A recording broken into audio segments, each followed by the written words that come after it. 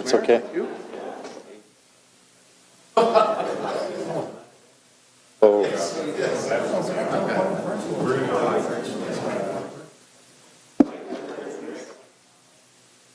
Good morning. I'd like to call the meeting to order.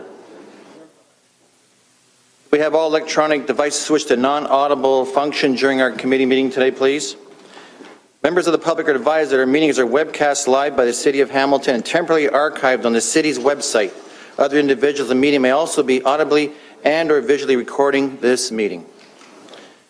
Madam Clerk, are there any changes to the agenda? Yes, good morning, Mr. Deputy Mayor, members of the committee. The changes have been distributed this morning, and they include an added delegation request for today's meeting from David Broom, who wishes to speak to the committee with respect to the Lobbyist Registry. There is an added consent item, 5.4, a report on municipal liability reform proposal.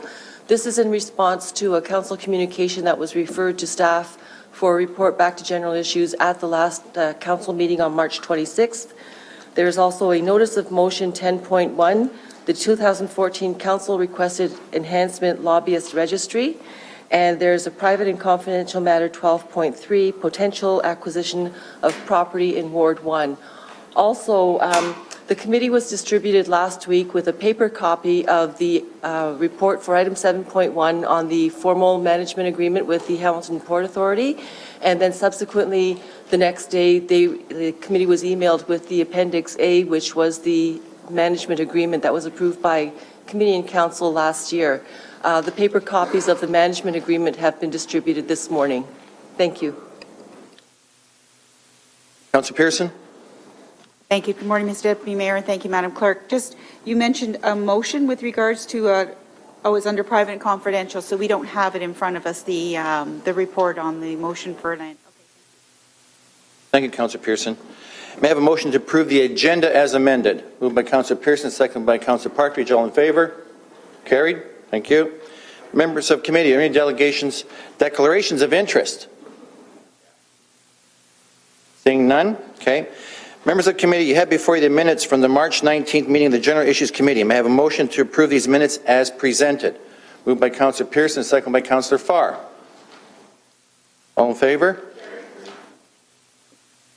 Delegation requests here. Members of the committee, you have before you a delegation request from Anad Sinha and Matt Grant to appear before the committee respecting the HSR Real-Time Open Data Project. If approved, they will be invited to attend a future meeting of the committee. What is the committee's pleasure? Councillor McHattie? Chair, I'd be happy to move it. They're actually here today, so if we can move to waive the rules to allow them to appear today, please. So, Councillor McHattie, you want to waive the rules and have them present today? And the second by Councillor Farr. Carolyn? If it's the committee's wish to hear them today, that would be the committee's at the committee's discretion. However, I would like to advise that I did send an email sending out the procedure for how delegation requests are handled, which is that they would be listed on the agenda for consideration, and then the individuals making the delegation request would be contacted to come to a subsequent meeting. Following sending that email, I did not hear anything back from the requesters, so it is news to me that they are here this morning. Okay, so we have a motion on the floor to let them be heard today, and that's moved by Councillor McCaddy and seconded by Councillor Farr. On the floor, any comments? All in favor? Show of hands, please. Okay. Any opposed? Okay, that's carried. So Carolyn, at that point in time, they'll be coming up under delegations then here. Okay. Members of the committee have before you a delegation request from David Broom, who wishes to present to the committee today the issue respecting the Lobbyist Registry, which is on today's agenda. Moved by Councillor Partridge, second by Councillor Clark. All in favor? Carried. Thank you. I have a motion to approve the consent items 5.1 through to 5.3 inclusive. Councillor Pearson, Councillor Clark. All in favor?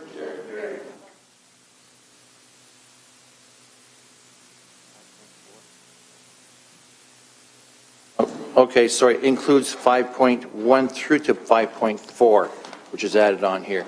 Pearson, Clark, all in favor? Carried, okay. Councillor Pearson. Yes, thank you, Mr. Deputy Mayor. And I just wanted to, for the record, let my committee members know I have to leave for 10 o'clock and for 11:30 for development review meetings. I will go and I will be back, but just to be sure you have quorum through the day. Thank you. Okay, thank you for that, Councillor Pearson. Members of committee, as previously approved, I would now call upon David Broom to approach the podium to provide his presentation. David here.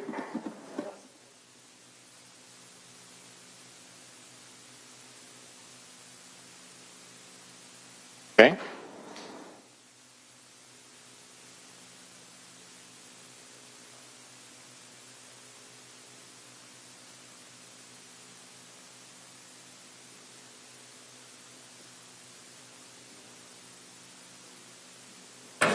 Okay, since Mr. Broom is not here, we will go back to the ones we just approved, and that's Sinha and Matt Grande.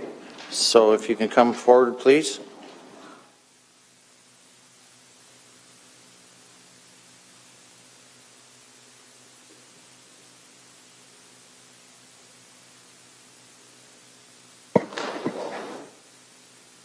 So good morning, and if you can introduce yourself, and sorry if I got your name wrong. That's okay. Mr. Mayor, City Council, my name is Anand. Oh, that's it? Okay, sorry. My name is Anand Sinha, and this is Matt Grande. We represent Open Hamilton, a group of software developers and citizens of Hamilton who are would like to work with the HSR Open Data to promote the open data, open government concept within the city and move forward. So we understand that the HSR data is very close to being released, which is fantastic news. The goal is to have that data available by the end of July and have applications out there so we can start, people can start using that to know where things are going. So this is fantastic news, and we're moving forward with this. We would like to work with the city in cooperation with the HSR and the city to provide some $2,000 towards an application development day to help promote this this great event and where we're moving with this. And part of that would be working with the city to get access to the data, the infrastructure to help test it, to make sure that when we go live, the launch is successful. And we feel that because of our experience and knowledge, we can help with that tremendously. Sorry. Continue, and we'll get questions after. That's basically our proposal, is that we want to work with the city and meet with them on a regular basis, on a monthly basis, to establish where things are going, make sure we're still on track, and also to help with the testing, with the APIs and with the data stream itself, and again host this application development day to promote this event within the city, within the development community within the city. That's what we've got so far. That's your presentation? Yes. Matt, okay, yeah. That's it, okay. So just stay there, I have Councillor Clark. I don't have questions for the delegates. I do want to speak with the staff that opportunity, but I do want to thank the delegates. Mr. Kropopoulos, Councilor McCaddy, and myself, Mr. Coleman, Matt, and Anwar met this morning, along with Don Hall and Jim from the HSR. So we have a pretty good understanding in terms of what the request is, and we can fulfill that request quite easily. So I think, as opposed to asking them questions, we can have a conversation with our staff here and fill everyone in terms of where things are and see if council's supportive of that process.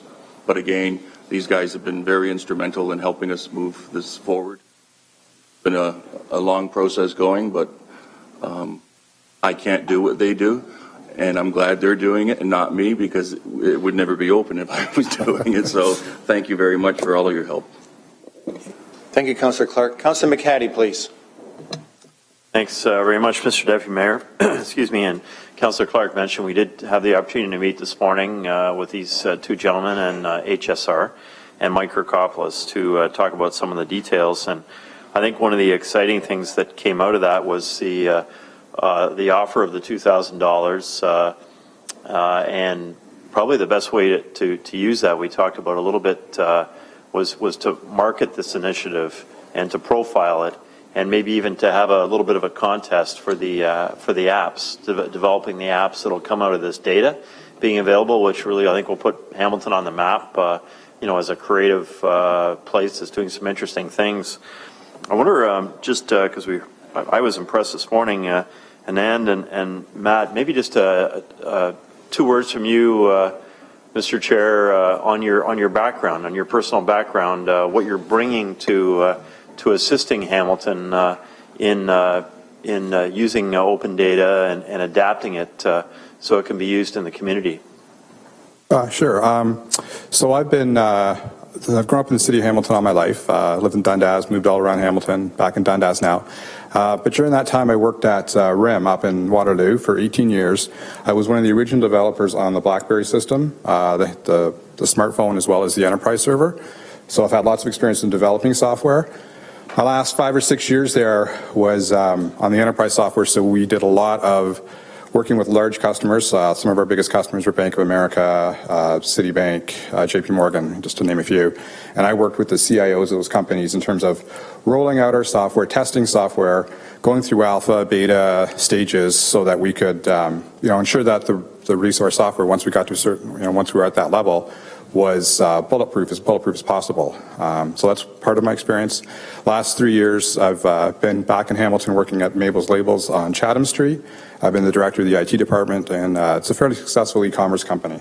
So just in terms of my own background, I've been doing this for 30 some odd years, if not longer than that, working with large sets of data, working with large companies, working with small companies, working on the web. So I've done just about everything. So, Matt?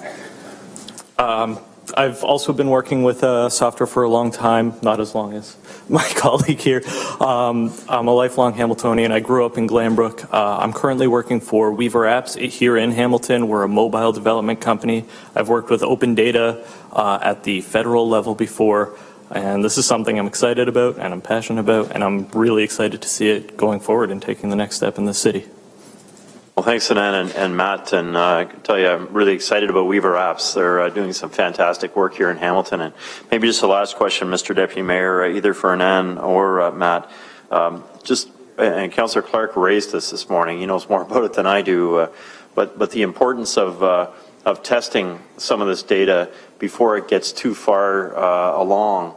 Because we talked about a July date, but we agreed that it was important to start testing it now as it goes. And I guess maybe Anand, based on your experience at RIM or Matt, your experience at Weaver, the importance of testing it as you go along rather than sort of at the end. And I understand the systems could crash or something like. Councillor Clark knows more about the details than I do, but thoughts on that? So as I mentioned, part of my experience with RIM was rolling out our enterprise software, which was running out to thousands upon thousands of users of some of these companies. And what we always did was a very staged release. We would test it internally. We'd develop, test it internally. Then we'd go to an alpha stage, which is the first release. We go to a few customers, actually run it live in their systems. And the whole idea there was that it's great. All the testing you can do in a lab is fantastic, but any kind of live data you get and real experiences, because there are things that we can never ever expect in the lab. The more that we got, the more sound our software was. So that was our approach all the time, and we were able to launch some pretty good products that way. So, and Matt, I don't know if you was something you want to add to that. Yeah, just the faster we can have people looking at it, making sure that everything's going smooth. I trust that we're going to have good information. So the faster we can get it and get some feedback towards it, the better product we're going to have in the long run. Thank you. Mr. Deputy Mayor, I'd just like to thank these two gentlemen for assisting us in this, and of course HSR, the meeting this morning, and Mike Kirkopoulos' ongoing support from the City Manager's Office, and Councillor Clark for asking the right questions this morning that needed to be asked that led to, I think, the right answers in the right direction. And of course to Joey Coleman, who's kept our feet to the fire on this open data issue over the last year and a half or so. Thanks very much. Thank you, Councillor McCaddy. No further questions for our delegations. Councillor Pearson? Thank you, Mr. Deputy Mayor. And I just wanted to ask, you mentioned something at the beginning of a contribution. Could you just clarify what that would be and how that would be provided? Sure. So Open Hamilton has received a grant of about $25,000 and from Microsoft and from other organizations that are looking to have the open data. So we would take $2,000 of that and put it towards this app development day. So they would be hosting it. It would be bringing the developers out, advertising it, and just talking about what we've got and develop some good apps that are there, and get people excited about what's going on. So marketing and app development. Thank you, Councillor Pearson. Seeing no further, Councillor Farr? I heard a request to put $2,000 in, and thank you very much. Great movement. I'm on the website now and again, watching for your updates, and I know you were involved recently in a hackathon supported by the City of Hamilton. It was interesting stuff. Do we want to formalize this, or do we just proceed on course? I'm not sure what the delegates are after here. Through you. Oh yeah, we're working with the committee, Mike Kirkopoulos and HSR. We just want to formalize that we want to continue doing this, and that by access to the data and helping test that we can make this a better system overall. Sounds like we're on track, which is. Thank you, Councillor Farr. Any further speakers? Seeing none, move to receive Councillor Clark, Councillor Pearson delegation. Gentlemen, thank you very much for coming. I may be coming to you with help with my BlackBerry. My big hands in the BlackBerry don't work out too well. Okay, thank you. Thank you. Thank you for coming down. Councillor Clark, did you have questions of staff? Yeah, just to perhaps assist the public and our colleagues here, if I could just ask a few quick questions of our staff about the open data process that we've been undertaking. So first one would be to Mr. Kirkopoulos, who's been involved through the City Manager's Office, not slowly, but releasing sets of data for open data. So if you could just let us know how many sets have been released in total.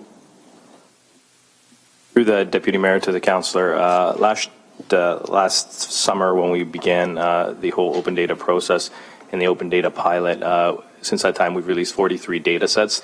They're primarily GIS in nature, in terms of park locations, in terms of roads, in terms of things like splash pads and other sorts of data sets. We've received varied interest from across the country, from places as far as San Francisco, from a lot of development companies. So we've been experiencing and looking at what other data sets internally we should be releasing to add to those 43. Like I said, right now we've been focusing on the GIS data sets, and since that time we've been working with HSR to discuss the necessary capital upgrades that are required to our trapeze system, as well as any other upgrades in terms of HSR real-time data. In terms of the HSR real-time data, it's something that we've been hearing loud and clear, I think, from the development community, from Open Hamilton, that is a priority. So since that time, we've been working on what I think is before you here in terms of being ready to launch before or on that July 31st timeline. If I may, Mr. Deputy Mayor, if I can ask Mr. Hall a few questions from the HSR. We have a contract with a software company that's assisting us with the open data process in terms of developing the interfaces. What's the software company? I couldn't remember the name. Software company, they're worldwide, they're the largest in the world. They're called Trapeze. They recently absorbed a company named Mentor.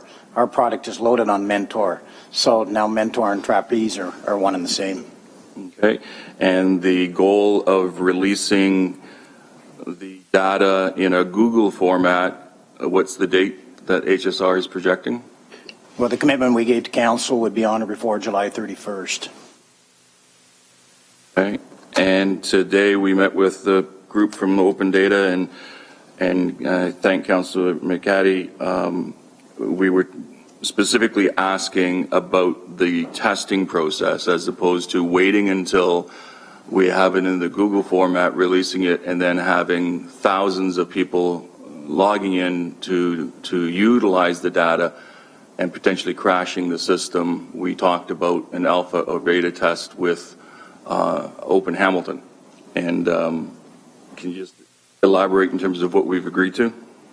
Yes, thank you, Mr. Deputy Mayor. We're very close in terms of the data being ready to be bench tested. And the fellows, Matt and Amanda and Joey, have volunteered to be our bench testers.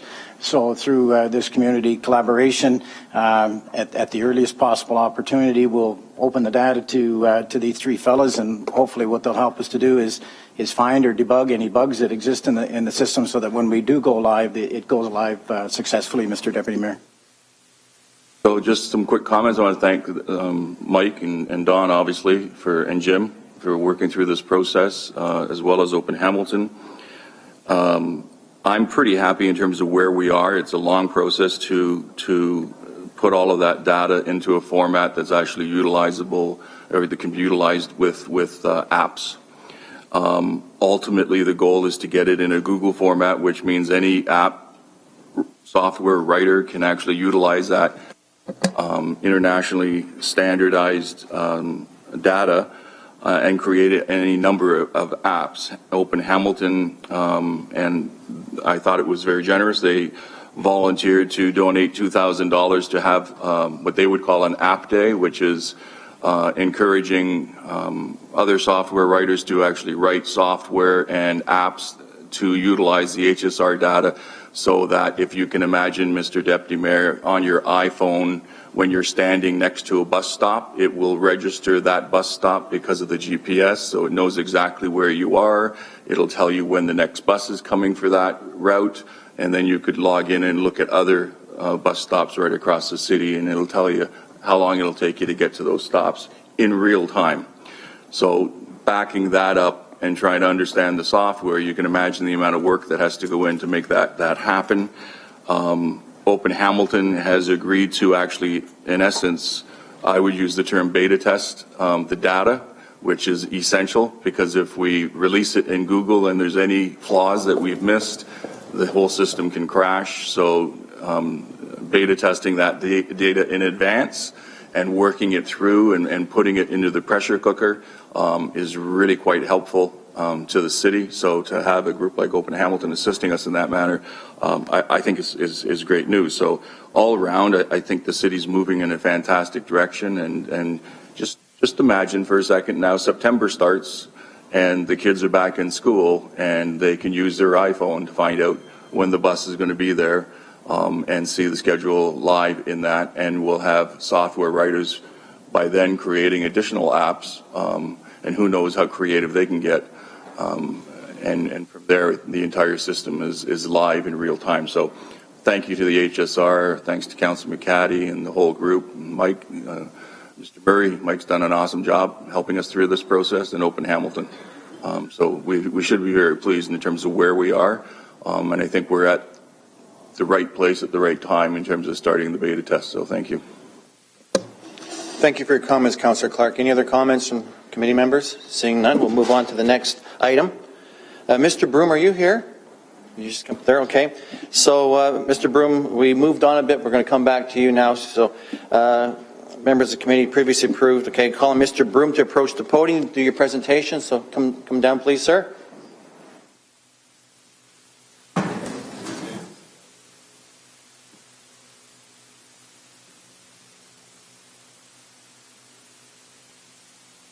Morning. Sorry for being late. I got caught in the wonderful traffic on the 403 in Ancaster today, so As we all know, so. it's a daily thing almost. Good morning. My name is David Broom, and I'm a proud resident of Ward 11, living in Mount Hope, Hamilton for the past 42 years. Will not take a great deal of your time here today, but there are two topics I wish to speak to. Oh, I'm sorry. Okay. Yes, is that all right? Can you hear me now? Thank you. Thank you, Jim. The first is the proposed lobbyist registry itself.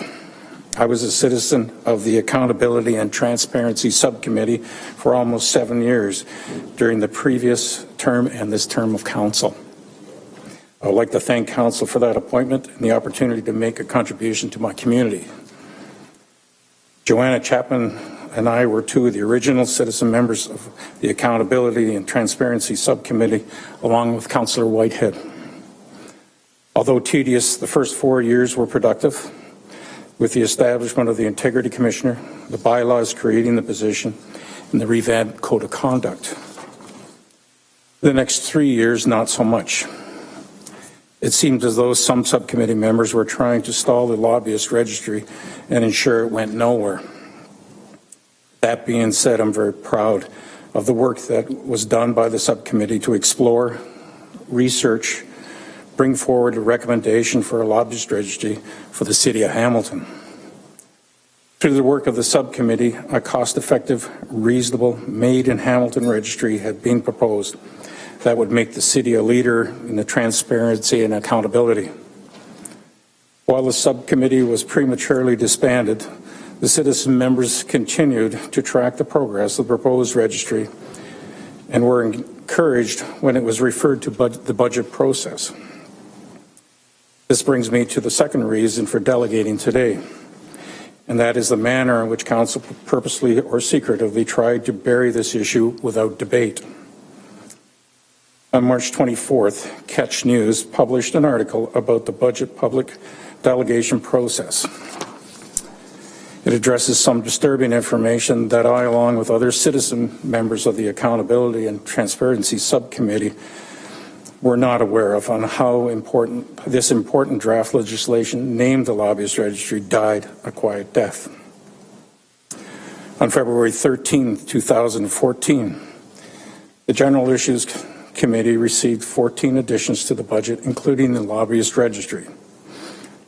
Several items were not discussed, including lobbyist registry, meaning it was not considered. While I'm not privy to all the facts behind the decisions, it was clear that the lobbyist registry was purposely left off the list of issues to debate. While I find it quite ironic that the lobbyist registry was designed to stop backroom deals and make the whole process more transparent, unfortunately, it doesn't appear there was any transparency or decision-making here. On February 25th, during the public delegation, David Arbuckle, a citizen member of our subcommittee, took time out of his own schedule and spoke at council advocating the benefits of the lobbyist registry. Unknown to him and the rest of the citizen members, the decision was already made regarding the registry, yet no one, neither council nor staff, told Mr. Arbuckle. It was somebody's obligation to have the courage to inform Mr. Arbuckle and the public that the issue was no longer being considered for the 2014 budget. What also bothers me is the value for dollars spent on this subcommittee. Citizen members provided their own time, while council members, numerous staff, such as lawyers, department heads, high-ranking city officials, were present during most meetings. Staff provide untold research hours for this subcommittee at a cost of the citizens of this community. If there were such concern about the $114,000 startup cost for this lobbyist registry, why wasn't there concern about the tax dollars spent on salaries over the past 3 years? In our view, the citizen members of the subcommittee, it has occurred, the proposed lobbyist registry was an abusive process, very undemocratic, and demonstrates lack of political courage. Instead of debating and possibly defeating the proposed registry, which doesn't look good in an election year, It was buried in a process and killed partly by members of the subcommittee who created it. I understand there are some questions with this legislation, but given the full airing it needs and through council debate, public consultation as done in the City of Ottawa, I assume there is a workable consensus. I would like to thank Councillor McCaddy for moving this motion forward this morning. While some type of consultation is important, 60 to 90 days is far too long. I propose a meeting or have a 30-day consultation period in order to get feedback and move forward as quickly as possible. This being an election year, come this summer, councillors will be focused on their campaigns rather than proposed legislation, so time is of the essence. I believe it is in the best interest of council and the public to debate the registry before the end of June. We already wasted valuable time moving this initiative forward. I would like to thank you for the opportunity to speak here today. This concludes my brief presentation. I'd be very pleased to answer any questions. Thank you, Mr. Broom, for that. And I have a speakers list here. Councillor Clark, Councillor McCaddy, and Councillor Partridge as of now. So, Councillor Clark, please. Good morning. Welcome. Good morning. During the Accountability and Transparency Committee meetings, and I wasn't present for this term, although thanks to some interesting streaming, I could see it all, and they were very interesting meetings. Did the committee receive public delegations, pro or con, Lobbyist Registry, or was it simply working with staff? I'm not sure exactly. It was all staff. All staff? Yes. And so it was staff and the citizen members who would bring ideas forward and then debate them, and staff would come up with the draft legislation. Is that? That's correct. Okay? Yes. There seemed to me, it was perhaps my perception, and known to be wrong, that there was some pushback politically in terms of the Lobbyist Registry. Did you get a sense that that was the case, and why was there concern coming from some of the political members? I think, yes, you're right. That's correct. There was a consensus on the political side that there was pushback, and I'm not sure that councillors fully appreciated the reason for the registry, and we tried to get some understanding. We invited the province registry to participate in the meetings, and I thought it was quite productive. I thought it would alleviated some of my fears on how this would work. It's not to encumber council. It's there as a benefit to council, and what I take from it, and what the whole idea is, that there be open and transparency through negotiations, through council members when dealing with outside agencies. I know the council members felt that this would encumber them dealing with some of their constituents, and that would be addressed by the bylaw itself. Keeping in mind, this is only a draft. It never got any further than a draft. It never was really hashed out in council here. We had members of the subcommittee on the political side were expressing their views, but I'm not sure that everybody in council appreciates what the bylaw actually entails. And had that opportunity to meet with the provincial representative on the Lobbyist Registry, they may have alleviated some of the fears. So I think education on part of council will give everybody some idea what this Lobbyist Registry is all about, and alleviate some of the fears that go with it. Deputy Mayor, the draft policy, or it's actually a legislation that was based on Ontario's Lobbyist Registry, Ottawa, was it a combination? How did they come to the legislation that's before us? As I recall, the legal staff were asked to take a look at all the legislation within the province and devise something that would be workable for this community. Take the best of what they had and try to bring it forward to us, and that's what actually created the draft legislation. One of the things that have come up from concerns, perhaps in the general public as well as from councillors, is that if they're meeting with a company that's lobbying for themselves or a advocate that's been hired by a company to lobby for themselves, that those are confidential meetings, and they don't want that information disseminated. And I understand, and I appreciate that, yeah. And the Lobbyist Registry, what does it exactly disseminate? That is what you and all the rest of the members in council will have to decide. But the draft, the draft that was developed by your committee, it was the name of the person, the organization that they were authorized to represent, and what the issue was that they were talking about. It wasn't the details of what they were talking about. That's correct, yeah. So not really an invasion of privacy or loss of confidentiality. It's just there are discussions happening about this particular issue. That's correct. I'll have some questions for staff at the appropriate time. Thank you. Thank you, Councillor Clark. Councillor McCaddy. Thanks, Mr. Deputy Mayor. Thanks, David, for coming for us today to share your experience as a citizen member of the committee, both terms of council, the 2006 period of time and then 2010 period, the committee just this past term of council, this term we're in now. David, I wonder if you could take us through your recollection, Mr. Deputy Mayor, some of the your memory of some of the discussion about sort of the back and forth on this, because I did read the draft bylaw, and there are a number of exemptions that have been identified. I would think that perhaps some people would like to see it tighter as a bylaw. I imagine there's folks who would probably like to see it a bit looser.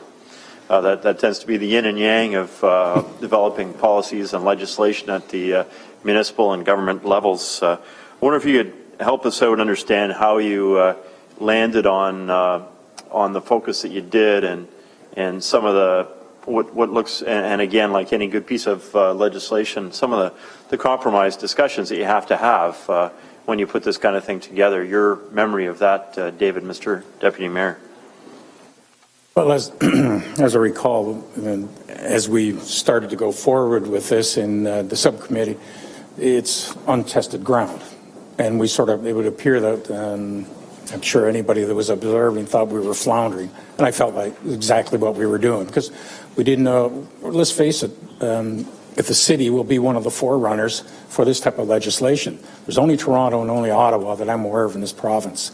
Keeping in mind that the federal government has the legislation, 6 provinces have the legislation, but we would be one of the forerunners. So we really didn't have a lot to work with, to go on. And it was finally decided after lots of discussion that it was time to move this off into the legal department, ask them to do the research and bring it back to us. And then we had an opportunity to debate that and make some suggestions, ask for some changes, and finally we came up with that draft bylaw. And that's to the best of my recollection so far. Thanks, David.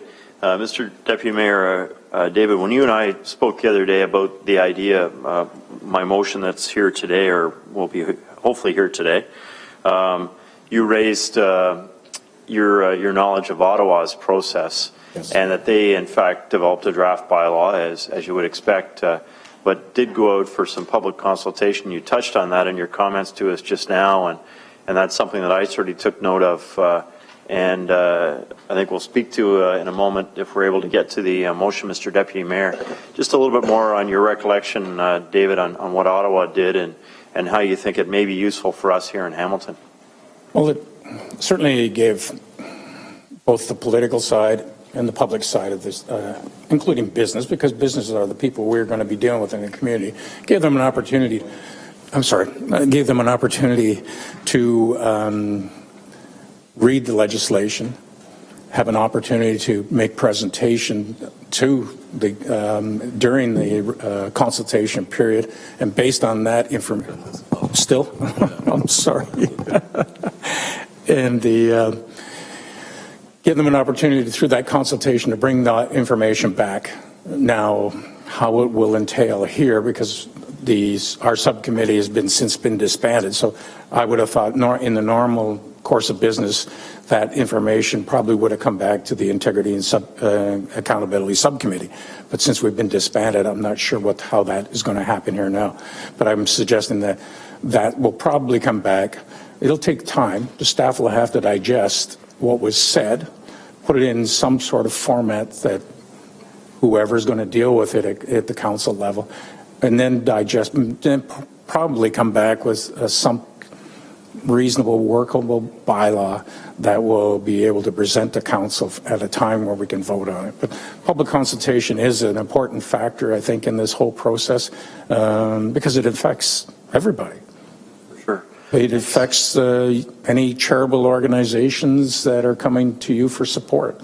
It affects businesses. It affects somebody that's having an issue with street cleaning. It affects a lot of issues. And how do you deal with that? Because this is important for you, members of council, know how you can deal with it in an appropriate manner. And that's where I think the legislation has to be refined through that consultation.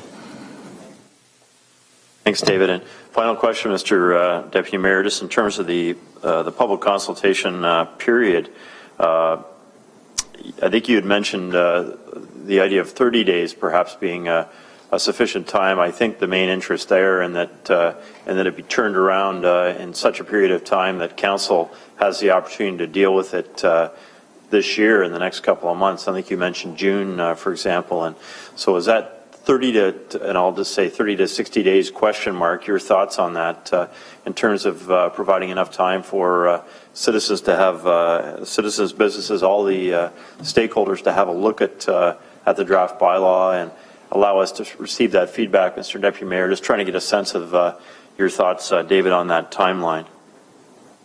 Well, it won't be an easy process. First of all, you're going to have to advertise that you're going to do this. You're going to have to allow a timeline for the public to get a copy of the draft, digest it, and then prepare themselves for that consultation period.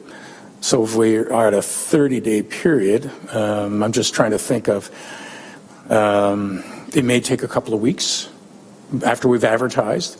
We have another 30 days to do the consultation.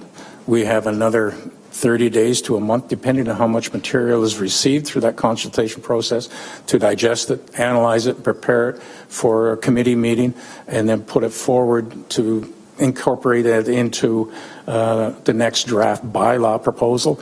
But what really impacts on the whole process is everybody in this room, I think, other maybe than the mayor, is running for an election.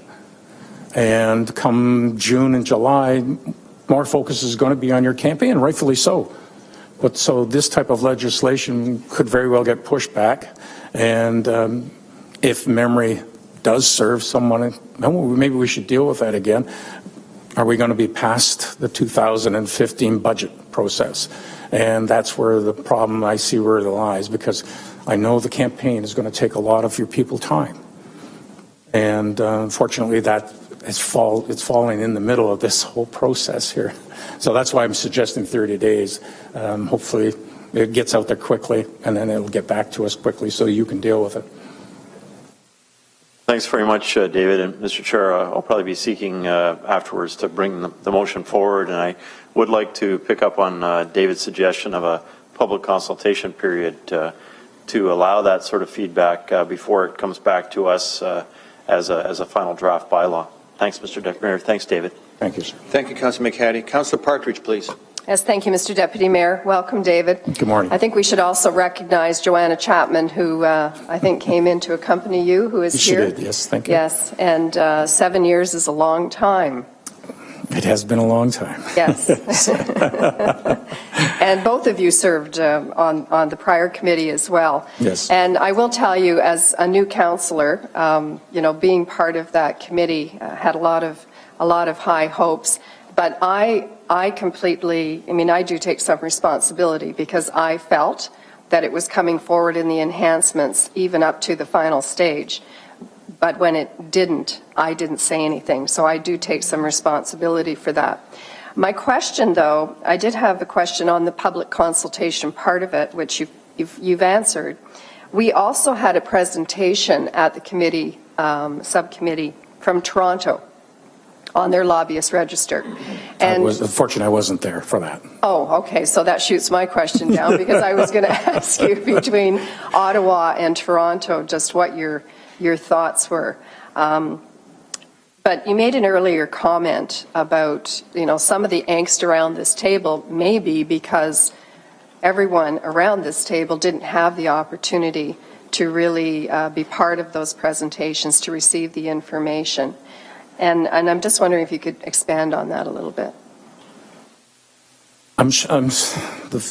The feedback, or what I've been hearing, is everybody's afraid of it because they don't know how it's going to impact on your day-to-day work.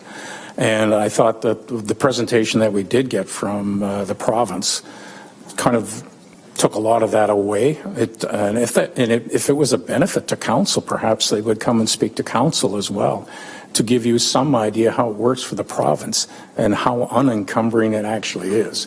But it's education. We're dealing with new area in the legislation. Like I say, we'd be number 3 in the province.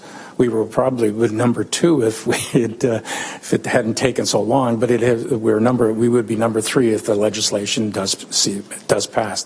But I think it's incumbent upon everybody to take that opportunity to learn about it, try to alleviate some of the fears that go with it, because I know you deal with the public day to day, whether it's business, whoever, and you don't know how this is going to impact on you.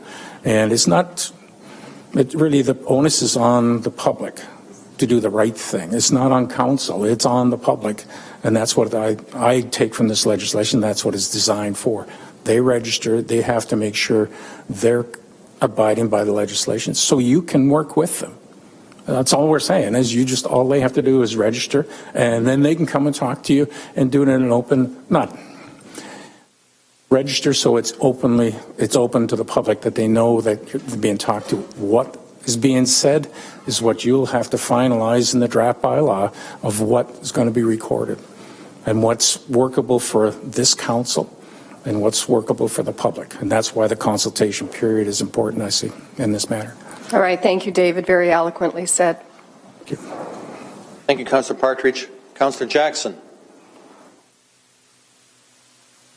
Thanks, Mr. Deputy Mayor. David, nice to meet you. Obviously, I've seen your name in the minutes of the Accountability Committee, and I appreciate the time you've served on it.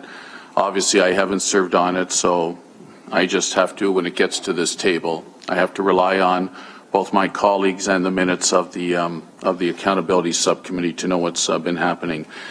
Just 2 or 3 quick questions, Mr. Deputy Mayor. David, I say this to any citizen that we appoint to any committee, and that even includes volunteers I have up in my ward that I've served with over the years in terms of playground committees, truck route committees, whatever the committee is, but especially ones that are sanctioned by City Council here, like the transparency. I think there's an expectation, Mr. Deputy Mayor, by citizens that the work that committee does will make its way to Council and action will be taken on the work that's done by the committee. And I keep reminding citizens very respectfully, and I'm doing a long preamble here, David, forgive me, to get to my question to you, that I remind citizens that at the end of the day, Council will reserve the right to say yay or nay to whatever work or recommendations may come out of the committee. Mr. Deputy Mayor, through you to David, is that an understanding, David, that yourself and other citizens, let's say on the Accountability Committee, would have had, that it's not just an automatic that whatever work is done, which we appreciate, but at the end of the day, the 16 of us have the honor that have been elected to this body, and we reserve the right to maybe say yay or nay. Just a comment, David, please. I think that's absolutely correct. I have no problem with that at all. Okay. So if at the end of the day, for whatever reason this council decides, public consultation period, afterwards, debated today, debated 30, 60 days from now, if for whatever reason council decides, we have enough oversight bodies currently in place, then the Transparency Committee would at least understand that what you just confirmed, council reserves the right to say yay or nay. Of course. Okay. David, thank you. David, you referenced $114,000, but my report tells me it's $214,000, and $100,000 of that is to start up the website, plus the $114,000 for staffing time. Through you, Mr. Deputy Mayor, to David. Were you clear on that, David? No, I'm not clear on that. Sorry. All right. Well, Councillor McCaddy's report talks about $114,000 in staff time plus $100,000 to start up a website. Okay. I'm sorry, I can't answer that. And lastly, David, Toronto's registrar, only 2 of 444 municipalities in the province that have it, and they're mandated, my understanding, through the City of Toronto Act. They've gone from a $500,000 office about 6 years ago to, I confirmed the other day, over $1 million. And so a concern for mine is also the cost of where this kind of office might go. Were you aware that Toronto's has escalated that much, Mr. Deputy Mayor? I'm aware that it expanded. I didn't know the actual figure, but I know it has grown a life of its own, and not necessarily for the benefit of anybody. And David, last question. The way I've read this document, the proposed draft, so under this proposed draft, if it got approved hypothetically, the Good Shepherd Center Executive Director, Theatre Aquarius Executive Director, Environment Hamilton Executive Director, and or any other business developer that doesn't live in my ward under this draft document, I can't talk to them if they wanted to talk to me about any dealing at City Hall unless they became registered. Mr. Deputy Mayor, through to David, is that your understanding of the draft bylaw? That's my understanding as it appears now, yes. Okay. Thank you very much. Thanks, Mr. Deputy Mayor. Thank you, David, for the sincerity of your answers. Thank you, Councillor Jackson. Councillor Farr? Appreciate the delegation and the work of the committee over many years, and I'm at a point personally where I completely understand and appreciate a registry. But I'd like to, having heard now from the delegate about the provincial presentation that the committee has heard, I was wondering if at the appropriate time I may move a motion that invites those representatives from the province as it relates to the work on the Lobbyist Registry to come and present how it functions provincially to this committee in a future date. I don't know if that now is the appropriate time. Otherwise, I have no questions, and I appreciate your comments. Thank you, sir. We'll look at that later, Councillor Farr. Councillor Whitehead, please. Thank you, David. And I've been there certainly since the inception. We started with the Integrity Commissioner. Happened under a different mayor. I know when I went in, I certainly heard from the community that we don't need to be building more rooms to the house, that we can't afford the house we have. And we end up with the Integrity Commissioner. And I think the jury's out in regards to how the general public, I believe, whether we're getting true value in regards to the current Integrity Commissioner bylaw. So I'm getting the same pushback. In fact, there's an article in the paper today talking about the city keeps looking for trinkets, looking a way to spend money without getting our fundamentals right.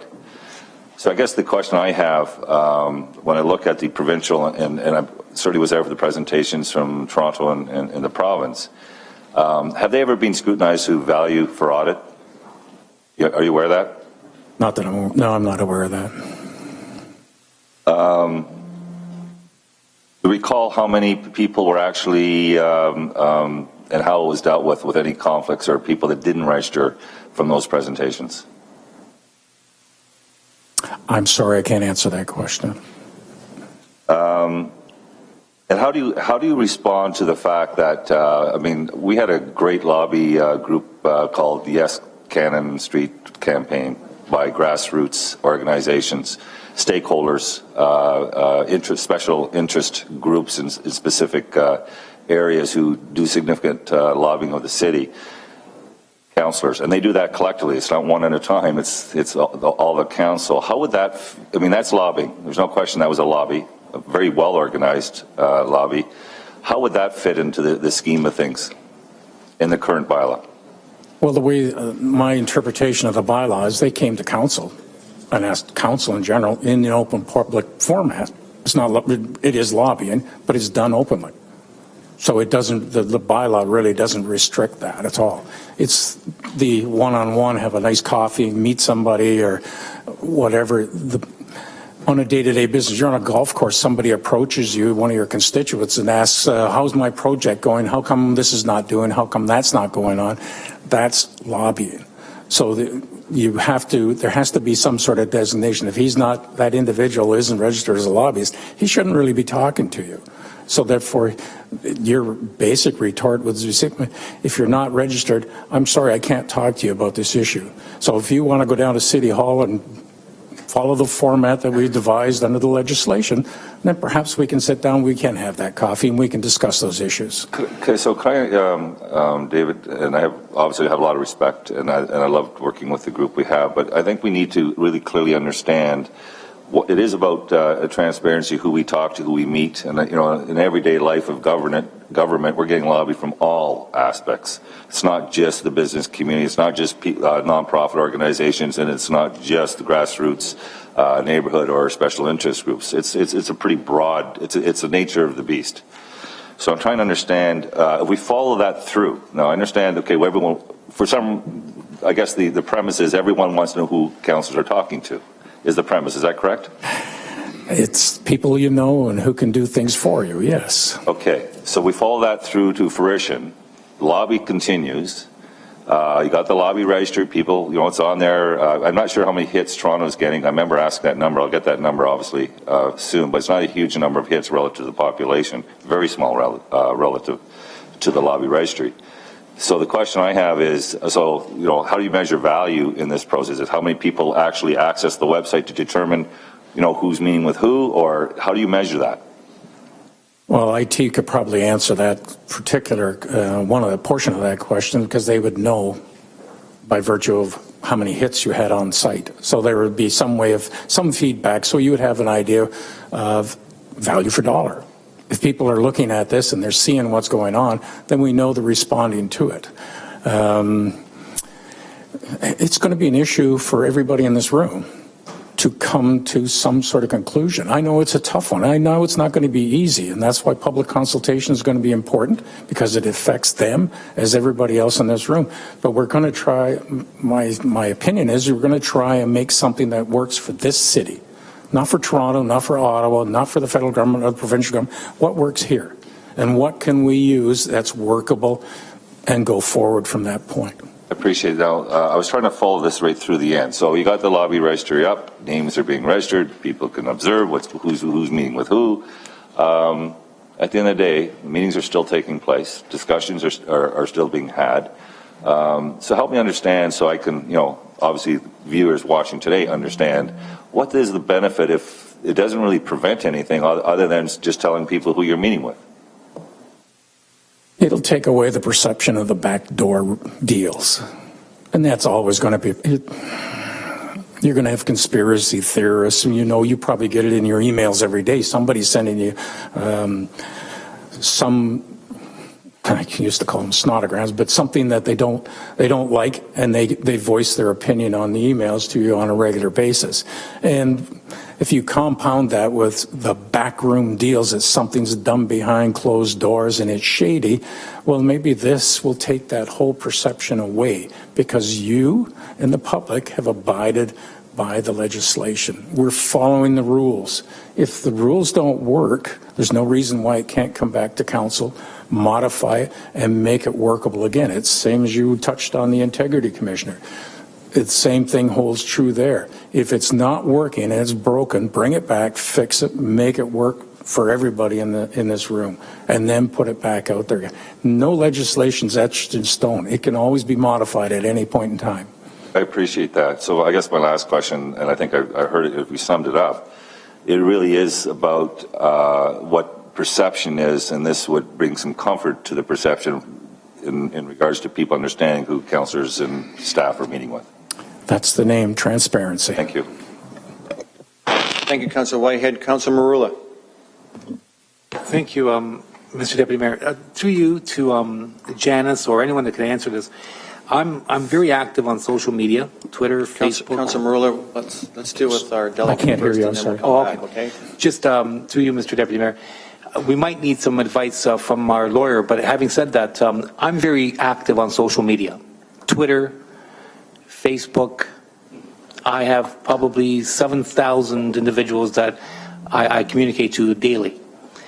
And I know that governance is about inputs and outputs. I'm just trying to wrap my mind around how I could determine out of everyone that provides input to me via Twitter and Facebook on any given issue, is doing it either on their own, for their own purposes, or perhaps on behalf of someone else who has a financial benefit. I think this registry is somewhat outdated, and we need to incorporate the new world of how we communicate. So if we support this, the reality is, I'm not sure how much teeth this will have, considering back in the day when it was only meetings and phone calls that people communicated with us, it meant something. Today we're being communicated with instantly, 24/7. And I frankly respond accordingly. So I'm always being lobbied on something, either in favor or against. I have no idea. I can't stop them before answering a Twitter response or a Facebook question. Do you have business to do with the city? And are you registered as a lobbyist? So what we're going to find is, even if we pursue this, what we're going to find is that they're going to be very innovative. So rather than being, as I believe, open and transparent as delegation requests or a meeting in a public place, or you're going to have these orchestrated attempts to manipulate decisions through means which normally didn't exist but do exist today. So I really believe we need to be far more thorough in ensuring that when we pursue this, it's done properly, as opposed to just, as you mentioned, a perceptual exercise. Because it should be worth more than just perception. It should be reality. And the reality is, one-to-one meetings and telephone calls are a very small percentage of the influence that we receive from the government, as a governance process from the public. And that's as a result of modern technology and advances of communication. So I think that it's a salient point that needs to be incorporated. And I'm not sure how we incorporate that very important fact, and how we can monitor whether or not we're being lobbied through social media for financial purposes or for other purposes. And if you can help me out on this, it'd be greatly appreciated, just to see where we can go from here. It's a valid point, and the world is changing. Changes, we used to say it changes maybe once a year or something. It's changing by the second now. Things are, communications, we can just by walking through any mall, you look how many phone booths are available. Companies that are vying for us to buy phones and different communication systems. And it will continue, and it will get bigger, and there'll be more and more coming down the tube. The only thing I can suggest to you is that in order to answer your question, why not go to the source that's already doing it? What's Toronto doing? What's the province doing? How are they dealing with this very issue that you're talking about right now? If you're dealing with it now without a legislation, that imagine what people that are governed by that legislation are dealing with now. So how are they coping with it? And it's an education process. I understand your concerns, and I don't really have the answer. I think if you went to the source of the people that are actually doing the job right now, they could very well answer that. I can't promise you that, but at least they could come back with some reasonable answer, because they have to deal with it now.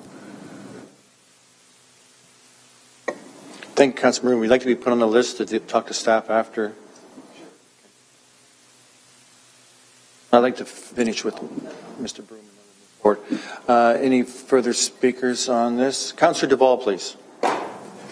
Thanks, and thanks, Dave, for coming in. I appreciate all the work you do, but I'm just asking for you for a couple of scenarios that when I'm reading through this document, get the understanding of what a lobbyist, for instance, a group, national baseball team, has 100 teams, wants to come into Hamilton and play at Turner Park. It deals with my ward.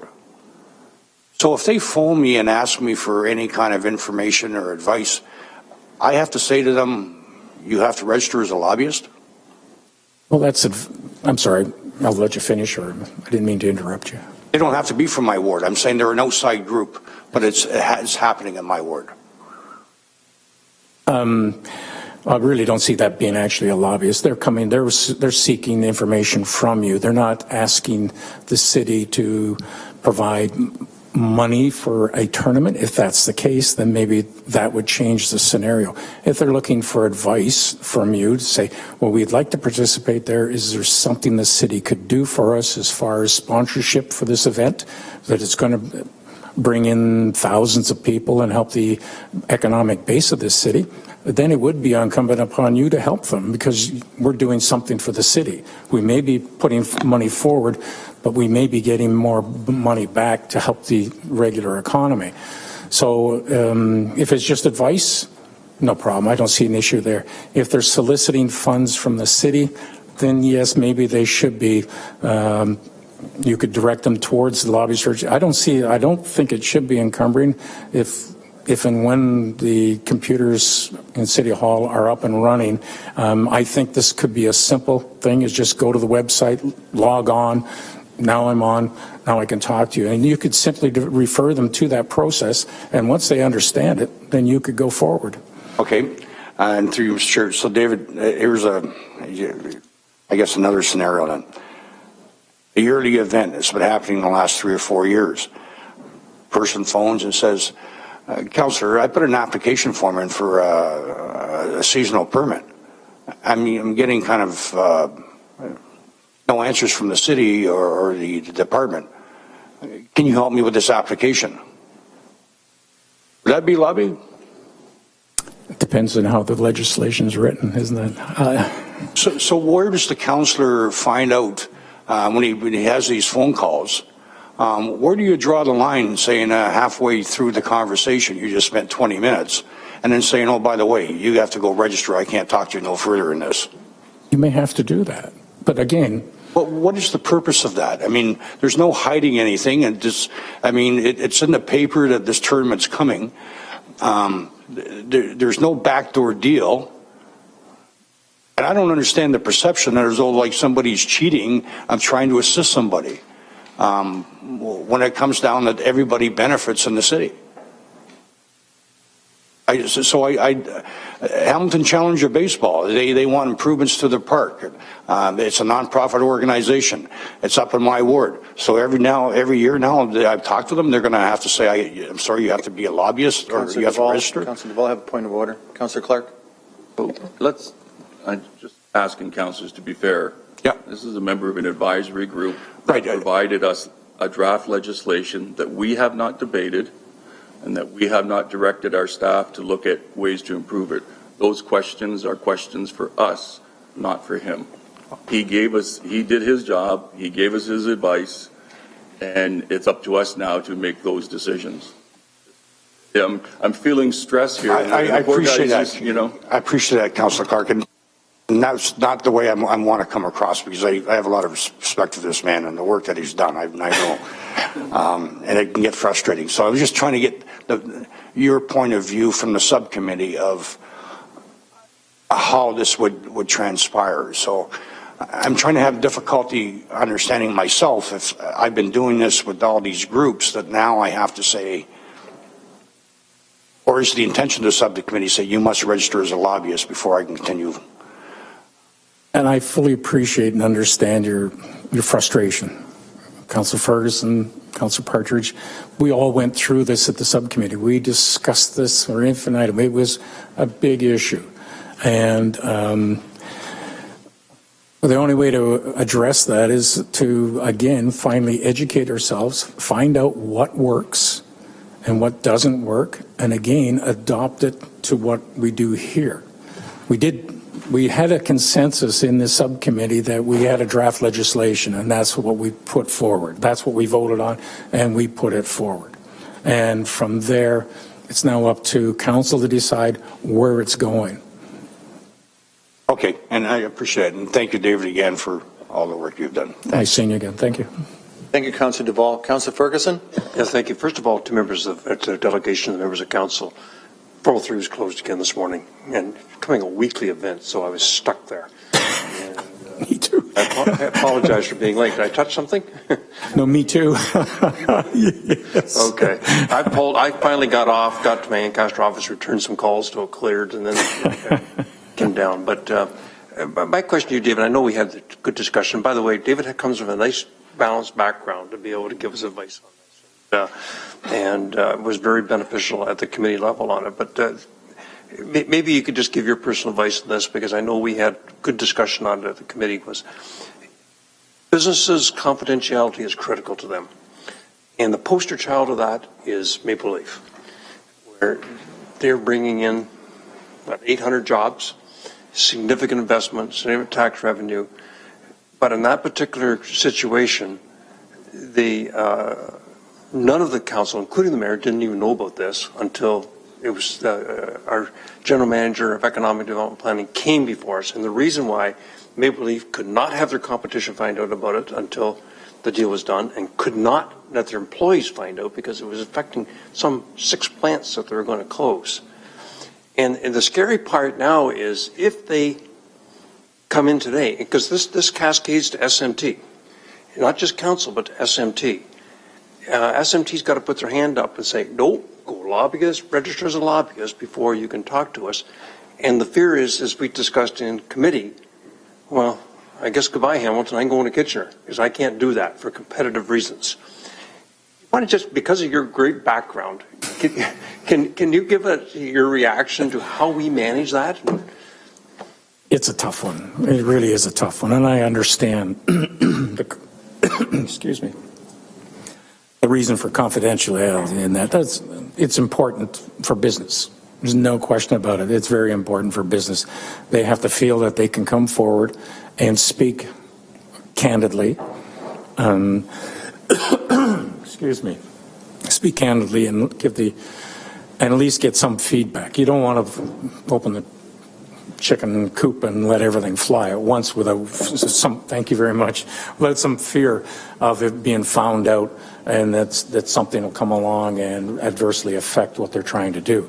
That again is something we had real difficulty with, and I don't know that we got it fully explained by the province. I wasn't there for the Toronto presentation. I don't know if that question was asked, but I think, again, when I go back to the situation is, let's learn from what's out there. What is Ottawa doing? Put that pointed question to them. Same, what's the province doing? The province does it every day. The city of Toronto, I don't know how many billions of dollars they have in their budget. I imagine it's going on every day.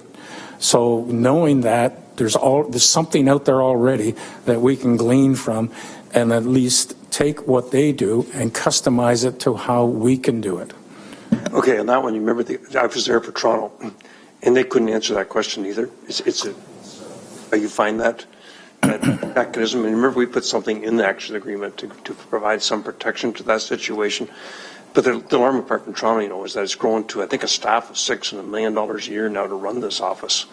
And of course, that's another debate. That's a debate we'll have when we get back to council. But that part really troubles me, is how we can protect confidentiality. And so I thank you for your answer on that. Thank you, Councillor Ferguson. Councillor Morrow. I assume from what's been said, Mr. Chairman, that the time for debate is not now. This is to ask the gentleman questions. I have some thoughts, but could you give me the possibility of debating the issue? I will do that, Councillor Morrow. Okay, thank you. No, I'm asking. Can someone tell me when we'll have an opportunity to make points? After a delegation is released, and then part of it. So that's slated for today then.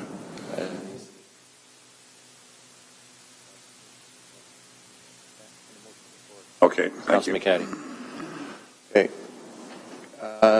Your second time. Any first-time speakers left? So I've had Councillor Clark down for a second time. Oh, okay. Well, then I have Councillor Whitehead.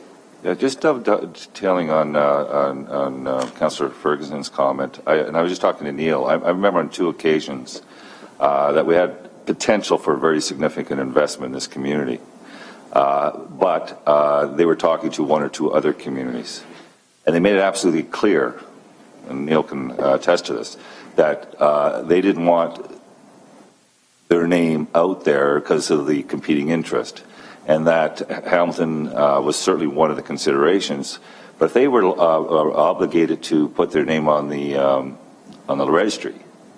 In fact, in some cases, we had to sign non-disclosure agreements with them because of the sensitivity and the competitiveness of what they were pursuing. If we had to sign a non-disclosure agreement, I can tell you Hamilton would have been taken out of that consideration.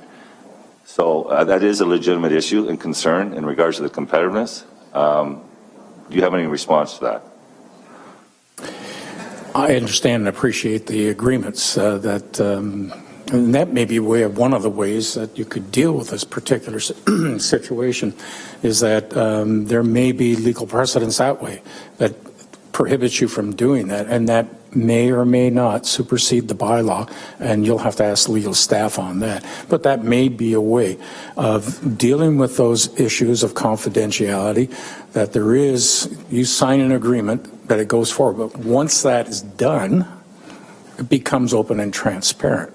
But again, I'm not sure what supersedes is it the legislation itself, or is it the non-confidential agreement? And that, again, I'm sure legal can answer that. And I really appreciate the response, but I needed to ask that because I actually had experienced that, where a very major company with big dollars, Hamilton was one of the, we didn't get it unfortunately, but was certainly one of the considerations, and they made it absolutely clear. If even the fact that they were talking to us that time as a consideration would compromise our position. I remember a movie investor who said the same thing. And then, of course, an article got put out in the Spectator, and that was it, they walked. So the problem is that there are people that, for whatever reason, and it's not clandestine, it's about competition. Look towards the community, want to have an initial discussion, and then, but if they have to put their name on a registry to have that discussion may never take place. And that's probably one of the concerns, but I think your point is we could probably address it through other processes within the lobby registry. Is that correct? I would assume that's available. Again, I'm not sure how the precedence works. It does a legal agreement between council or members of council and the bylaw, which takes over first. And there's a pecking order, I'm sure, and one may negate the other, for all I know. Appreciate it. Thank you. Thank you, Councillor Whitehead. And if I could pass the chair to Councillor Partridge for a moment, please. Absolutely. Go ahead, please. Once in a while. So I don't want to belabor this, and I think I may have heard it, but David, in my ward, I've got 3 large equipment dealers, 3 large grain elevators, and 5 Lions clubs, 2 Optimist clubs in different businesses. They come to me at different times for help, the grain elevators, the equipment dealers. Would that be classified as lobbying me then? David? I guess I could put it in the simplest terms that they're coming to you for money from the city coffers. Yeah, it probably is. If they're looking for something to, they're trying to take, they're coming to you, asking you to offset some costs, then I would think that is a lobbying. If there's a financial benefit to them by virtue of what you do, I would consider that probably lobbying. But that, again, will have to be defined when it comes in the definitions of the actual bylaw. Again, will council in the consultation period, that if we do go forward with it at least will address those issues, and it can be, this whole thing can be refined. So again, like I say, workable for this community. Councillor? Madam Chair, so likes of the Lions of the Optimists not-for-profit would, if they're coming for money, donation, that is looked at as lobbying. Is that what I'm hearing? I would think so. And that's not a bad thing.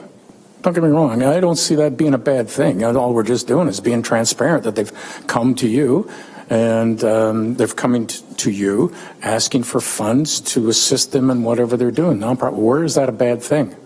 The issue, I think, that really comes to light is what Councillor Ferguson has said and Councillor Whitehead, is that the issue of confidentiality when we're talking mega millions of dollars of business coming to our community. That can be a big issue. And how do we address that? And unfortunately, I guess Toronto didn't solve your problem, but perhaps the province can, and maybe Ottawa can. Somebody from these communities may come forward with those answers for you. But I think just as long as there's a dollar value be exchanged between the city and that, and they're asking you to help, that's not a bad thing. That's a good thing, really. Councillor? Okay, I'm done that part. I'll take the chair back if I may. All right, the chair's back to you, and if you can put Councillor McCaddy for a second time, please. Okay, I have Councilor McCaddy for a second time on. Thanks, Mr. Chair. David, just one last question. I think back to your opening comments, and you provided to us the 5-minute comment you provided, and you had noted that some concern you had over how this had come to council through the budget process, and it hadn't come forward in any formal way by council until today with this motion that we have before us that you're responding to. And I'm just wondering if you could just maybe comment quickly, hearing the questions that you've heard, does it really demonstrate the need for proper debate on this? Because there are a number of questions. And I would suggest the need for public consultation. I just, all the questions that are around the table just seem to scream out for me that there are a number of questions, and rather than just putting this, tucking this away in the drawer, we need to have debate on this, and we're hearing some today, of course, but we need more proper debate of council, and then the consultation that you spoke about in your opening remarks, Mr. Deputy Mayor. Don't get me wrong. The issue I had was it was shoved aside, and I didn't feel that was the proper process. What we're doing today is we're debating it, and this is where it should be. We're debating this issue. It'll come back to council, and everybody get a chance to debate it openly. And if you decide it doesn't work for the city, so be it. As Councillor Jackson said, so be it. You make the final decision. But all I'm saying is at least give the bylaw. We went through this work. We did all this, spent this time. Give it a chance, debate it, bring it to a consultation process, bring it back. If it doesn't work, then again, like I said, so be it. You can, at least that way, it's been publicly aired and it's over. Well, thank you for your role again, David, in helping to engender that debate that I think we're into now, but we'll hopefully have that over the next couple of months. Thank you, Mr. Mayor. Thank you, Councilor McCaddy. Councilor Whitehead. Just for clarification, David, and I should say that I really enjoyed working with you on this committee, and you were a very valuable individual and a perspective on the committee. But you had alluded to it was just about money in the context of Councillor Pasuda's comments. My understanding, it's advancing personal needs or a company's needs and so forth. So zoning, for example, so it's not just about money in regards to advancing an organization relative to the lobby. So I just want to, would you agree with that? It's not just about money? Yes, that's great. Thank you. Thank you, Councilor Whitehead. No further speakers on this. So move receipt. Councillor Clark. Just last thing quickly, because I look forward to supporting this, but I do need just publicly some understanding on friendships. I grew up in the city of Hamilton, and I have a number of friends that do business with the city. So I spoke with Councillor McCaddy just quickly, but so this doesn't exclude me from socializing with anyone that I've grown up with. Clearly, it would have to be a discussion or communication with the intent of discussing city business. Is that correct? I see nothing wrong with that at all. Why shouldn't you go and play golf with a business associate of yours? Why shouldn't you be able to go to parties where people that the city may do business with? The question and the issue becomes is when you start to do business at those social arrangements. Now then, that's kind of changed what's going on. Right, and I think we clearly need to illustrate that because there might be a misunderstanding that this means I'm not able to talk to anyone in those circles, even if I grew up with them, as an example, because they do business with the city. It's only for those that are doing business with the city that you're engaging for the purpose of business with the city. That's correct. Yes. Okay, thank you. Mike, can I just add one comment? I did work with the provincial government. One of my jobs was I was seconded from the police department here to the ministry in Toronto. And that ministry provided funding for investigations for organized crime throughout the province. And it was interesting because of my position. I had more friends than I knew within the police community. But the day I retired, nobody called. So it's and you'll probably experience that yourself eventually when you retire or whatever happens in your future.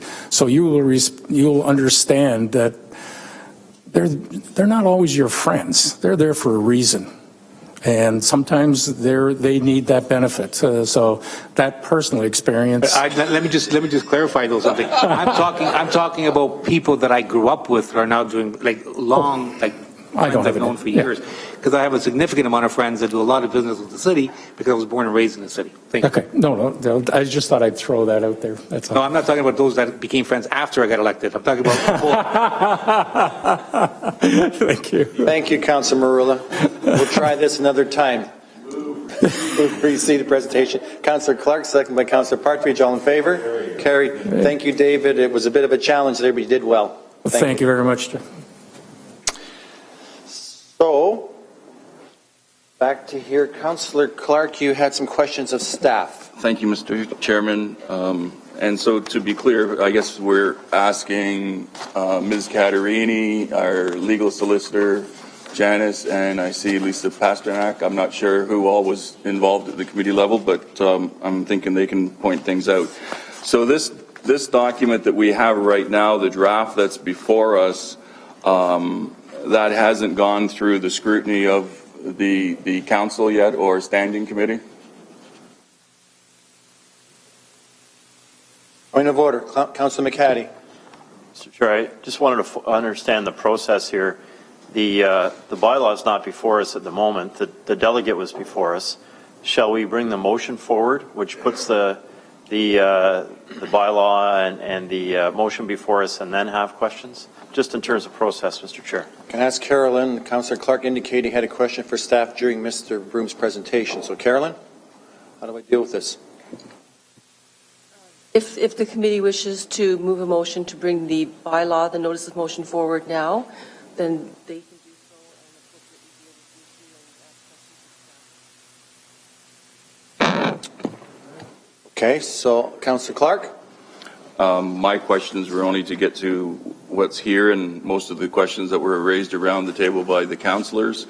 I'm not sure whether or not the committee is ready to deal with the actual bylaw today or not, but there's a lot of information or questions and perceptions that have been put into the public that are not accurate in terms of what a lobbyist registry does. So that was what my intent was. Would I leave it to Councillor McCaddy and you, sir? Councillor McCaddy, I would prefer to let Councillor Clark ask his questions. I don't think there's anybody else around the table that's indicated they want to ask, but Councillor McCaddy? No, it's fine. I if we end up with debating the whole bylaw, I think the bylaw is going to come back to us. So that may be certainly not Councillor Clark's intent, but I'm just trying to avoid a full debate of the bylaw if it's going to come back to us a little bit later on, which is my intention through my motion. But I'm happy. Hopefully there's not an avalanche of questions, but I'm happy to hear Councillor Clark's questions. Okay, so yield to Councillor. Okay, Councillor Clark. Councillor Whitehead. On the same point of order, and I actually was going to raise it, and Brian beat me to it. We dealt with the delegation. We asked the questions of the delegation. Yes, there might be some questions that may arise from the delegation.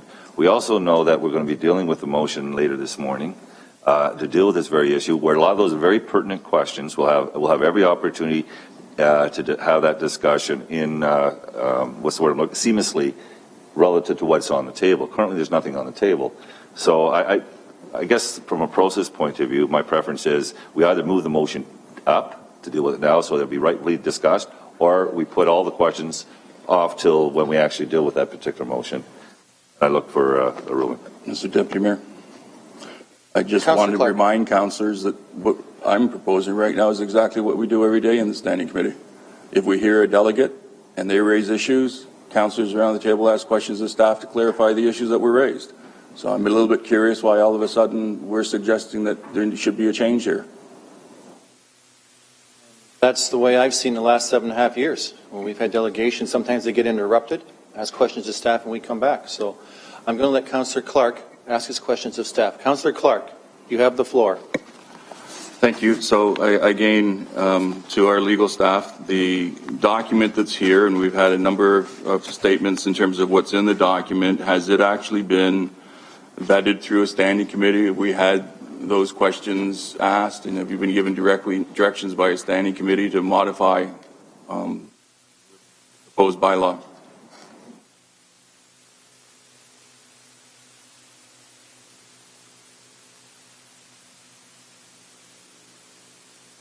So through the Deputy Mayor, the document that is being discussed, or before you, in a sense, it came from the Accountability and Transparency Committee in September of 2013 and came to GIC in October 2013, but it was not fully discussed at that time. It was, referred to budget at that time. Okay. So this is not a recommendation from staff that we actually adopt this. This was put here for discussion purposes by the committee. So a number of questions were raised. For example, the issue with not-for-profits. And my understanding in other jurisdictions that there's a quick fix to that not-for-profits, when they're coming forward, making requests, especially in light of the fact that we have a public process for them here already, and we already have a grant process here that's very public. Does it exclude them, or do they have to register as a lobbyist?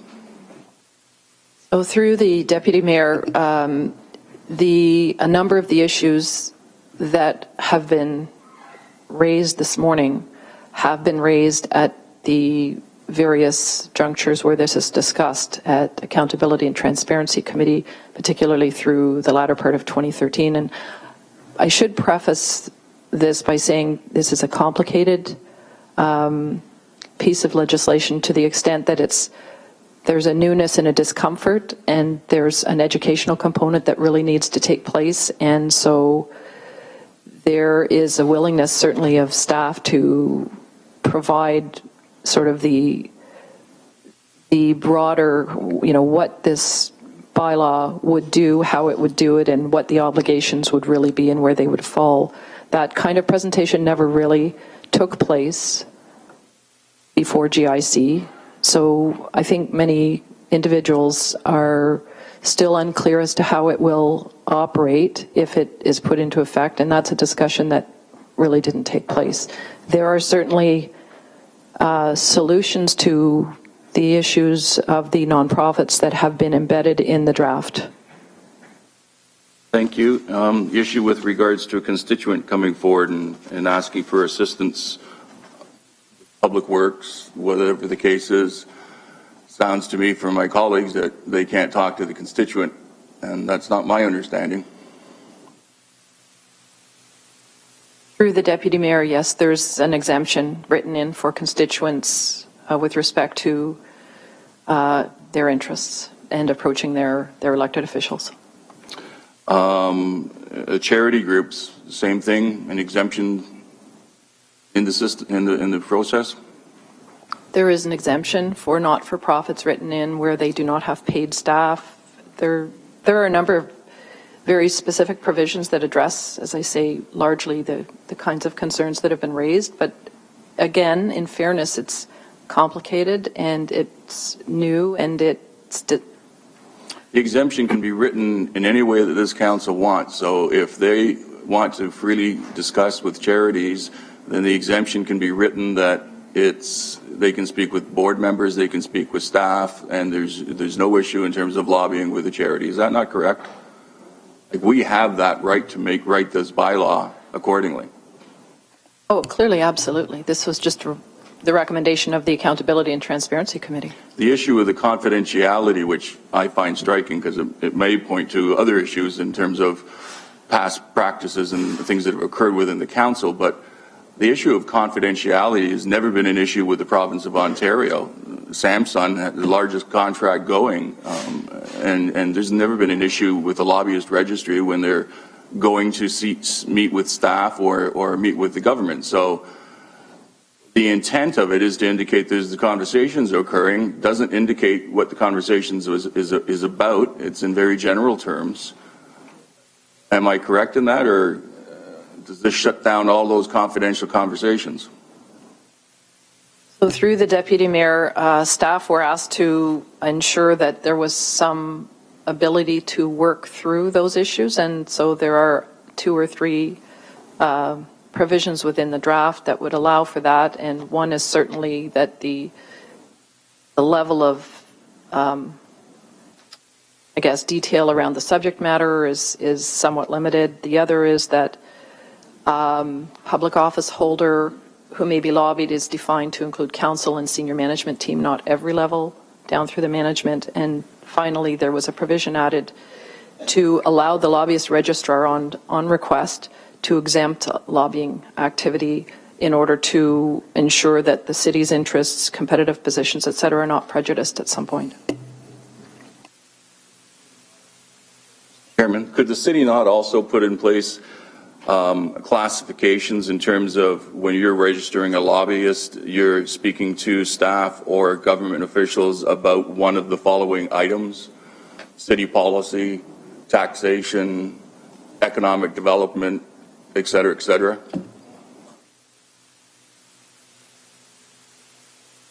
Through the Deputy Mayor, that's absolutely, there's no reason the city can't add additional provisions and clarifications and categories. The provincial website actually has that assistance there so that it eliminates any potential for someone to extrapolate from that line what they're actually talking about, because there's only 6 or 7 lines there, and you have an other if you want to provide more information, but it's very general in nature. It just allows for that transparency. Church groups, they're under charity, so there's no issue there. That would be correct. Okay, so Mr. Chairman, I could go on with my questions. I do want to, I don't know when we're going to actually be dealing with it, but I would like to make comments in terms of what's actually here and a lot of the misinformation that I've heard this morning. Thanks. Thank you, Councillor Clark. Councillor McCaddy. Mr. Chair, would you like me to bring forth a notice of motion now? Is that what you're asking? Or? I believe that's what I'm looking at here, sir. Okay. So I would seek to, it is a notice of motion, it's before council, so I would seek to waive the rules to bring it forth as a motion, seconded by Councillor Partridge. Okay, move by yourself, second by Councillor Partridge. Move that to a motion. All in favor? Okay. And Mr. Chair, it's moved by myself, seconded by Councillor Partridge. The item is before us. Part A is that the proposed draft bylaw, being a bylaw to establish and maintain a lobbyist registry, be passed, and that the bylaw be effective as of March 31st, 2015, and be reviewed in 2 years' time. Part B is that one FTE policy analyst's estimated cost of $92,000 annually be approved. C, that the lobbyist registry position be combined with the city's integrity commissioner position at an estimated cost of $22,000 annually. And D, that a one-time cost up to $100,000 for the development of a web-based registry be approved and funded through the unallocated capital levy 108020. Mr. Deputy Mayor, in speaking to this, the primary intent of the motion is to bring this forward as an item that council debates in open session at GIC, and the community has an opportunity to provide input into this. We've heard how it was developed very ably at the subcommittee level, but it hasn't really been fully aired at the GIC or council or community level. What I'd like to do with this, though, based on the Mr. Broom's comments and his perspective, and in speaking with Councillor Partridge, what I would seek to do is, and I'll need some help probably from Carolyn in terms of process, is to defer Part A pending a 30-day consultation with a report back to GIC in June, and to table B, C, and D today, those to come back at that same meeting in June, the same GIC meeting in June, so we can have a full airing and a full debate of the draft bylaw with the benefit of having the 30-day public consultation and the benefit of council having an opportunity to read the bylaw and to be part of those public consultations and to understand the details of this. Some of the clarity that came forth today was very helpful, Councillor Clark's comments in particular. And I suspect there's more opportunities to clarify what the bylaw says, and then of course to get feedback on what works, what doesn't work, what about language, some of the questions and thoughts and comments and concerns we heard today. So in terms of process, maybe if I can just quickly, through you, check in with Carolyn. Carolyn, you and I spoke about process on this. The motion is now before us in its entirety, ABCD, and in order to get at the public consultation and to come back in June, the 30-day public consultation, we would need to defer Part A and then table B, C, and D, all to come back probably in the second GIC, I'm guessing, in June. Through you to clarify to Carolyn, please, Mr. Chair.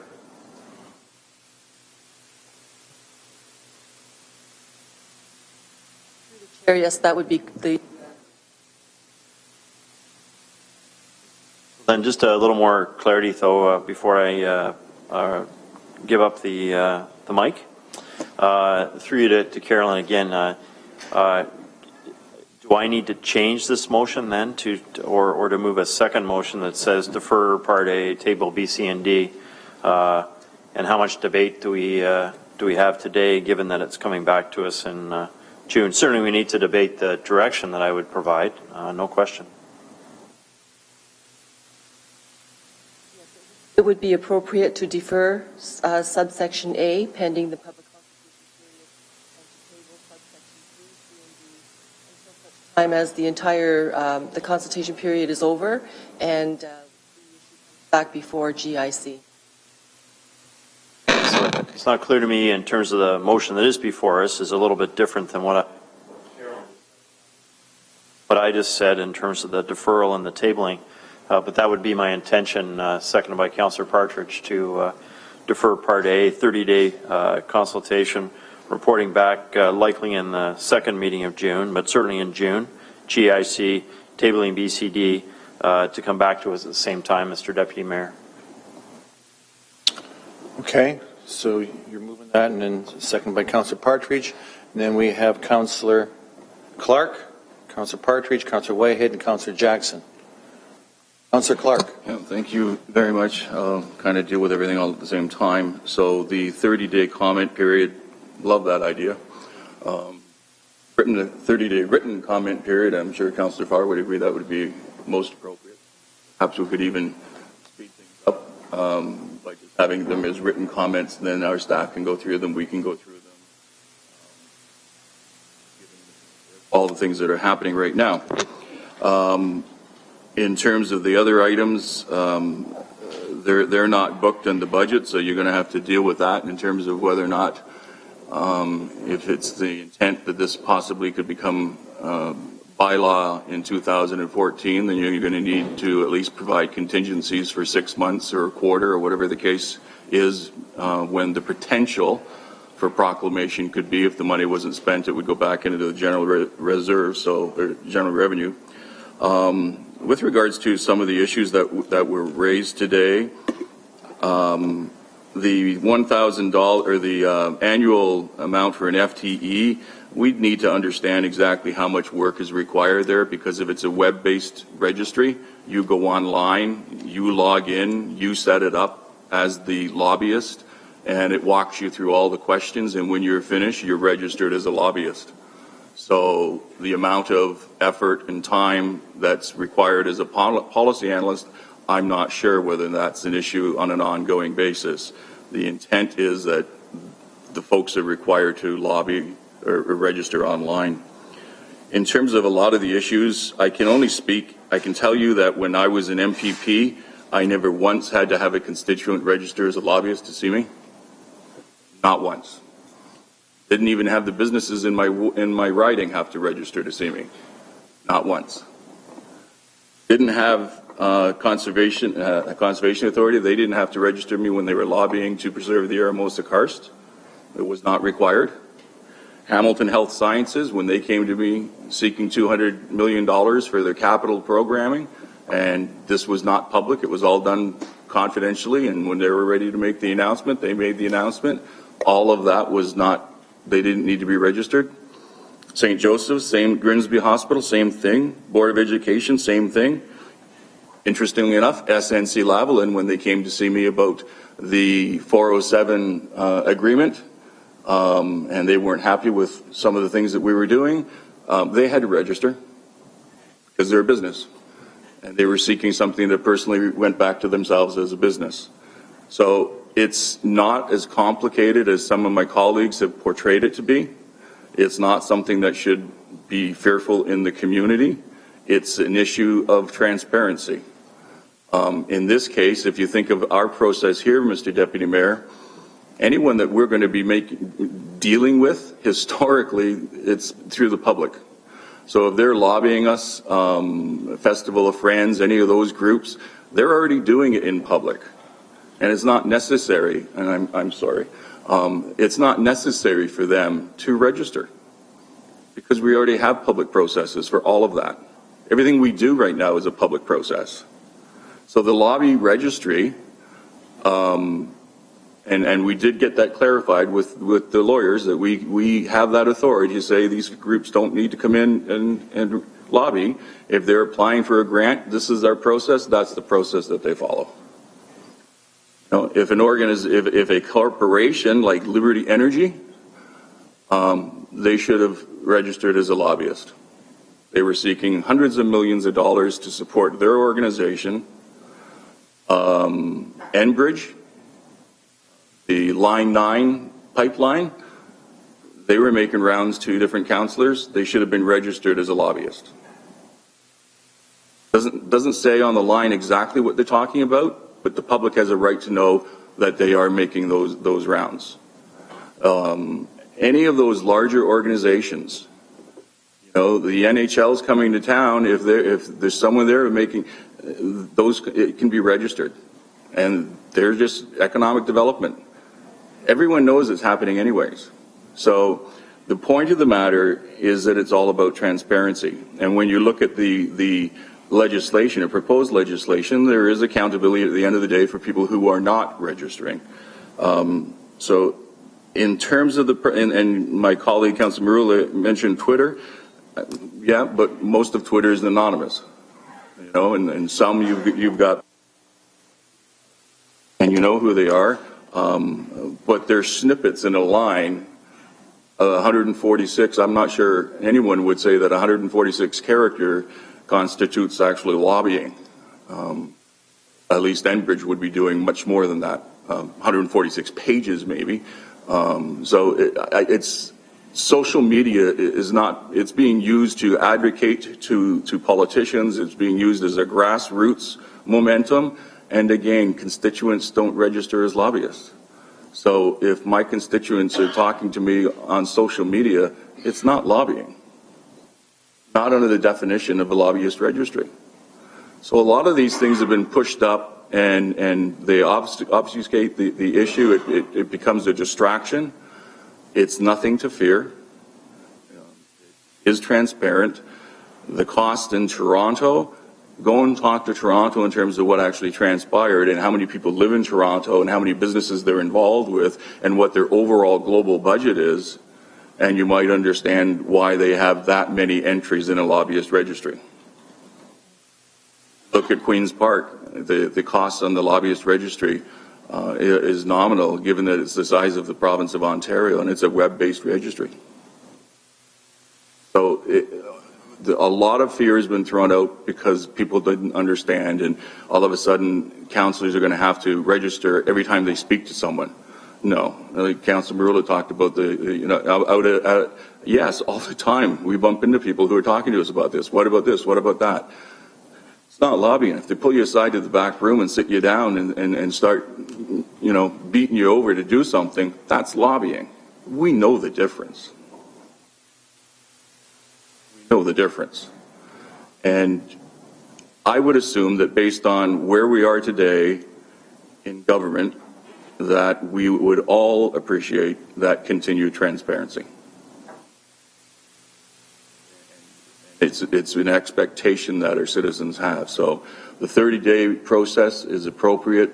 I have numerous amendments that I would suggest to the legislation that's here. There's a few things that I'm not quite on side with, and it's a quick fix but it's not a document that, in my opinion, should just be thrown in the garbage because of all the misconceptions and misinformation.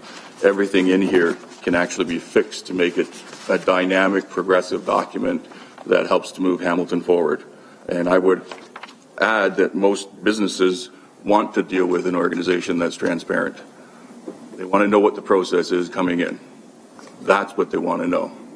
And if we respect their confidentiality around this table, we'd never have an issue with any business wanting to invest in Hamilton. Thank you, Councillor Clark. And the speakers list here is Councillor Partridge, Councillor Whitehead, Councillor Jackson, Councillor Farr, and Councillor Marula at this time. Councillor Partridge, please. Yes, thank you, Mr. Deputy Mayor. And Councillor Clark's quite right. The word lobbyist is not a dirty word, and it's not something that we should be afraid of.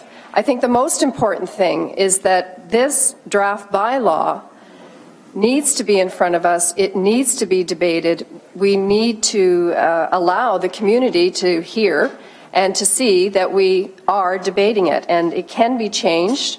It can be adapted so that it will be something that can work for our community or not. But that decision will be made by everyone around this table. And that's what's been missing up to this point.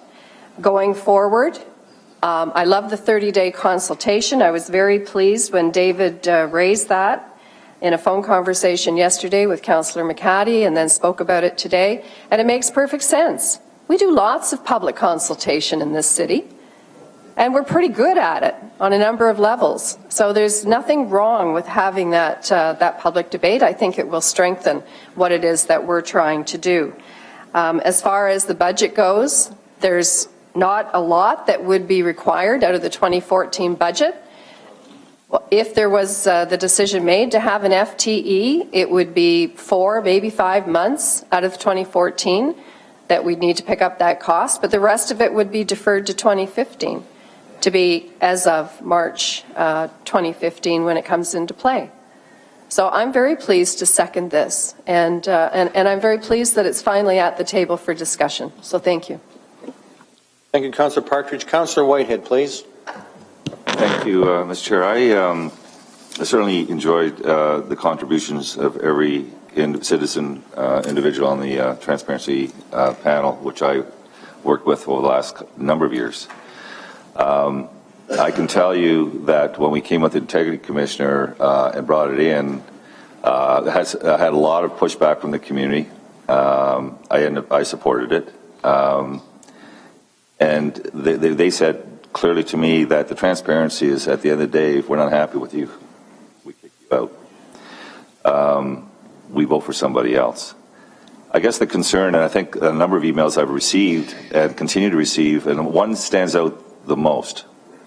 And that is that we have a house with a foundation that's crumbling with over $1 billion+ dollars in infrastructure deficit. And it seems to some of these residents, and certainly this individual, we continue looking at building more rooms onto that crumbling foundation, which means that there's more cost. And it's a death of 1,000 cuts. So the real question from a financial perspective is how much more can we take on financially? Are we getting value for the expenditures? And those measurements are paramount to the broader community. So when you talk about consultation, which I'm fully supportive of, the problem is with consultation, we all know this, so we can play the game and say consultation is great, but the people that come forward 9 times out of 10 are the people that are really keenly interested in this particular topic.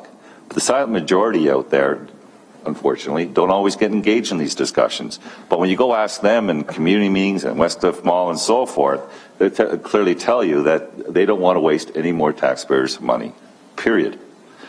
So there seems to be a disconnect in these processes. And obviously, when you talk about consultation engagement, we need to find a way to reach out to that silent majority better than what we have been doing, so that it's not dominated by the people that really engage in the process, but we're engaging the broader community. And I think there are ways we can do that. A good example, Mr. Chair, is that I hosted a neighborhood meeting here in this very council. It was a virtual meeting. 3,500 residents participated in that discussion. 3,500. These are people that don't normally, when you hold a community meeting, same budget meeting, a year in, a year out, the most I think I've ever had was 150. Normally you average around 80 to 100. All of a sudden, 3,500 people. These are people that don't normally get engaged, but when you made it easy for them to get engaged in the discussion, they participated. So clearly, when we're embarking down these roads, I want to ensure that the consultation process truly reaches out to those who, whether it's their schedule, their children, or whatever the reason is, that they haven't engaged in the past. We hear from the same people over and over again. We all know that. We'll see the same crews and hear the same voices over and over again. To me, I really want to reach out to those new voices in the consultation. So I think the consultation, how we embark on the consultation, is very, very critical to really get an informed decision. I heard my colleague talk about we shouldn't be afraid of this. I agree with you. We agree with him. But when you're looking at a lobby registry, and it's not a but, sorry, it's something that certainly is admirable, laudable, something that I'm sure are discussions with larger municipalities right across this great country. But the issue is that we have to be perceived as being even-handed. I think this consultation hopefully will talk about that. So when we talk about lobby, it all seem to be in the context of business, business, business, business. And yet, we're putting out multi-millions of dollars, Mr. Chair, out to nonprofits. I've been lobbied on a regular basis, absolutely clearly, by nonprofit organizations for new programs, new money, et cetera, et cetera, et cetera. But that appears not to be relevant. To my taxpayers, if you're going to go with the process, it has to be even-handed, and their concern in a context of transparency is to ensure that any dollars we're putting out there, and I don't care what the organization is, that they know who we're meeting with and who we're talking to, and certainly they love to know what we're talking about. And I think when you approach this transparency thing and to make it work, and I think hopefully we'll hear this through the consultation, it really does need to be business community. This is about anyone that the city engages in that provides dollars to or zoning to or whatever those issues that advance their interest. That's an even-handed approach. That's an approach that my taxpayers want to see. If you're going to do it, let's make sure that we don't put so many darn exemptions in this process that really you're only picking on the business side when billions of dollars or millions of dollars are going out on the nonprofit side. So clearly, my interest through this consultation is to ensure that this lobby registry is as perceived and real dealing with it right across the gamut, anyone that meets with the city to advance their interests, whether they're nonprofit or for profit. So certainly I would love to hear those discussions of how you separate those two pieces and why you would separate those two pieces when this is about transparency. This is about the community understanding how many dollars are being lobbied for by any organization. And so I look forward to that consultation and discussion. Hopefully we can make the appropriate amendments. But certainly I agree with Councillor Clark. This is not about being afraid of the Lobbyist Registry. Clearly it's a enhanced service for the community in regards to transparency. But the other side of that equation is, can we afford this and all the other one-offs in regards to the 100,000 here and the 200,000 here, and continue building those additional rooms on an infrastructure that seems to be crumbling? Thank you, Mr. Chair. Thank you, Councillor Whitehead. Councillor Jackson. Thanks, Mr. Deputy Mayor. So I'll have a combination of comments and questions of our City Solicitor, Janice Petkovsky, and our City Clerk, Rose Catarini, if you allow me and just indulge with me. We had an earlier email. I thought it was going to be a 60-day public consultation. We had an earlier email, but now it's been reduced to 30 days. So I guess there must be some urgency why it's been reduced to 30 days.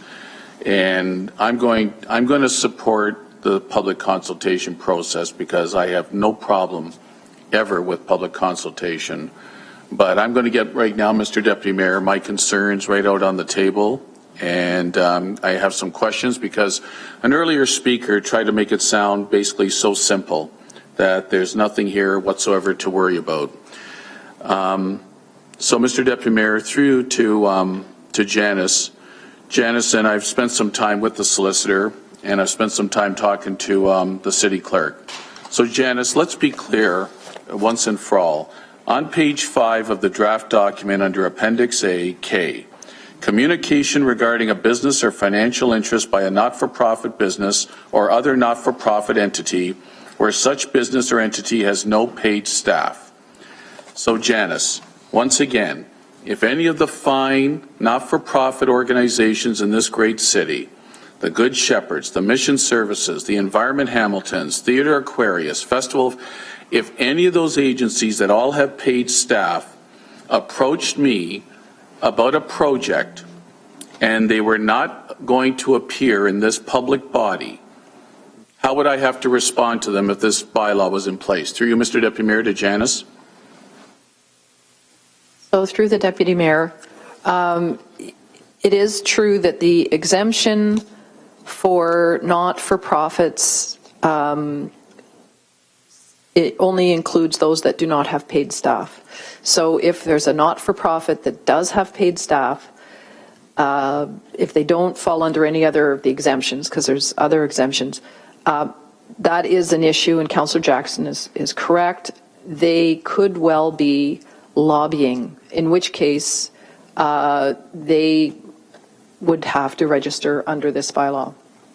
Thank you, Janice, to make that clear, because some would make it sound so simple that that's not a problem. So that is, from my standpoint, at least I would have to tell them, stop right there, sir or madam. You can't speak to me about a future great project for this city unless you've registered if this bylaw was in place. Madam Deputy Mayor, through you to Janice. Janice, in Toronto, that bylaw has been in place for about 6-7 years. And my sources tell me it's gone from about $500,000 in the office to over $1 million. Can you confirm that, Mr. Deputy Mayor, through to Janice? Yes, that is correct, through the Deputy Mayor. Janice, also, of the 444 municipalities in the province of Ontario, my understanding is 2 currently have this, and Mr. Broom confirmed that in his presentation. The 2 are Toronto and Ottawa. Is Toronto not mandated, Mr. Deputy Mayor, through you?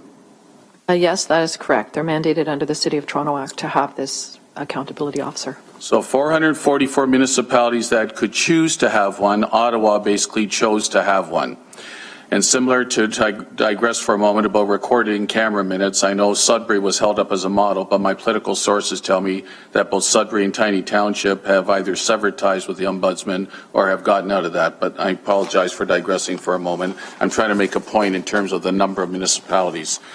Mr. Deputy Mayor, Through you to Rose Catarini. Rose, exactly if this is approved here today for the public process, how are you going to conduct the public process? Through you to Rose, please. Deputy Mayor, through you, actually, we wanted to have some clarification on that. Just what is the expectation of the consultation? Is it delegations at the second meeting in June of the GIC, and also to receive written comments to the committee? We wanted to have that clarified before we proceed. Oh, okay. So you'll be looking for help today and direction today from Committee Rose in terms of how this is carried out. That's correct, Mr. Deputy Mayor. So we need to, I would look to the mover and seconder to spell out how we're going to do that and to make sure it is totally inclusive of the over 500,000 people across the city that will, if they wish to, have an opportunity to participate. Mr. Deputy Mayor, through you to Janice. Janice, the issue of social media was raised by one of my colleagues, and in discussion with you prior to today, a lot of the social media that weigh in on many a discussion, and unlike the traditional mainstream media that typically report and or provide their own editorial and or columnist comments, the social media often get into an advocacy role and can do that one-on-one with members of council. Through you on this draft bylaw, the way it currently sits, is that black and white? Is it a gray area? Through you, Mr. Deputy Mayor, to Janice. So through the Deputy Mayor, it's a bit of a gray area. It's a bit nuanced. I guess as a starting position, the means by which a lobbyist communicates with a public office holder is not necessarily germane. So whether it be meeting face-to-face or by social media or what have you, that is not really germane to whether or not it's a situation where the lobbyist should be registering. However, there is an exemption that has been written into the current draft as a result of the reviews at the Accountability and Transparency Committee, which speaks to issues of broad community interest where there is not a financial or business interest specific to the person doing the lobbying. So I would say it's a bit of a nuanced area, and as I tried to indicate earlier, it probably would benefit from some kind of presentation and overview. Thank you, Janice. Janice, again, an earlier speaker tried to make it sound extremely simple about our constituents. So under this draft bylaw, my commercial and or residential constituents, under the draft bylaw, I can speak to any of them anytime I want about any matter, whether they're engaged in an application before this public body. Mr. Deputy Mayor, through to Janice. Through the Deputy Mayor, yes, with respect to constituents, the bylaw as drafted exempts communication with a public office holder by their constituent regarding that constituent's business or financial interest, and constituent is a defined term and includes an individual who resides or an owner or operator of a business or other entity located in the ward if it's the councillor, or the city if it's the mayor. So obviously for the mayor of this city, every single constituent, residentially and or commercially, then would be exempt. Mr. Deputy Mayor, through to Janice. Yes, through the Deputy Mayor, that's the way it's drafted. Back to a councillor now. So if I were to be having a coffee somewhere outside of my ward and somebody were to approach me about being not my constituent, but being a citizen of the city of Hamilton, but outside of my ward, and wanted to talk to me about some future wonderful opportunity they have, I'd have to go, sir, madam, stop right there. Are you registered with the lobby registrar? Mr. Deputy Mayor, make sure my interpretation is correct. Is that true, Janice?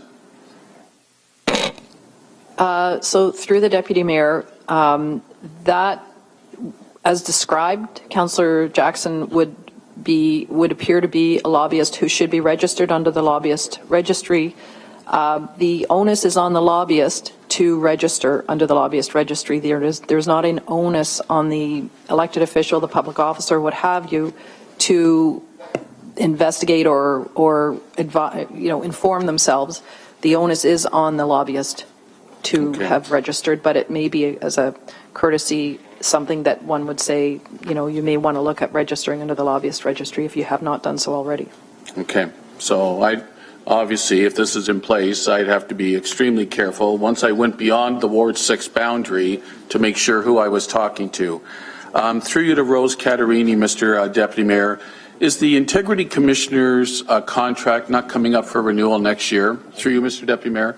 Mr. Deputy Mayor, through you, yes, Council approved the contract and July 31st, 2015.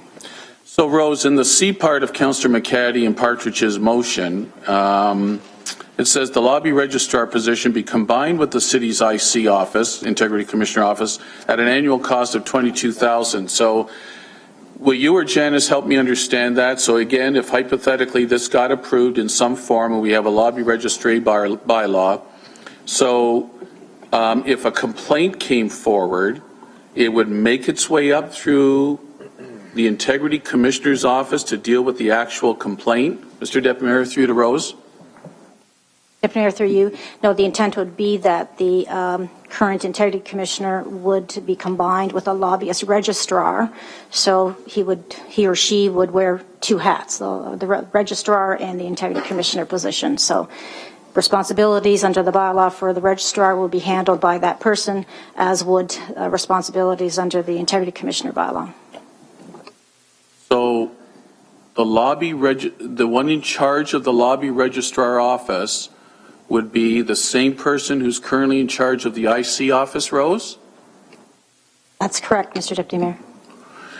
Would the $100 fee of complaint fee up front, pending whether it's vexatious, frivolous, or whether it has merit, would that apply then as well, since the IC office would be in charge of the lobbyist office? Mr. Deputy Mayor, through you.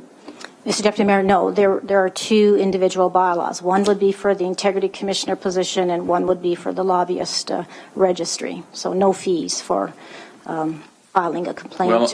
Thank you, Rose. I'm a little puzzled why we wanted consistency there in terms of with the lobbyist registrar office, if it gets approved down the road, to have that application fee, again, to hopefully make sure that, and if anybody here who hasn't been a subject of an investigation, just wipe your brows and say, phew, sorry, Tom, but if someday, and I hope it never happens to anyone, if it does, you'll have a better understanding of what some of us have gone through some frivolous situations.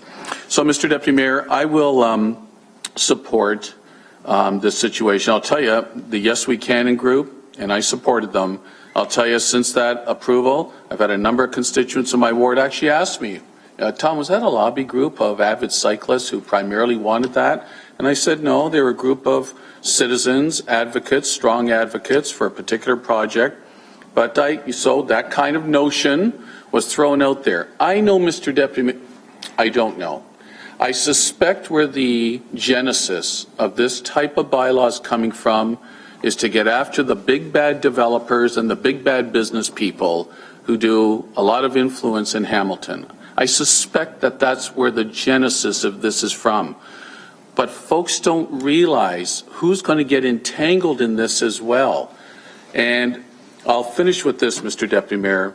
Currently, I am governed by the Integrity Commissioner's Office, which I supported. I'm governed by the Municipal Elections Act, where all my donations are there for public knowledge 5 months after every election. I'm governed by the Municipal Conflict of Interest Act. I'm governed by the Ombudsman, who, by the way, wants to increase his power. I'm governed by the Human Rights Commissioner, who got involved in a planning matter. I'm governed by the Information and Privacy Commissioner, Ms. Kavukian. I'm governed to a degree by our own internal auditor, Ann Pakarak. And so here we are, another layer potentially we want to add on. I just want to do my job on behalf of the people who have given me the honor to be here. I don't want to be in a state of paralysis. Thank you, Mr. Deputy Mayor. Thank you, Councillor Jackson. Lots of precise and calculated questions there. Councillor Farr.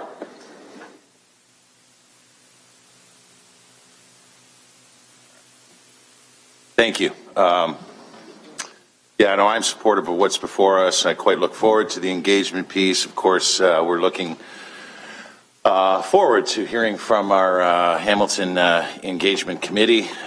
We're big on engagement, we're big on public engagement, and certainly that committee, as I think fully supported by this council, is going to be communicating with us on a regular basis and coming up with a charter, Mr. Chairman, coming up with policy, which is something I'm very much looking forward to following up on, and a consistent approach into the ways in which we engage citizens. And just quickly, though, on the spending part, it's really nominal, all things considered, when we contemplate cost and value. And I think whenever we spend, whether nominal or not, we should always contemplate cost versus value. Investment in Hamilton, that's our job function here. And, you know, we're charged with making decisions on behalf of our citizens that to move the city forward. And we got to always keep that top of mind. So you can't just think of it as a one-time, how will people react? You need to always try to contemplate projecting the value of any cost. And I think we, in particular, should concentrate on that here. So we've supported this Hamilton Engagement Committee. Our city manager is very much behind this with Mike and others. And generally the mandate with engagement is to raise the level of trust and confidence in our community and to get more people having faith in us and more people working with us and voting on vote day and becoming members of their neighborhood associations or their BIAs and other things, and bringing back some confidence and faith in local government. And it's something I think clearly we established we need to build on. And I think, I'm confident that a lobbyist registry, or even this conversation today and the debate on a lobbyist registry, helps to do that. Build trust, build confidence.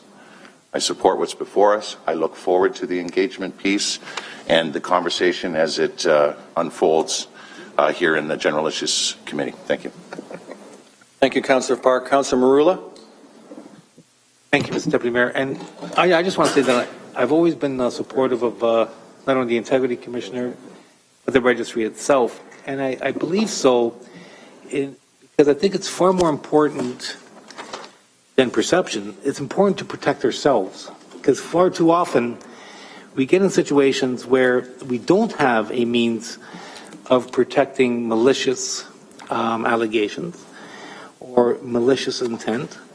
And when these types of offices are available, it gives an outlet in order to ensure that everyone has a fair process. Because you eliminate these processes, and what you're in essence doing is allowing perception, malice, and in some cases political gamemanship to prevail, because there isn't a forum to deal with it in an open, transparent, and fair manner.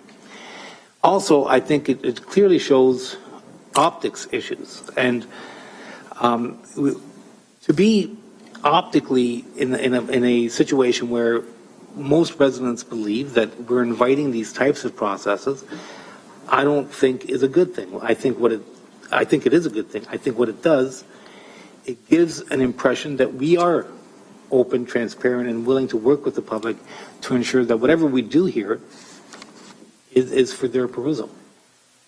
I have some issues about the social media component. I think the social media component is far more influential than Councillor Clark, I think, recognizes.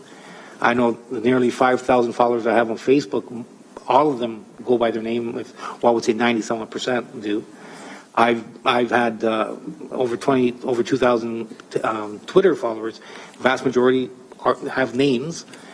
And my concern was the social media component, and something we need to address, and I think and the speaker admitted, needs to be addressed, even though it's not being seen as a problem. I think it will be a problem in the future, because anytime you develop a process to protect, for instance, openness and transparency, you're always going to have somebody trying to manipulate that. And social media, being as powerful as it is today, is only going to get more powerful down the line. So if people are worried about anonymous influence on elected officials, the old days of steak and beer at the restaurant are done, because that's happening in a more discreet manner, and it won't be open and transparent. Hence, we need to get ahead of that curve. So Councillor McCaddy acknowledges that concern, and I believe he will be incorporating it in the motion itself, that we work on a plan to address not only presently but in the future the influence of social media and how that will play a role in protecting the optics, and as well as ourselves and that of the public in the future. Lastly, I think like anything else that we do, I think that sometimes we get bogged down about why we shouldn't do something as opposed to why we should. And I think this is a perfect example that anytime we can make, even if it is perception, as it was mentioned, anytime we can make a decision from a perceptual standpoint that helps people increase their confidence in governance, it's worth every dollar from my perspective, because it is all about the public. And if the public accepts our initiatives and it makes them feel more confident in what we do, then I'm all for it. The direct result, I look forward to the public engagement, but also look forward to supporting it accordingly, and I appreciate your time. Thank you. Thank you, Councillor Marula. And I'm still on the first speakers list here, so Councillor Ferguson, and then the second time it'll be Councillor Clark first. Councillor Ferguson, please. Thank you very much. And I think Janice, in her opening comments, I understand now why she's a big, expensive lawyer, and I'm just a lowly little councillor, hit the nail on the head. And, oh, she's not here. Oh, she is here. Were you purposely trying to hide? And I think the way Janice described the start, this is creating a nervousness, is that the word? And nervousness, that's it, and a discomfort. And boy, I couldn't have said it better. And she also said it's complicated, which it is. And that's exactly why the accountability and transparency took so long to get through this. And at the end, I think we're still nervous and still discomfort and understand it's complicated. So my first question, and I have no idea who to direct this to, so I'll start with you, Janice, since you made that statement, and you can deflect it to anybody else you want to. If this is so complicated, how the heck are we going to do public consultation in 30 days and get the public to understand it?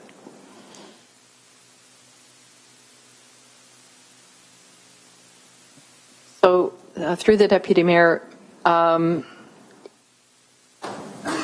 it may be that 30 days is tight to do public consultation, and I'm not sure if I clearly understand how the public consultation will take place, but clearly in terms of the draft bylaw and the concepts as captured in the draft bylaw, which are subject to change, I think there needs to be a bit of an educational presentation that staff roll out at the front end of whatever consultation takes place for the benefit of those who are being consulted with, as well as for the benefit of members of GIC and council.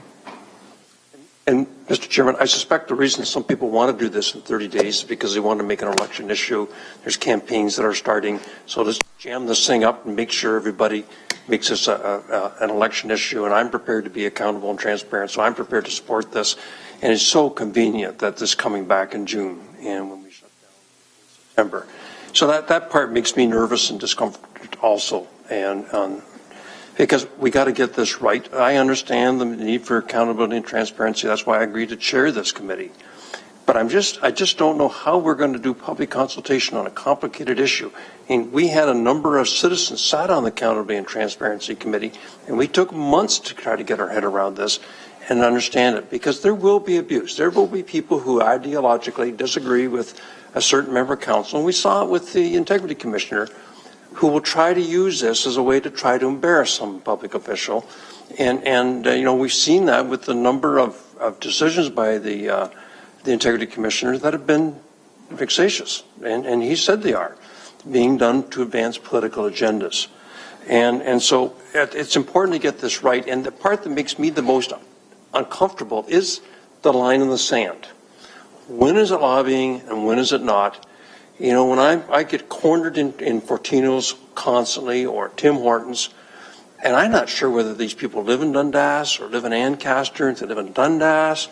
You know, I had a woman recently ask me about a development. When's this going to come on? Because I want to sell my home and I want to move into this facility, but I got to do it sooner than later because my husband's not well. Turns out she lived in Dundas. Okay, so, stop. Get down to City Hall and register lobbyist before I can talk to you. And there'll be a lot of people trying to watch us to make sure that we're playing by the rules. And, you know, I'm okay with that. I get that part. But I need a very clear line in the sand when you got to register and when you don't. And so that whole part makes me uncomfortable and nervous. Another question I have is, I'm going to put this straight to the city manager. Sorry, Chris. Maple Leaf was a home run for us. And clearly if they disclosed through a lobbyist registry, they're meeting with your staff, because this cascades to SMT. And they're looking at closing a big plant in Kitchener and some in Toronto, and they just can't let that get out till this deal is finished. How would you handle future, so we can't lose these investments? How would you handle future?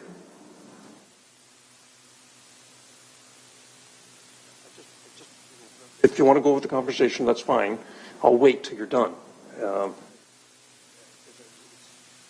Hearing you discuss this. So, finished? Okay. Please have the respect then of not disrupting me when I'm trying to speak about. Your mic on, Councillor Ferguson. Put your mic on, please. Your mic. To the city manager, how would you handle future? How would your staff and you handle future Maple Leafs if this is cascaded to SMT and someone needs to be to have this information kept confidential? Okay, so, I mean, as I understand it right now, I mean, SMT is specifically named in the policy.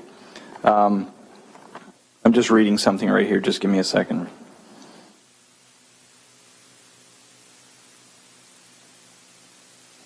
Yes, so there's an item here on page 5 of 7, item 2, where it says lobbyist registrar may exempt lobbying from some or all the requirements of the bylaw if she or he is satisfied in advance by a lobbyist that registration could reasonably be expected to prejudice the economic interests of the City of Hamilton or the competitive position of the City of Hamilton.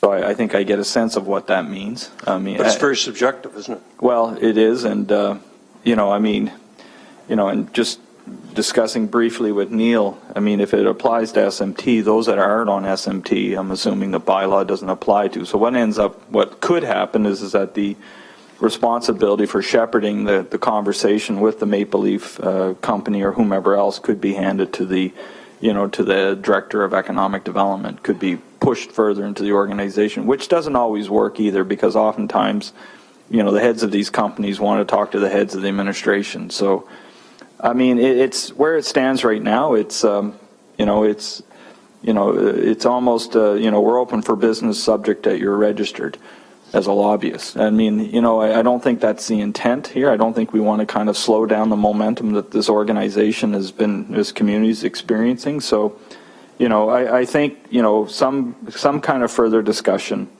as to how this policy can achieve what it's intended to achieve and not at the same time, you know, result in frustrating the economic growth that we're experiencing. I mean, we're going to have to sort that out, because I tell you, if there's uncertainty, just as if you have uncertainty and I have uncertainty, you know, the thing is, you know, our hands will go up and we'll just say, you can't talk to me until because I just do not want to find myself in a situation where I'm like violating a policy. I will just simply say, I cannot talk to you until such time as you've registered, and that could very well mean someone that has an economic interest may just kind of say, well, then maybe we won't consider Hamilton. So,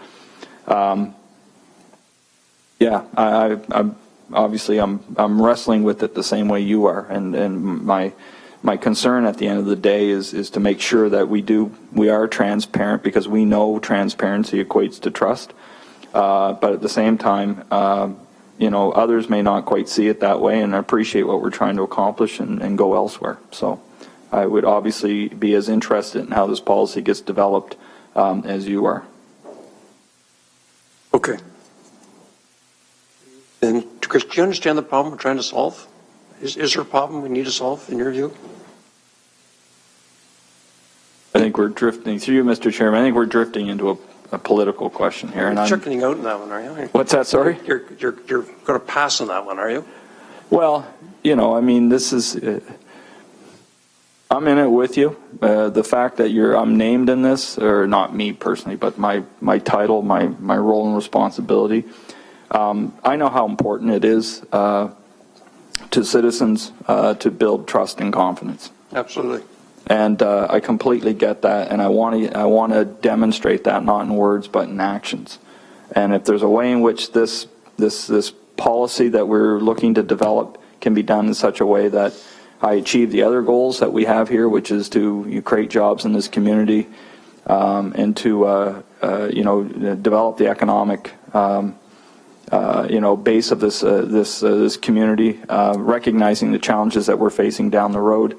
I want to be able to balance all of those things somehow. So I think I do understand the problem. I mean, there's nothing unimportant of transparency and trust. And so, I mean, if we're given direction to obviously work with you on how we evolve this and do consultation, I mean, to your earlier point, if I can, I know I'm probably taking a little bit of latitude here, but in terms of, something that's complex, fluvial geomorphology is complex.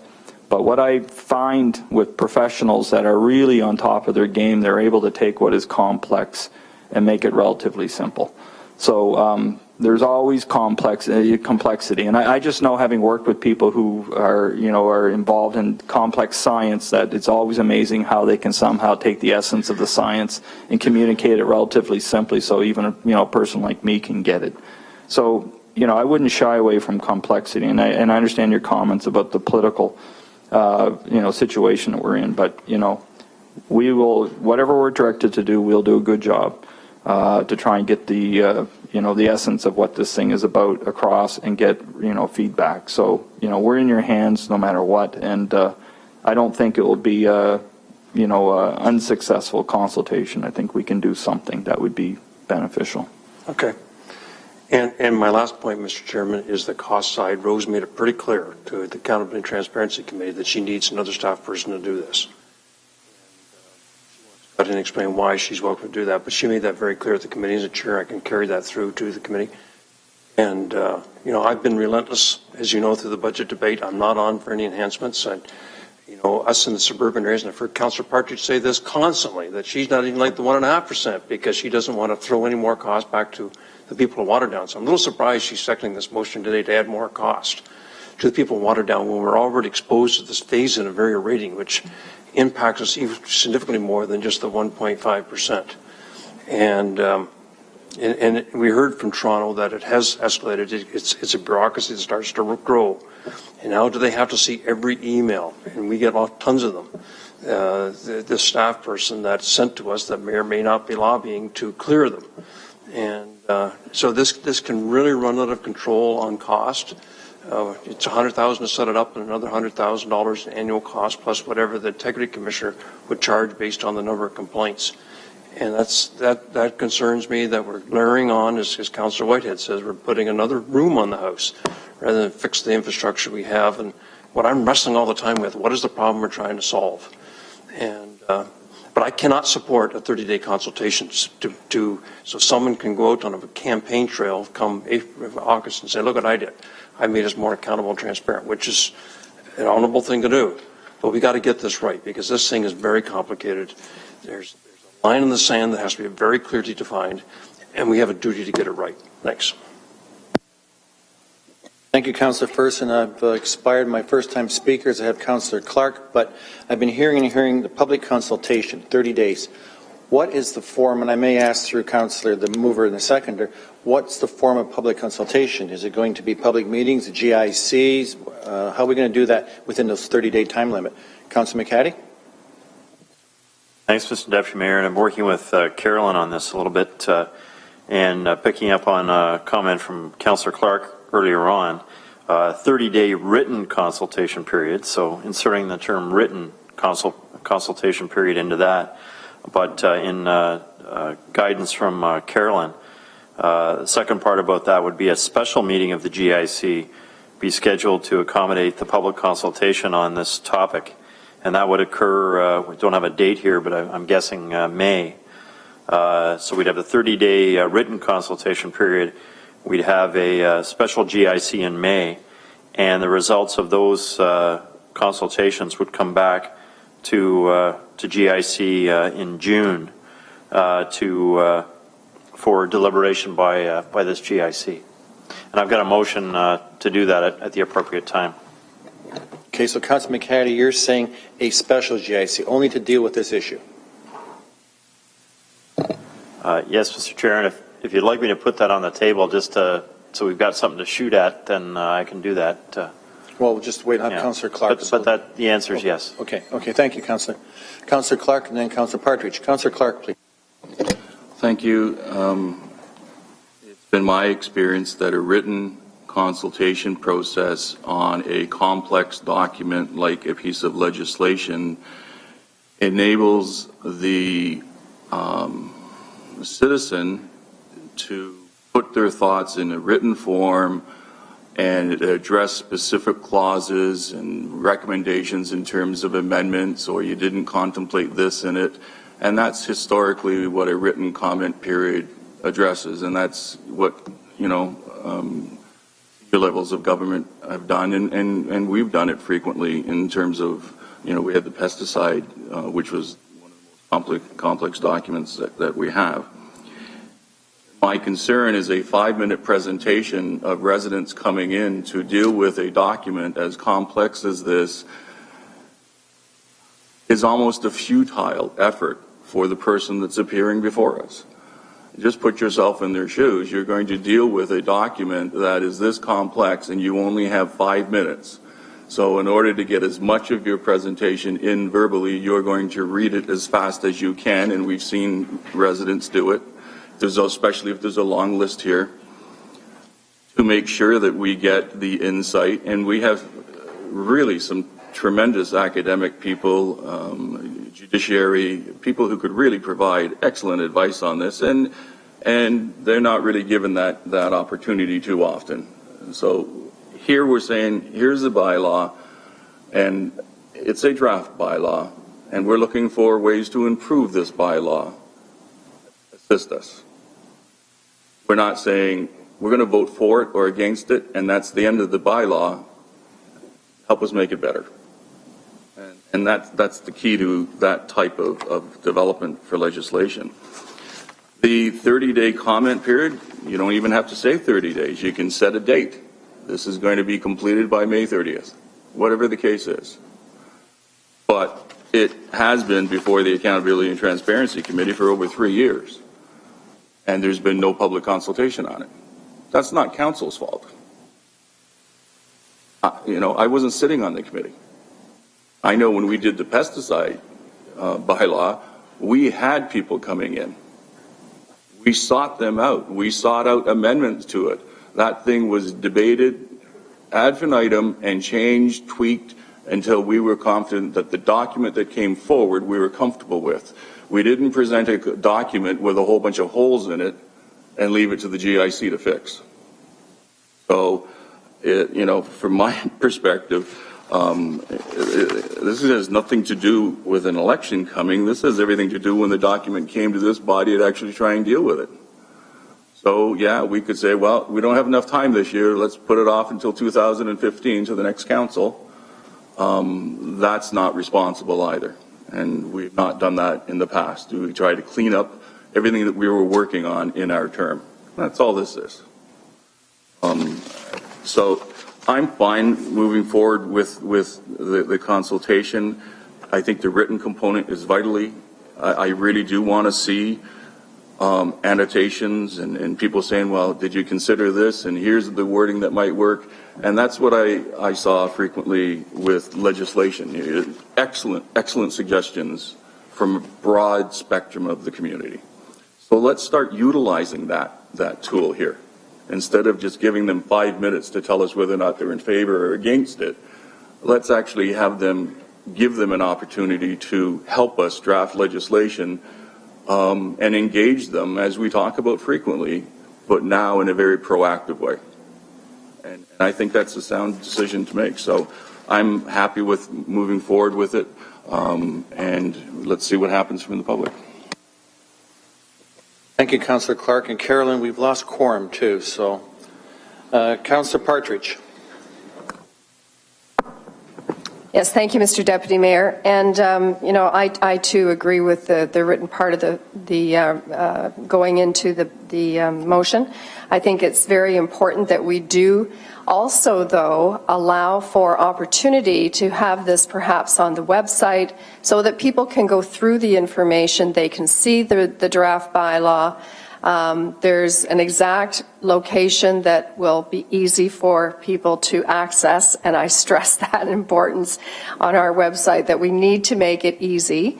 But in terms of public consultation, and I see that Mike is sitting up there, so my question through you, Deputy Mayor, knowing how many issues we've dealt with publicly where we've had public consultation, other than the website, and perhaps comment on the opportunity for the website, what are some other strategies that we might look at doing?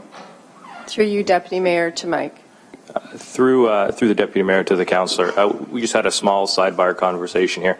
I think one model, and Councillor Clark was there, that may work as an information session. We recently dealt with a very complex issue in Fruitland, Winona, a planning issue where we had an actual meeting in the evening.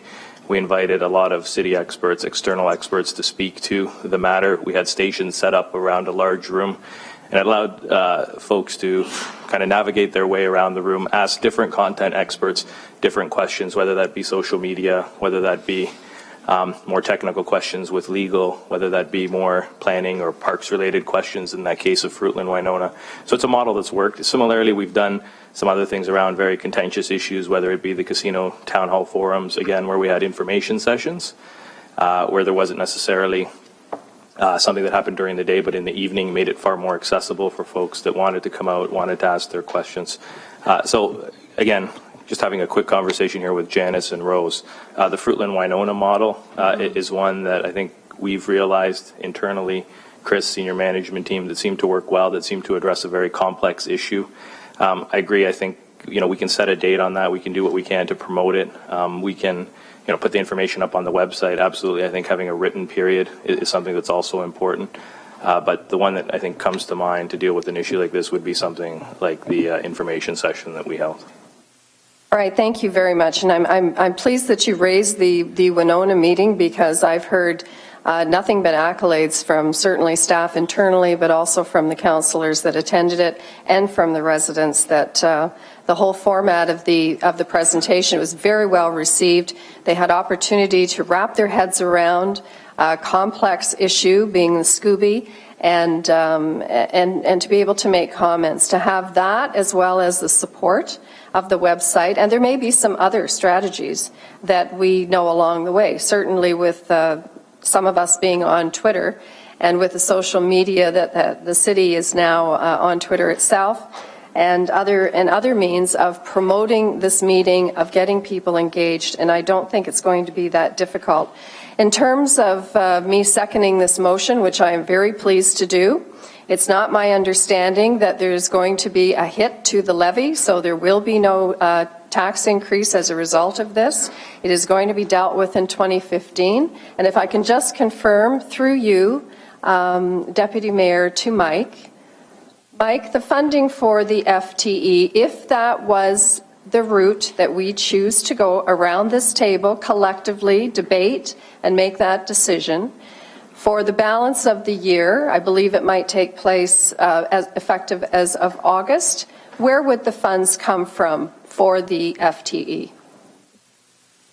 For you, Mr. Deputy Mayor, if committee at the time of reporting back some point in whether that's June or August wished to support this item, staff would recommend a one-time funding source for 2014 and approving the enhancement as part of the 2015 budget on a go-forward basis. So with respect to the operating impacts, we would recommend a one-time, such as a reserve for 2014. With respect to the complement, we would seek approval for the complement in 2014. And with respect to any one-time costs with respect to the website development, we would seek for approval, again, through a one-time source, such as the unallocated capital levy reserve, as referenced in the motion. Thank you very much for clarifying that, Mike, and I like the use of your word respecting, because it isn't going to be, and I think that's important to state. Thank you. Thank you, Councillor Partridge, and I'm going to have Councillor Whitehead, but I want to remind people, our colleagues, that we have legal counsel behind those doors that were to come on the floor at 12 o'clock in closed session, so it is costing us some dollars for outside legal counsel. But Councillor Whitehead? Thank you, Mr. Chair. Can't suck and blow. The reality is if you support this thing, then inevitably it's going to have a levy impact, period. Yeah, okay, you might be able to bridge this year, but if you buy into the concept, it's going to have a levy impact. So let's not hide behind that fact. If that wasn't the case, then I'd be supporting this wholeheartedly. It's a financial piece that's important to me. So to suggest that it's not impacting levy, will impact the levy is somewhat naive and certainly not fair to the community that we're speaking to understand the cost implications on an annualized basis if you implement yet a new program. No question about that. So when I look at the, and so if people want to take more taxes and take more, build more rooms on that house in Flamborough, God bless you, you can have those taxes. Certainly that's not the feedback I'm getting from my community. I think there's two pieces here. One is the financial component. I've made that point clear. We're talking about consultation like it's a fait accompli. Maybe the real question should be, because I haven't heard an overwhelming response from my ward, that financially we think this is a good value and should be pursued by council. I know I have in the next 30 days, which just is coincidence, majority of all my neighborhood meetings are planned in the next month. So ideally I'm going to have a survey. I'm going to ask that question. Do you believe that it's a value to fund a lobby registry for a cost of over $200,000 on an annualized basis? Yes or no? If the response comes back and say, yeah, this is a great idea, that we should have be able to afford it, then obviously, clearly, I've got my marching orders in regards to the fact that my community believe that there's a value to that investment. That's the first question. And the second question is clearly the substance of what's before us and the consultation. We talked about verbal consultation, we talked about written consultation, then you got to go through all that written consultation and take a look at some of the merits of the issues and the discussions that are coming forward. I would suggest very strongly that it's not just the judicial community I want to hear from. I want to hear from those taxpayers that are paying the bill. I want to hear what their concerns are relative to this bylaw, not just the lawyers and the judges. I want to hear from the community. The other piece is, from my perspective, is that when you look at this bylaw, we went through an exercise in this community because we're now, process-wise, want to get something process-wise. So the Transparency Committee approved the bylaw. The bylaw comes back to GIC. Now, the GIC had every opportunity, anyone around that table, had every opportunity to raise this as part of the discussion, raise the questions we're having in the debate and the discussion we're having today, and had earmarked this to go out to consultation at that point in time. So there was a process in place that each and every one of us could have implemented at the time that this came back to GIC. What was decided by GIC, if I remember it was unanimous, I want to remind the voters it was unanimous, that this be referred to the budget process. So clearly no one around this table stood up and championed and say, you know, we got to have this debate, we got to have this discussion. Nobody did. Now it's kind of interesting that we're getting into the months and candidates are putting their names forward and this is becoming, let's pull this out and have that debate now. Coincidence? Perhaps. My issue clearly is that we dealt with the area rating. We dealt with the area rating issue. We had a panel that went around, did the provided a report. The subsequent council came forward and took all that information from a very controversial, complex issue, and this council came to a unanimous decision on a resolution to that matter. Because we didn't rush into it, we took all the information, gave everyone an opportunity to contribute to that discussion, and it made it a lot more easy for this council to make an informed decision, which we did. So, I'm not sure, and a bit suspect of timing, to suggest that 30 days on something that's been clearly identified as complex is certainly not adequate by any stretch of the imagination. So, certainly from my perspective, I'd like to see a longer period for consultation to ensure that we're hearing from not just those that come out often, but those that don't come out often, to provide their input on whether they believe that this is necessary, one, and two, are they prepared to support it through their taxes? I get those answers, I'd be wholeheartedly behind this and champion it, but those are answers I need. Thank you. Thank you, Councillor Whitehead, and no further speakers.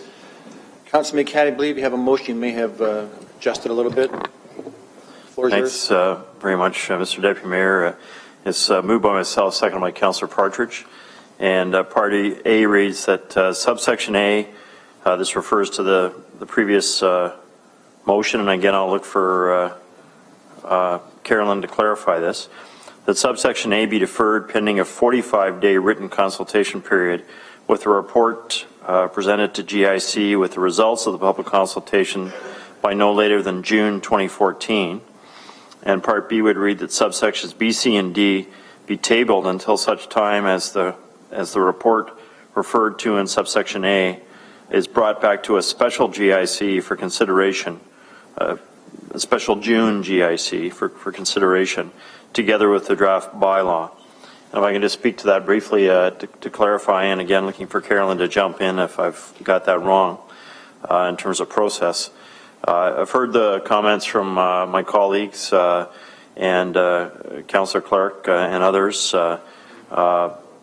We 45-day written consultation period, more than the 30 days, and that clearly when we come back to a special GIC to hear the results of the consultation in June, as indicated here, we'll no doubt receive delegations, as we always do for important issues at GIC on a variety of issues. So rather than including it in the regular GIC agenda, which no doubt will, as we head into the summer, will be a large and thorough agenda, many items, the special GIC would be in June with the results of the consultation, and of course delegations would be invited to attend that meeting. So no special meeting in May, sort of halfway through, but the 45-day written consultation period, the special GIC in June to hear the results of the written consultation, and of course delegates are open and always welcomed at GIC. Hey, Councillor McCaddy, thank you. I have Councillor Clark and then Councillor Jackson. Councillor Clark, please. Thank you, Mr. Chairman. I just owe a public apology to Councillor Ferguson. The clerk and I were discussing a process item, and thundering voice was louder than I anticipated. Didn't mean to distract him in any way. I was just trying to help the clerk deal with the motion that was here.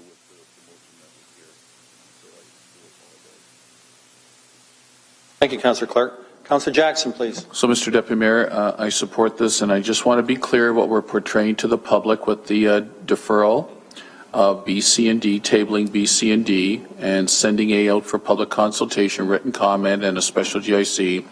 It'll be clear to the public, this is not a tacit endorsement by council, by GIC, of B, C, and D. In other words, what's out there, council is deliberating, but there's no tacit understanding that council will be approving this, and folks, are you on side with what we are probably going to approve? I just want to procedurally make sure that messaging is clear. Thank you, Mr. Deputy Mayor.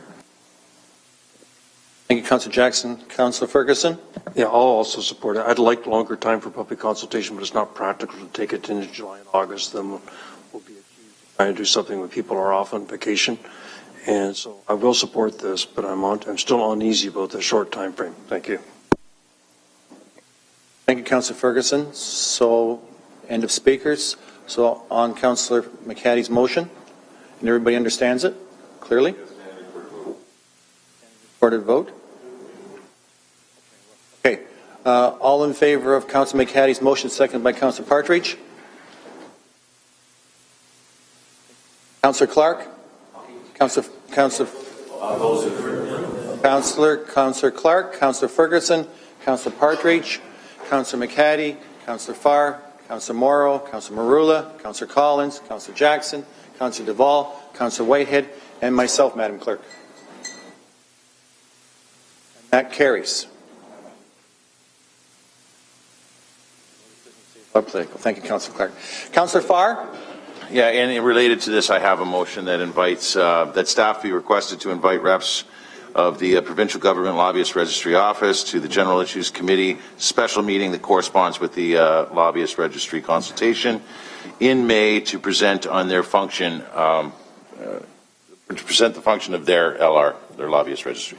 And that's moved by myself and seconded by Councillor McCaddy. Okay, and on that, Councillor Whitehead.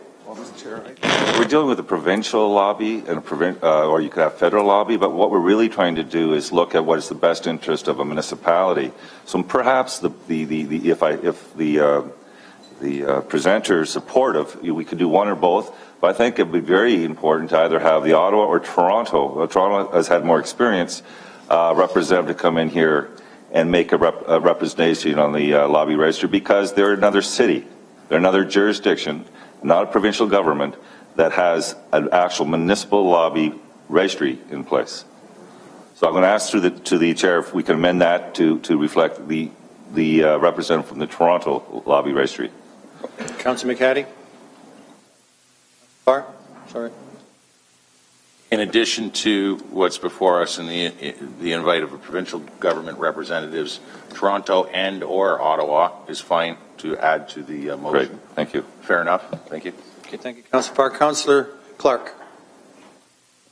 I just would like to remind everyone that they were invited to the subcommittee, and we were all given notice that they were coming, so just a little bit embarrassing to invite them back twice because we didn't get it the first time. Thank you, Councillor Clark. So, no further speakers on that, on the motion? All in favor? Opposed? Councillor Clark's opposed. Thank you. Carolyn, we have to go in closed session now. Half an hour late. Okay.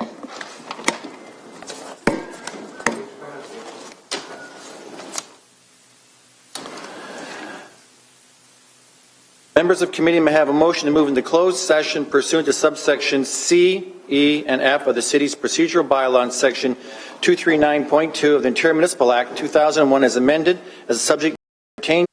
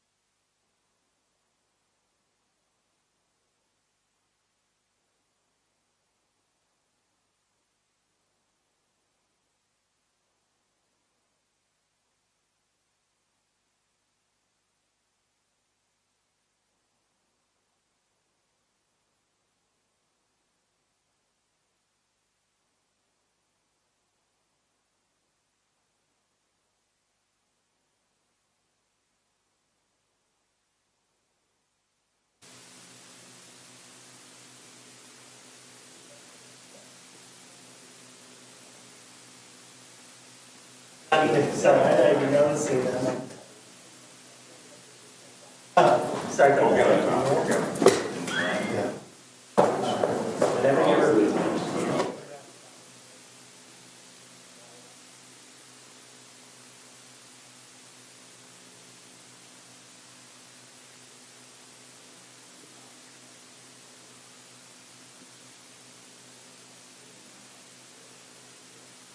Yes. Sorry? Okay. If you have no questions, I would. Do you trust the guy in the nice suit? You could provide me a written document.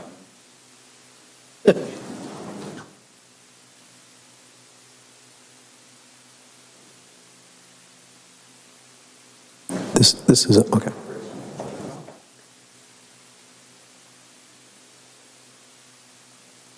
Yes.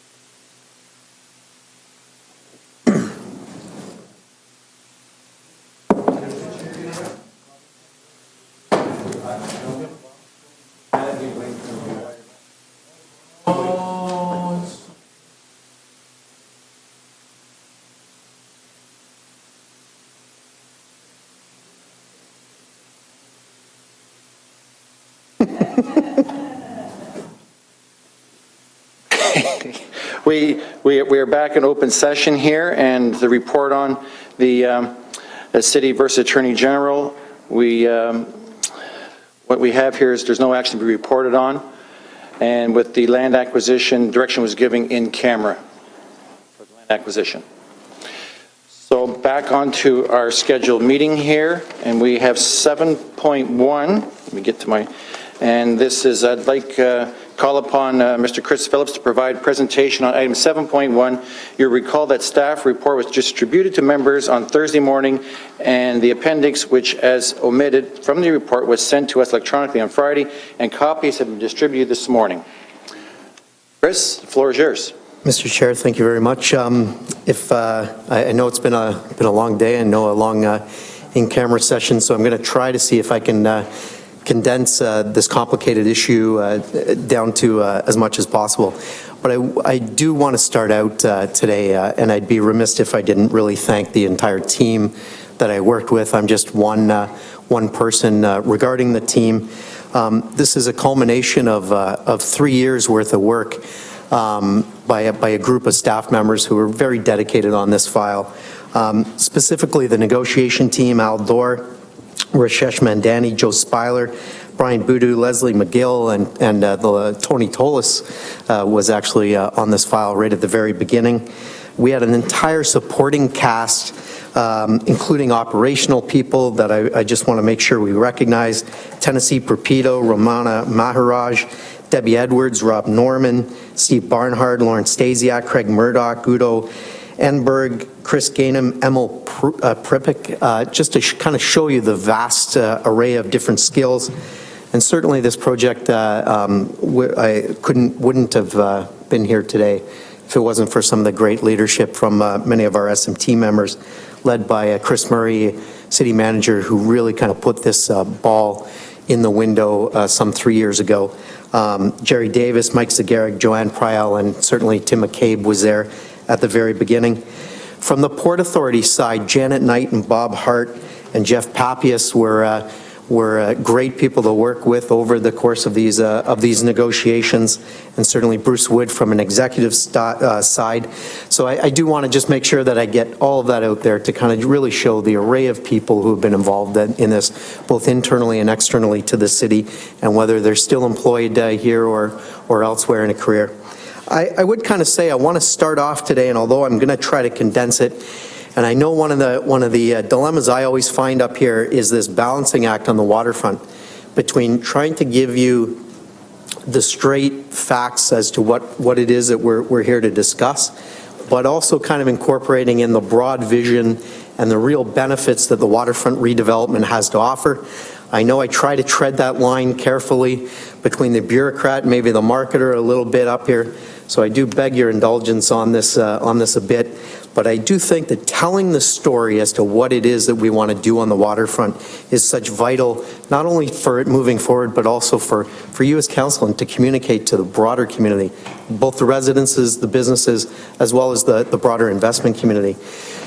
Through some sort of direction, I want to say going back to the capital budget process, council asked, I believe it was Councillor Marula who specifically asked our communications folks whether or not we could tell the story better. And I do want to say that we developed a corporate team. We took that direction. Mike Kirkopoulos, Norm Schleon, Mike Marini, Debbie Spence, myself, a few others. And we tried to provide a couple different elements to how we tell the story of the waterfront. This brochure is a printed version of it that kind of shows, but I'm also going to show and highlight and kind of launch today a little animation that I think succinctly tells the story of what we're doing on the waterfront. And so if Carolyn can kind of give us some sound, open this.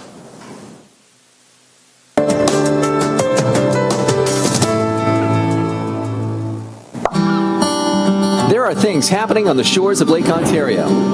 No, not there. Back up. The waterfront of Hamilton, Ontario, Canada is in an era of transformation, one that will provide new recreational spaces for play, places to live and work for its citizens, and additional opportunities for investment from the business community at large.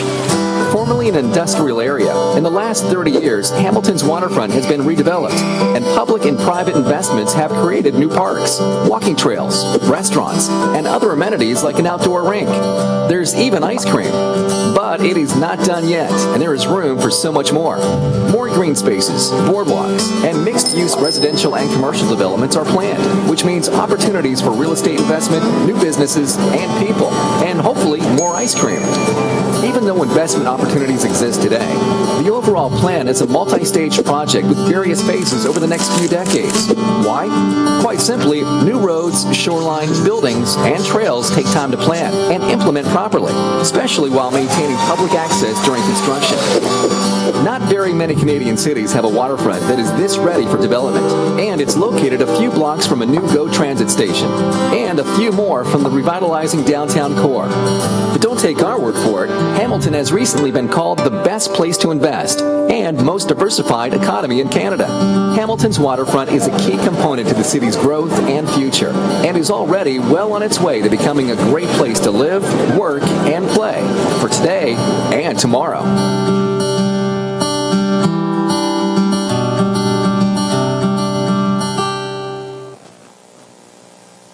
The waterfront redevelopment has always been about economic development. It's always been about investment.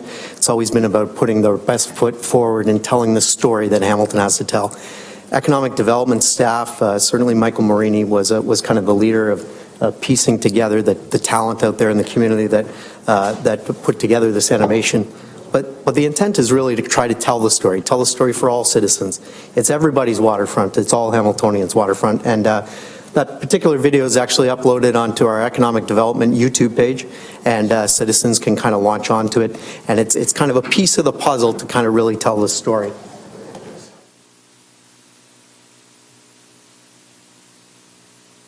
In that same fashion, we also tried to take a little different approach to using some different software and different programs out there to again try to enhance and tell the story. This is our new Prezi presentation, and let me see if this little clicker actually works.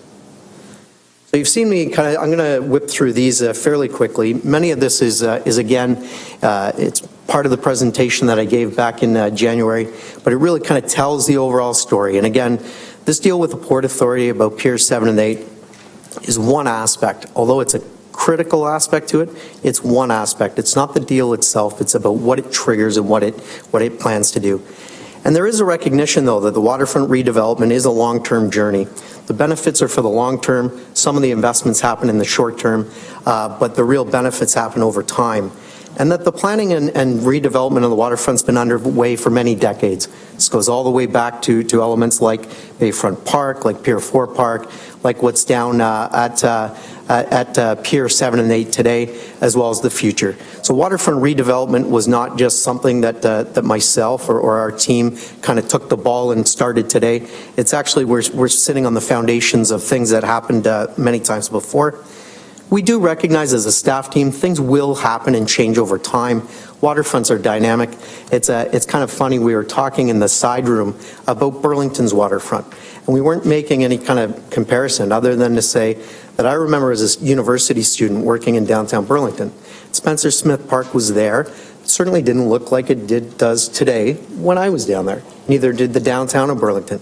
But things happened, and over time it changed and evolved, and now it is exactly what it is, and I'm sure it'll be slightly different and even a little more, even better in the future years to come. And that's what we're kind of really focusing here on the waterfront. There's some clear and critical choices that need to be made, yes, but it's really about looking for the long term.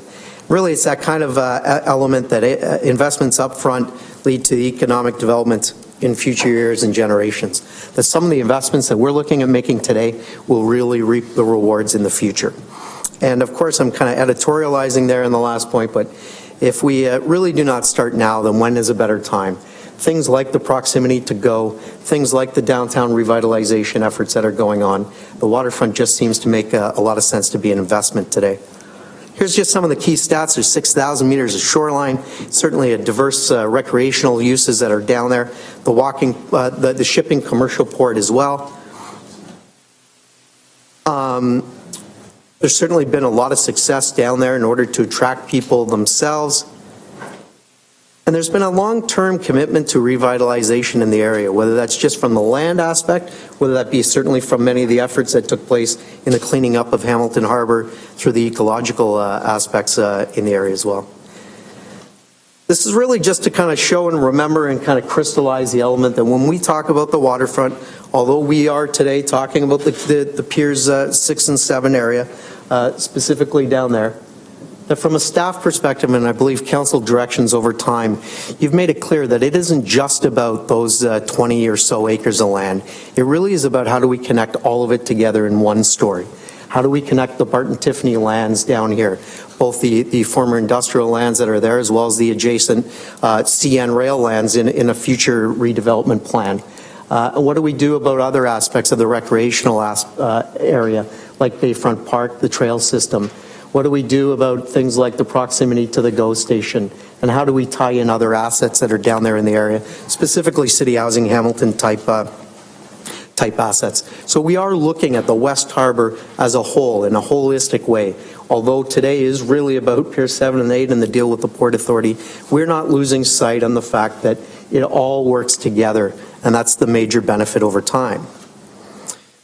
The video certainly goes into the notion of the proximity and also the notion that down the road we are looking through our setting sail plan to create 12 to 1,600 living units down there in the Pier 6 and 7 area, 13,000 square meters of commercial space. And if you remember back in January when I presented the servicing studies, $600 million is what the private sector return would be, or sorry, the private sector revenue that would be generated in the area from just Pier 8 alone.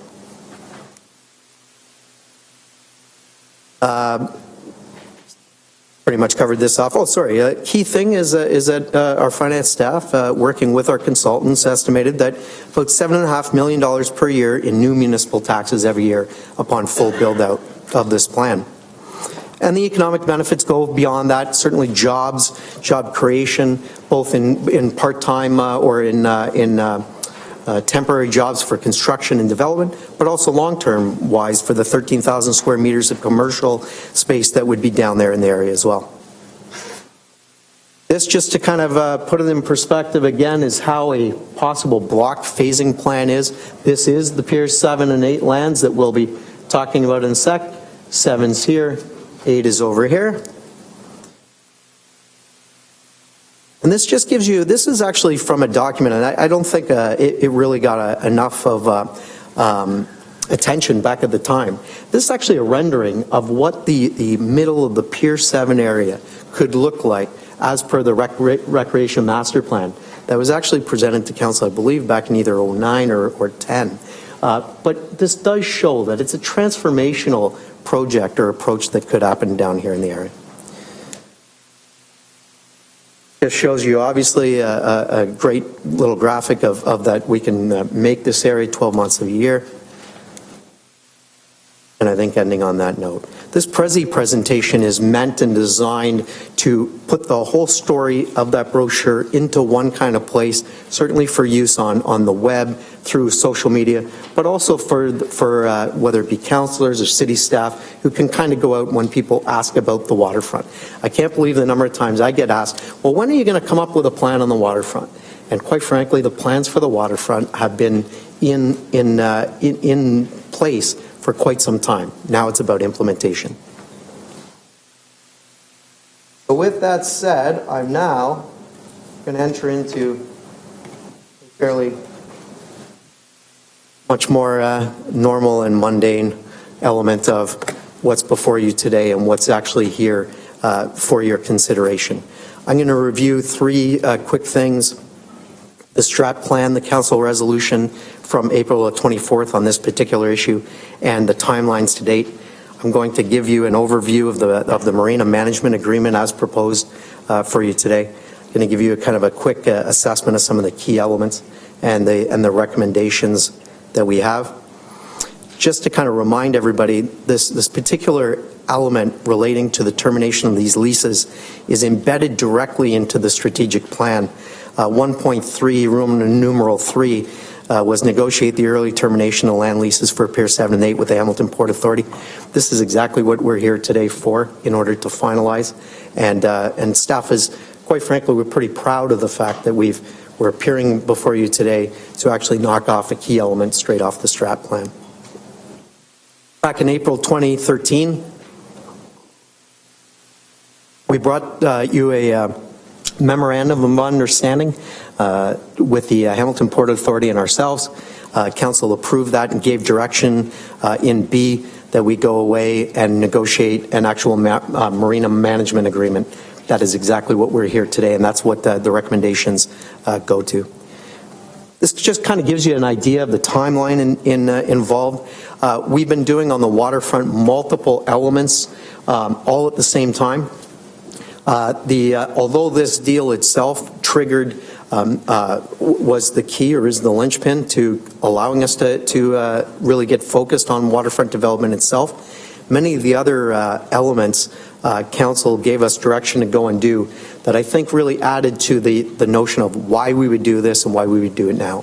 Specifically, the servicing studies that we came back and presented to you back in January really answered a lot of the questions of, can this area be developed, and if it can, in what way, and most importantly, what would it cost, and how would it be phased over time. And so, although we've been working in the background on this deal with the Hamilton Port Authority, the servicing studies and many of the other aspects of the studies that we've presented to you over time feed into exactly that.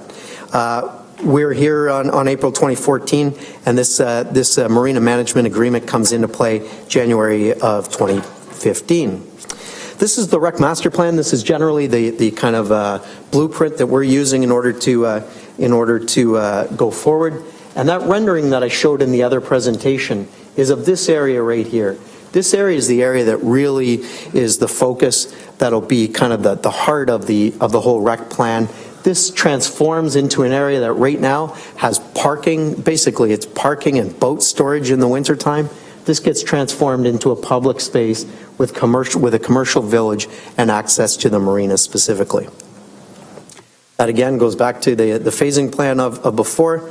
This is the Pier 7 area, and this is the Pier 8 area, and it's the Pier 8 area that's planned for mixed-use residential development.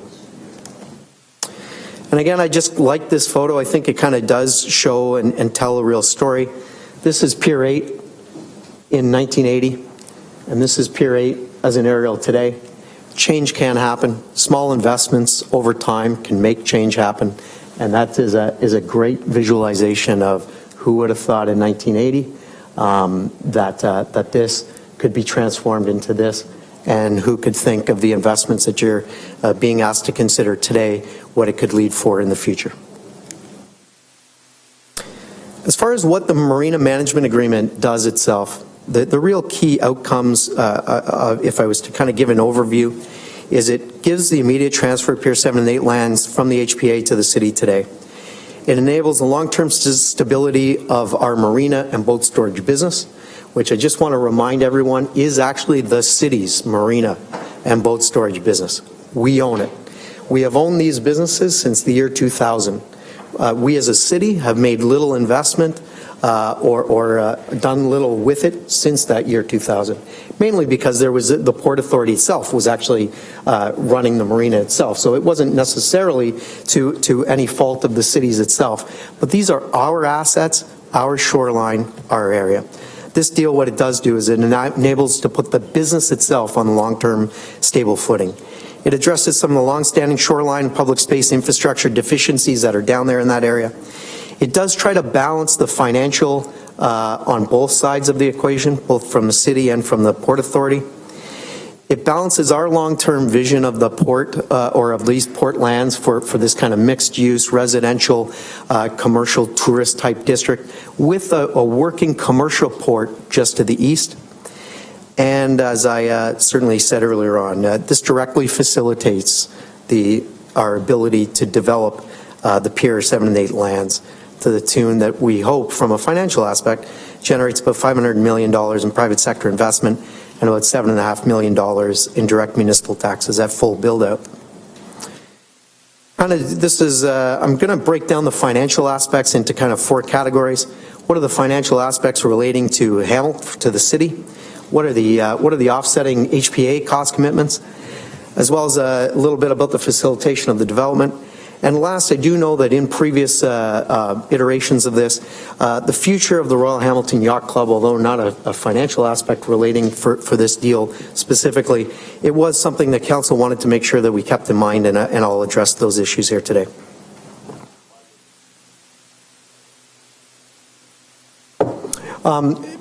In this particular case, it's actually the Leander isn't affected at all by the Marina Management. Sorry about that. That's the city's cost estimates. There's really 4 areas of capital that the city is taking responsibility of within this agreement. First has to do with the breakwater structure. For those of you who don't know, the breakwater is the structure that sits out in the water beyond the marina. If you sat on the point out where the public art is on Pier 8 and looked across, it's the structure that's out there.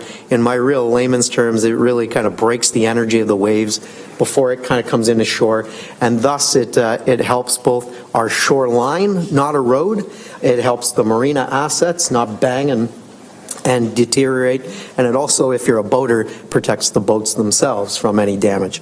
That was estimated at about $5.2 million. That breakwater, through an entire analysis that was done with all these assets, dating all the way back to 2005, all of these assets were at the end of their useful life back in 2005. We're now at 2013, so it certainly hasn't been getting better. We anticipated this structure back in 2012 and 2013. It was to the tune of $5.2 million, and in the capital budget in both 12 and 13 combined, it's been funded to the tune of $5.2 million. City-owned shoreline is actually, again, it's our shoreline, it's our land, and we are responsible for the cost of it. The total cost of the shoreline, going back to those initial assessments that we did, the entire shoreline of the entire main basin, and former Mayor Moore made mention of Leander, the entire main basin does stretch all the way from Pier 4 Park, all the way around over to, give or take, where Williams is. That's estimated to be about $13.1 million in total for that shoreline rehabilitation work in total. This deal itself, though, does not commit the city to that 13.1 million or to any of that other, the entire enhancement. What it does commit us to is the servicing cost to be able to bring the slips up to speed. We've estimated that at about 2.8 million of the 13.1. All of the entire 13.1 million, just so that everybody's clear, in the capital budget forecast from 2014 to 2024, the entire $13.1 million is allocated within the capital budget forecast over the years 2014 through 2018. The marina itself is at the end of its useful life. This is the actual boat slips themselves, the docks that you walk on, the boat slips that the boats themselves anchor on. The estimated cost of that is in a 3-year phase-in is about $6 million. In fact, in 2014, in anticipation of this, we brought forward $1.4 million in capital funding that was approved as part of the 14 budget to start the replacement of some of this, and therefore $4.6 million is needed from 2015 and 16. Again, all of these estimates are all inclusive. They include docks, dock fingers, boat slips, and the servicing costs, and they are part of the 2015 and 2016 capital budget forecast. The last piece is actually not something that's specifically quantifiable. Just this deal does say that we continue to be the owner of the land and the owner of the marina, and therefore we also retain the responsibility for capital cost replacement of that marina over time.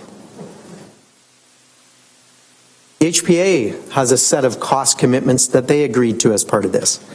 The HPA has agreed to the cost of the maintenance of the marine assets in the main basin. So once we actually build the major infrastructure for it, the HPA would be financially and operationally responsible to maintain all of these expenses. And historically, some of you know that historically there has been some friction between the Port Authority and the city because this actually mirrors the same agreement from 2000 where the city was responsible for all capital costs and the Port Authority was responsible for maintenance costs. That was never really defined specifically in the agreement. And therefore, there have been debates over time as to what constitutes capital versus what constitutes maintenance. We address this issue by actually making it a dollar figure. It's pretty simple in this particular agreement that we're proposing. Any item for the marina that is up to $75,000 is the Hamilton Port Authority's responsibility. Any item that's over $75,000 is the City of Hamilton's responsibility. So it kind of makes it very clear cut. If something happens on the marina and there's a $30,000 price tag to it, it's clearly in our old vernacular, it's maintenance. They're responsible for every one of those. Any item and singular item over $75,000, it's considered as capital in our old vernacular, and therefore it'd be the city's responsibility. With that said, I do want to say that if we're actually building the brand new marina and many of the restoration and repairs that we are committing to on the previous slide, then many of these aspects will actually be covered off in much of that replacement. There also, second item is the capital cost for the expansion slips. Certainly the rec master plan contemplated that this marina over time would expand and expand significantly over time. The HPA will be responsible for 100% of all the capital costs of any expansion to the current marina. And they'll also then be responsible for all construction, capital, operation, and maintenance costs on that expanded marina. Number 3 is actually critical to the entire tie-in of the deal, and it is an issue, if you remember back to the boating clubs themselves, boat storage is the key and critical linchpin for this entire deal. Marina operations operate on two sets of revenue, and the business itself operates on 2 separate elements. One being the boat is actually in the water, tied up on the dock. The other is, if we were walking down there today, you'd see them all sitting on the land in winter boat storage. The 2 aspects of the business work hand in hand. The reality is that the city, in order to do any kind of redevelopment for the Pier 7 and 8 lands, needs to find a solution to the boat storage issue. It's an issue that has dogged us and these discussions for almost a decade now. This deal does do that. It It establishes a clear boat storage facility relocation path. And in fact, the Hamilton Port Authorities agreed under this that they would pay 100% of all costs for that relocation, including land. And once it's relocated onto onto lands that they would own, they would retain all maintenance and capital responsibility for that facility going forward. There is a profit-sharing arrangement. It was alluded to in the Memorandum of Understanding back a year ago. We actually defined it now during these negotiations. It'll be based on the annual net operating profit from the marina expansion, and we will share those profits 50-50. So there will be a revenue-sharing opportunity, profit-sharing opportunity for the city to participate in at the time of expansion. I've covered off the elements that there on the redevelopment obviously facilitates. We'll speak to the Royal Hamilton Yacht Club. Royal Hamilton Yacht Club is ingrained in this. Their future is secure as part of this, and they have been a key stakeholder and involved all the way through this negotiation. The agreement guarantees that the Royal Hamilton Yacht Club will continue to manage approximately 58 slips of the current marina. The capital for those slips is also included in the replacement cost of the current. It also allows them to be able to expand the marina by 42 slips on their own, taking their total up to about 100. They were looking for that number, and that is the number that we've guaranteed with both parties in this agreement. And on the expansion, we would anticipate that the expansion of those slips, although it would be a separate agreement with the Royal Hamilton Yacht Club, I think from a staff perspective, we believe that it would probably follow the same logic as the Port Authority, where the Royal Hamilton Yacht Club would be responsible for the capital of that expansion. Some of the key terms within the agreement itself: the term itself runs till 2039. The city will control totally the lands of 7 and 8. There is no direct compensation being paid to the Hamilton Port Authority for this, and the year 2000 lease agreement will be terminated upon execution. It's a 25-year lease. There is an option to extend for another 25 years. The other two aspects there I do think are again, they're kind of standalone items in the agreement, but I do think that they speak to how our operations people and key have really looked at the long-term aspect of this. We will have a contract administrator who works on the city's behalf to make sure that we as the owner of the marina will ensure its long-term viability.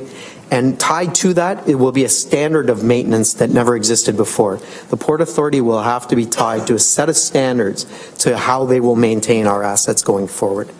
I've covered off the slip rentals and the future expansion.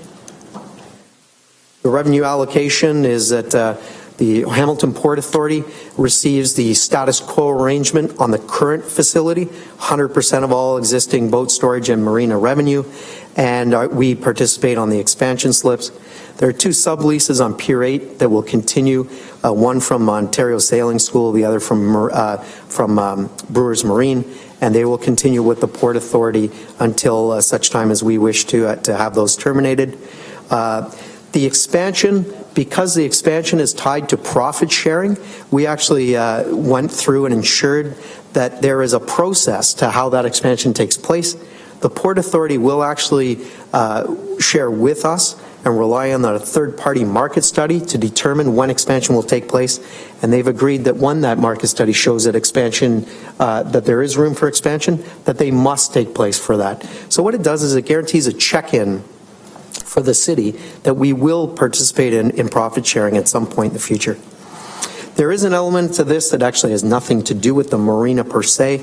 As part of the MOU back a year ago, we agreed that we would also find 5 acres of land on our city-owned Pier 22 for a 25-year lease. This is actually for economic development purposes. They're looking to utilize that land to be able to generate new business onto it, and that business is supposed to generate tax revenue for ourselves. And in here, we have not agreed on that lease per se in all the legal aspects. We've worked into this agreement that within 1 year of the agreement, we will have that lease come forward. I've mentioned on the 2 subleases, certainly there's other clauses regarding insurance indemnification. There is termination language that was never anticipated in the MOU, but our legal staff thought that it made sense to put in. And I will say that going forward, there's an entire dispute resolution mechanism that wasn't really there in the year 2000 agreement that is substantial.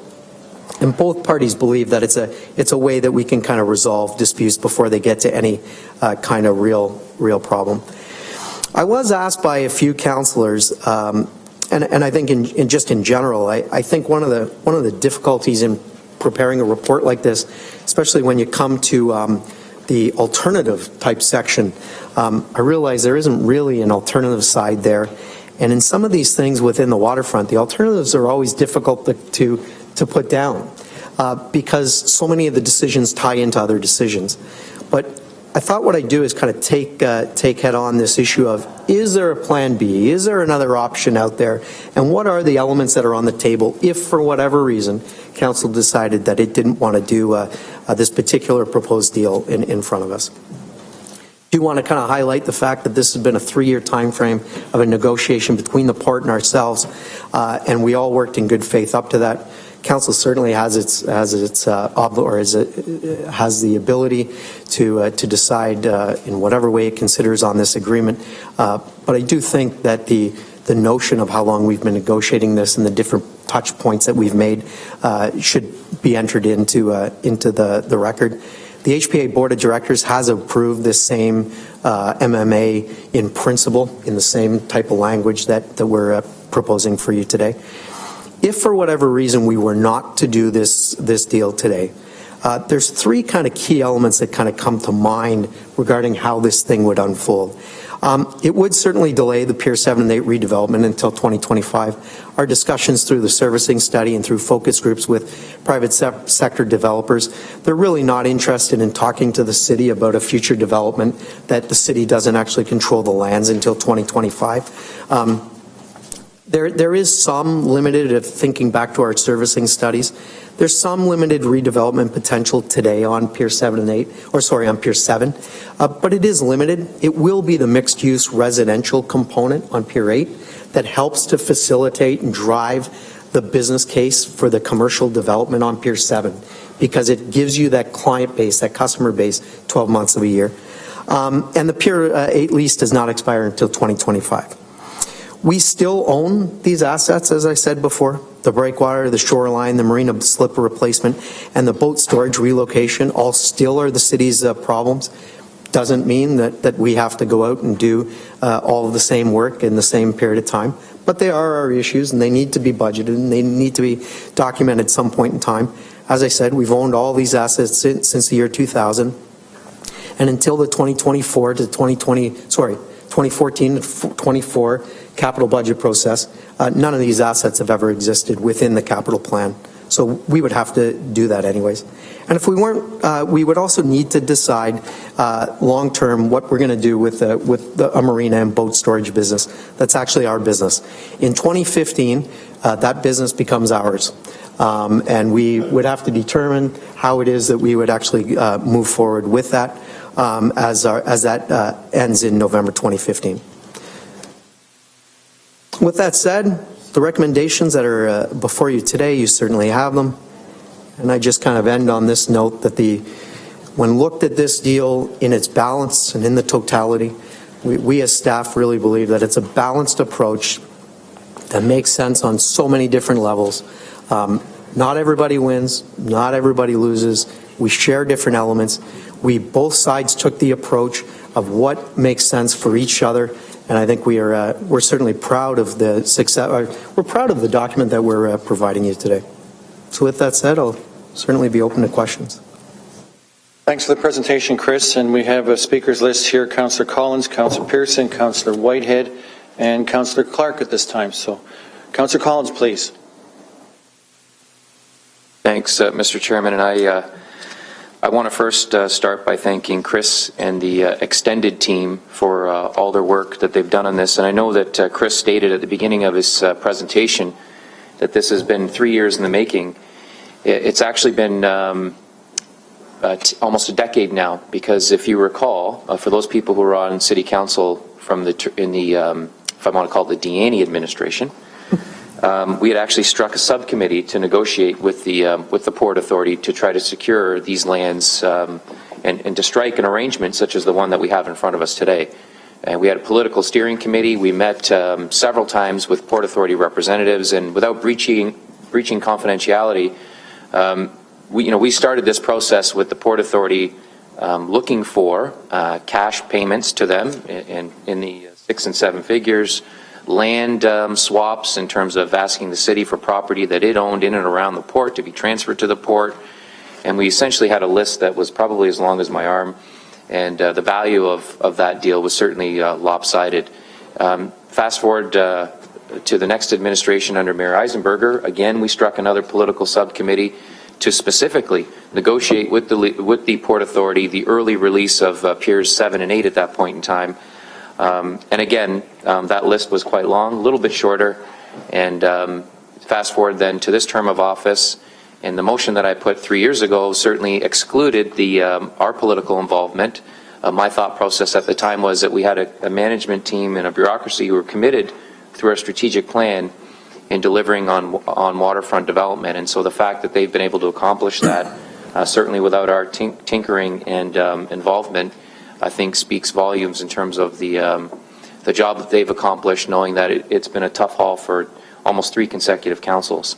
And so this has been a decade in the making, and the fact that we are where we are today, I think is a tremendous credit to senior management and the team that Chris highlighted at the beginning of his presentation. As you know, Mr. Chairman, almost since it was under Mayor Morrow's leadership, almost since the day that we signed the Memorandum of Understanding with the former Harbour Commission, it was the city's goal and objective to develop its waterfront. And our dilemma, as Chris has clearly pointed out in his presentation, was that when you look at a map back to 1990, even, I know you showed 1980, Chris, but back to the year 1999 or 2000, that Pier 8 was one giant asphalt pad. It was all industry, and slowly over the last 13 or 14 years, we've seen incremental developments. And the biggest obstacle to the city certainly was that while we owned Piers 7 and 8, we had no land to develop. And as we know from around this table, our biggest challenge through our budgets are the revenue side of the equation. We're constantly looking, certainly, to encourage new investment and new tax revenues. I think you've clearly illustrated, Chris, through Mr. Chairman, through successive presentations, that the opportunity to develop Pier 8 is not just a game changer, as we've said, for the neighborhood and for this part of the city, but for the entire municipality. And when you look at the video that you showed us earlier today, it speaks to the importance of what we have to offer, not just for local investors, but for those people who are from outside of our community, especially from the Toronto area, who are starting to look at Hamilton as a prime investment opportunity. No one would have thought 10 years ago that with the presentation we have here today, that we'd be talking about a new GO station opening on James Street North. We certainly wouldn't have anticipated the number of cranes we see downtown and the synergies that exist between the downtown and the waterfront. Having said that, I'm very supportive of what we have in front of us. Our goal to secure Pier 8 earlier than the 2025 deadline will help us get to those new tax dollars that you've referenced, the $7.5 million a year, the 1,600 or so units that we'll see on Pier 8, all of the public enhancements in terms of the trails and other amenities that will come to the municipality in this area of the city. I know that it hasn't been without its objections and its obstacles. We had an appeal. We waited years for the setting sail to be implemented. We finally won that, and now, as I understand it, we received an email most recently that we have another appeal for a minor modification that we'd made a couple of weeks ago, and that's the process, and we'll work our way through that as well. But I'm very excited about what we have here in terms of the potential and the opportunity that exists and what it can do for Hamilton's image. I can't speak highly enough of the work that staff have done You and your team, Chris, tremendous work, and I really have no questions because staff have been kind enough to share with me when we received this, answered the questions that I had. I think this is a fair deal. As you noted in your Plan B outcome, if we decide to turn this down today, there are expenses that will come with the operation of a marina. We certainly could choose to privatize that, but we know that we'll be in similar negotiations and probably looking at the same dollar figures. Without this deal, we will continue to wait for the day where we are shovel ready. We will continue to turn away investors who are looking to build new residential units, a new hotel, new restaurants on the waterfront. And so the fact that we have an opportunity today to fast forward that process, to erase the 10-year wait that essentially has been holding us back now for the last almost 15 years, it's certainly something I don't want to pass up on. And so those are my comments, Mr. Chairman. Such a breath of fresh air to have Mr. Murray leading us as well. I know Chris has carried the ball on this one, but the fact that we have a senior management team led by Mr. Murray who have incorporated this into our strategic plan, and now we're seeing that flow through our budget process and the reports coming through committee is a world of difference from where we were 10 to 15 years ago, where it seemed like any time we needed to make change on the waterfront, we needed to come forward with one-off motions through the budget process or in year to try to accomplish these things. And as I mentioned, through successive administrations, that kind of that activity didn't work, and that plan didn't work, unfortunately. But you've made it work, and I think we need to be thankful for that. Thank you, Councillor Collins. Councillor Pearson, please.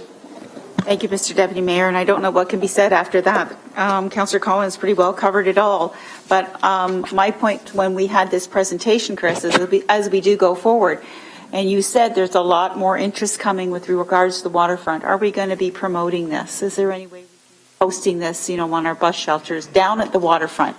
That's where the people walk. They come from Toronto to go there now.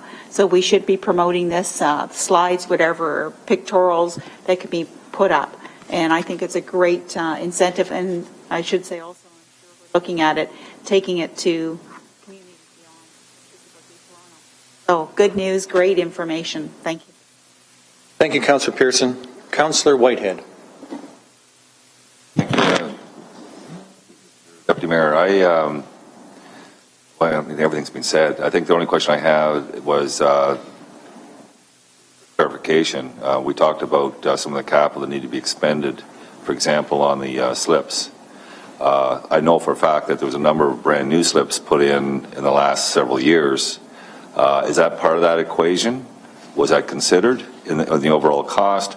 Or are we talking about the older slips? We're not talking about all the slips. Could I get some clarification? Sorry, through you, Mr. Chair.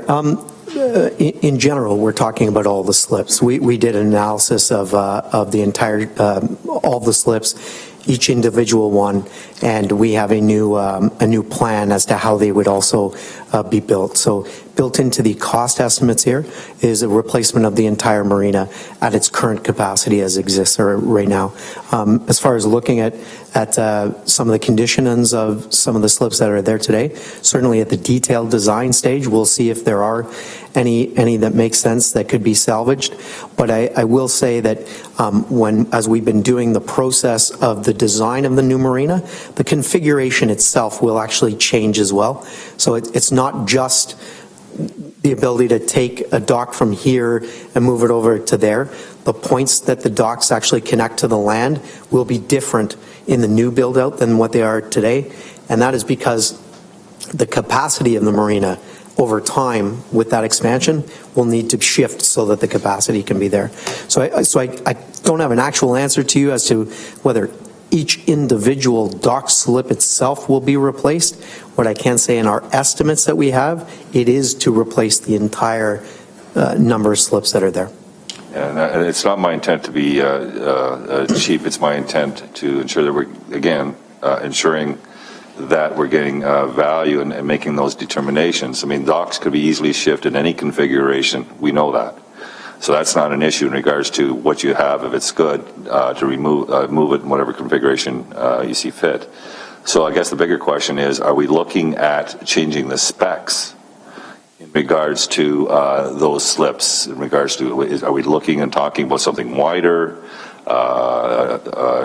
just different design? So I'm trying to understand where we are and where we're going to relative to those expenses. Through you, Deputy Mayor.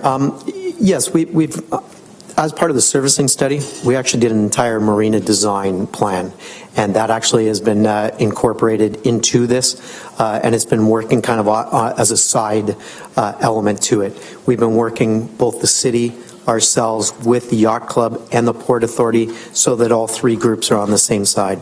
The new marina configuration will be considerably different than what the marina configuration is going forward. And all I can maybe I can use this as a real easy one. Right now, the marina has a dock point attaching to this land piece here. Under the Rec Master Plan, that is not there. This pier actually is part of the redevelopment plan. So these docks actually move this way. The marina actually shifts out more to the west. So the using some key consultants in the element of marine design, they've come up with a configuration that seems to work not only the basin itself, as well as the current capacity, the wave break protection that we have, but also for the capacity going forward. As far as the market itself, we did adjust using the consultants the notion of size of slips, what's the new specs as it relates to slips. All those kind of elements are in play in our new design, as it would be if you were going out to create a new marina.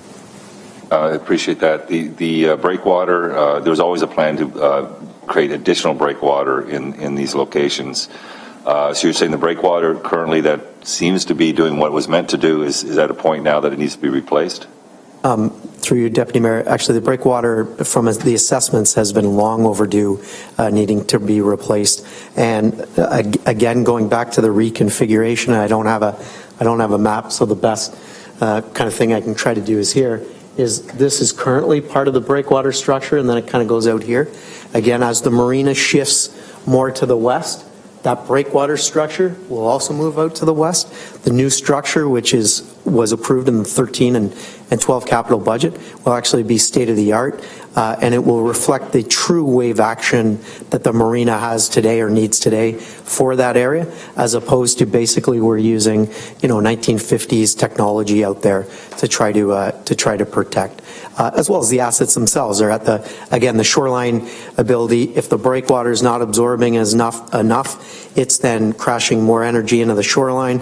Shoreline itself is already deteriorated, and it's deteriorating worse, right? So it's a bit of a cycle. All these assets, something needs to happen to these assets, all kind of at the same time, to get the maximum use out of them as they go forward. I appreciate that. And the last question I have, and I've raised this on a number of occasions, is as we embark on this journey to make this waterfront one of the nicest on Lake Ontario, and one that's vibrant, one that attracts, becomes a destiny location, and all the potential investment that we hope to see.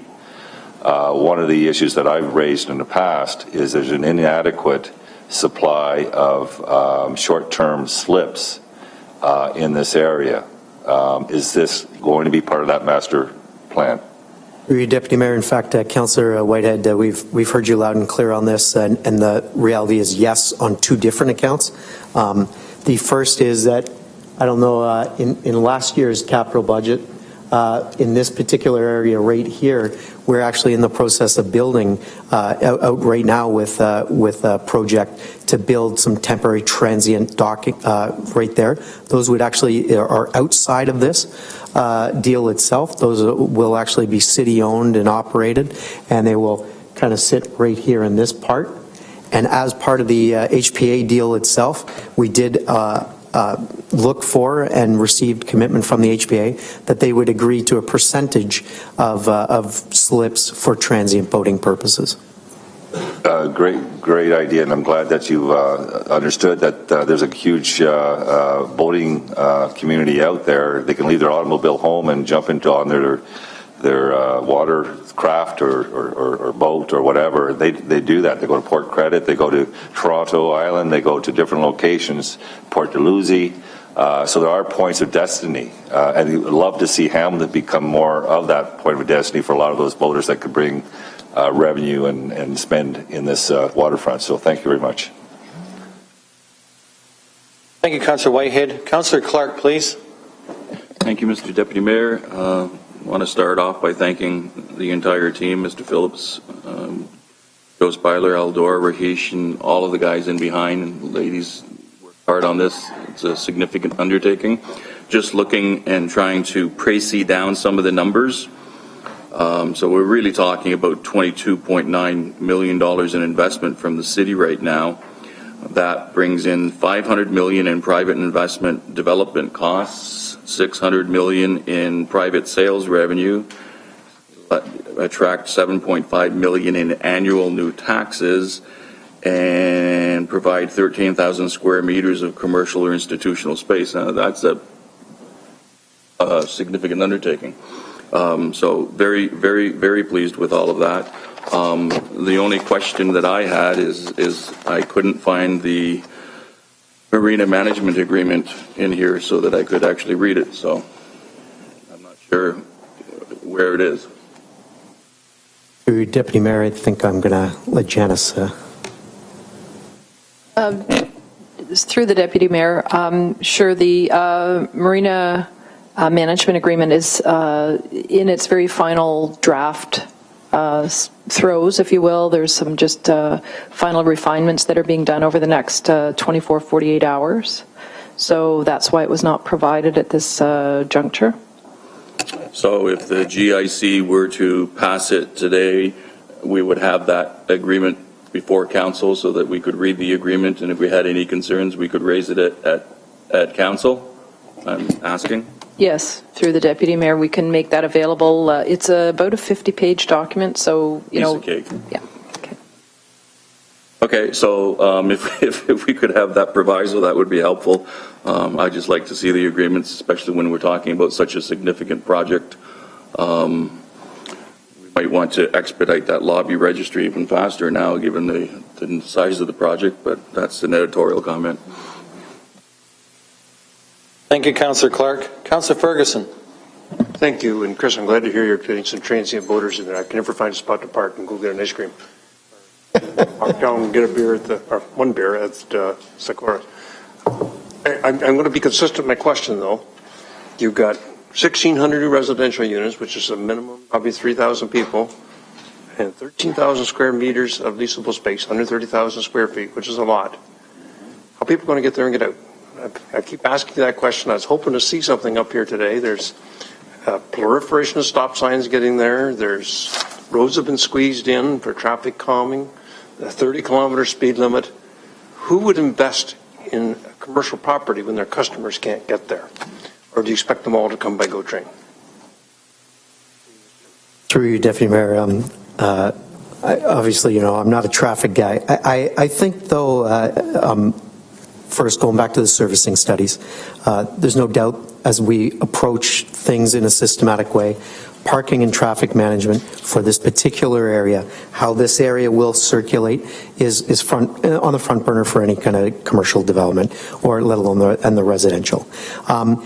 To say that we haven't, though, looked at it, the reality is that the North End traffic plan that, yes, does deal with elements of traffic calming in the neighborhoods, some other elements, certainly 30K, but if I remember correctly, that's only within the neighborhoods. The North End traffic study anticipated all of this development. Setting sail was set up back in 2005. The transportation plan came out on the heels of that and actually was using the exact same number set that we are here today. So the traffic management plan that is in place for the North End does contemplate all of this development that actually is in down there. As it relates to the circulation of the specific area, once it's developed, our parking and traffic kind of circulation plan will certainly need to be there. And I do want to kind of say, though, just on this, I'm just trying to frame it, so I kind of say this in all respect.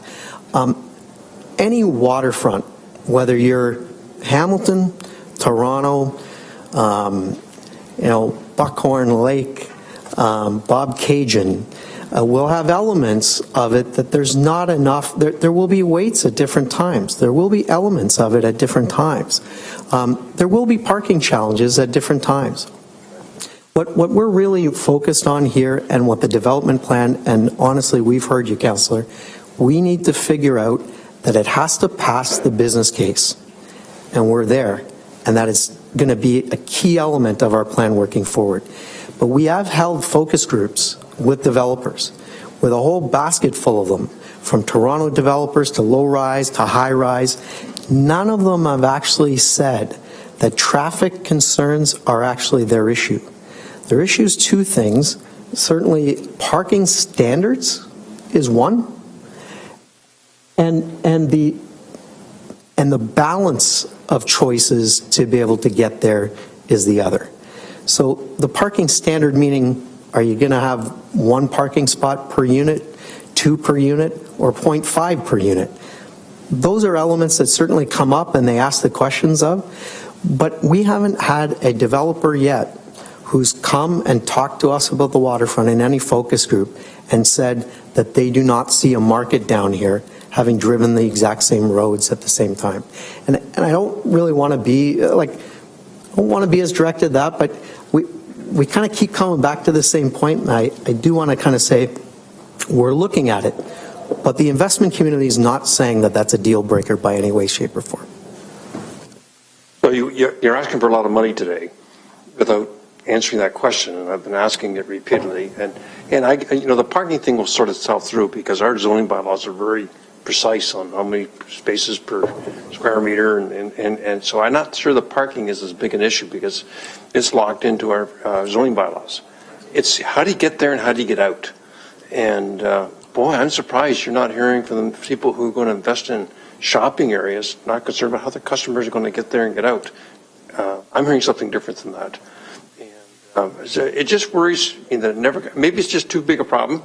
You can't figure it out, and that's why it's not showing up. But you're asking for a lot of money today without figuring that part out. And I won't stand in the way today, but I'm extra 3,000 cars a day going down there. How are you going to get that done? And I recognize 8% will probably take public transit or some will bicycle, but the statistics show that most people still like to get around by automobile, at least for now. And so I don't know how you're going to attract investors coming in to pay a lot of money to build commercial space without being able to get their tenants' customers to their stores and back out again. Thanks. Thank you, Councillor Ferguson. I'm keeping a list of my colleagues on the speaking list here. Councillor Farr, you are next, then Councillor McCaddy, then Councillor Marula. I'm actually glad I fell after the previous speaker because I thought I heard an answer to your consistent question, and it's a good one and it's a fair one. So I'm not trying to upset the apple cart here or the Mutual Admiration Society.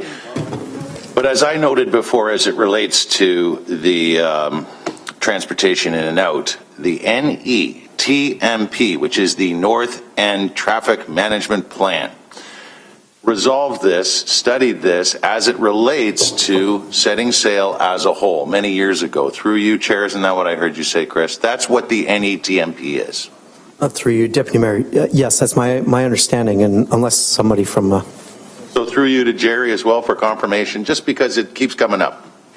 So through the Deputy Mayor, that's exactly correct. As part of the original plan, there was the recreational master plan, then the North End Traffic Management Plan, which deals with the traffic and what will the eventual build-out be down there. As well, we have the additional funding, as Chris said, we're looking at the parking and transportation. We'll always be studying it down there, and that is being done. But the key was the North End Traffic Management Plan addressed the issue for moving forward. And one of the things I think, we had the tall ships down there, and that went very smoothly. We utilized some of the plan at that time as well.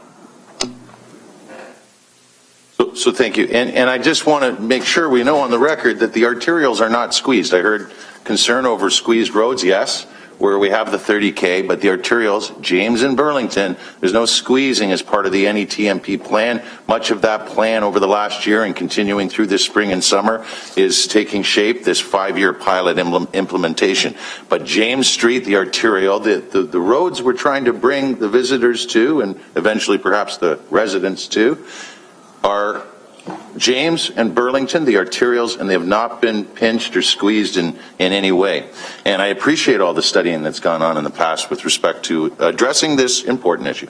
So I also appreciate all of the staff, Chris and Al, and all of the people that have been working so hard on this very important file for the past 3 years. Of course, we've already referenced that it relates to our strategic objective 1.3 to promote economic opportunities with a focus on Hamilton's downtown core, all downtown areas, and waterfronts. And there's a number of strategic actions that this council endorsed with respect to that strategic objective 1.3. Randall Reef servicing studies, OMB resolve, accelerating development or redevelopment. And man, we have put a major dent into those lists of actions, the kind of dent that Councillor Whitehead's little boat's going to get if we don't fix the wave breaker in the near future, because it's overdue. It's years in the making. Chris has mentioned it, and it's most important. There's many more years of planning, and it's an ongoing strategy, and I'm glad he made that point because it is an important point. But we really are hitting a milestone here today, as this council had set forth, I believe through motion, to resolve the pier issue as it relates to the Port Authority and the City of Hamilton, and today we approve that, and that really means tons as it relates to our strategic actions and the waterfront. And we certainly are here today by this deal that's before us, to speak specific to the deal, accelerating this plan, promoting the economic development that is of benefit to everyone in this municipality. I have spent much time reviewing and getting updated by people like Chris and others.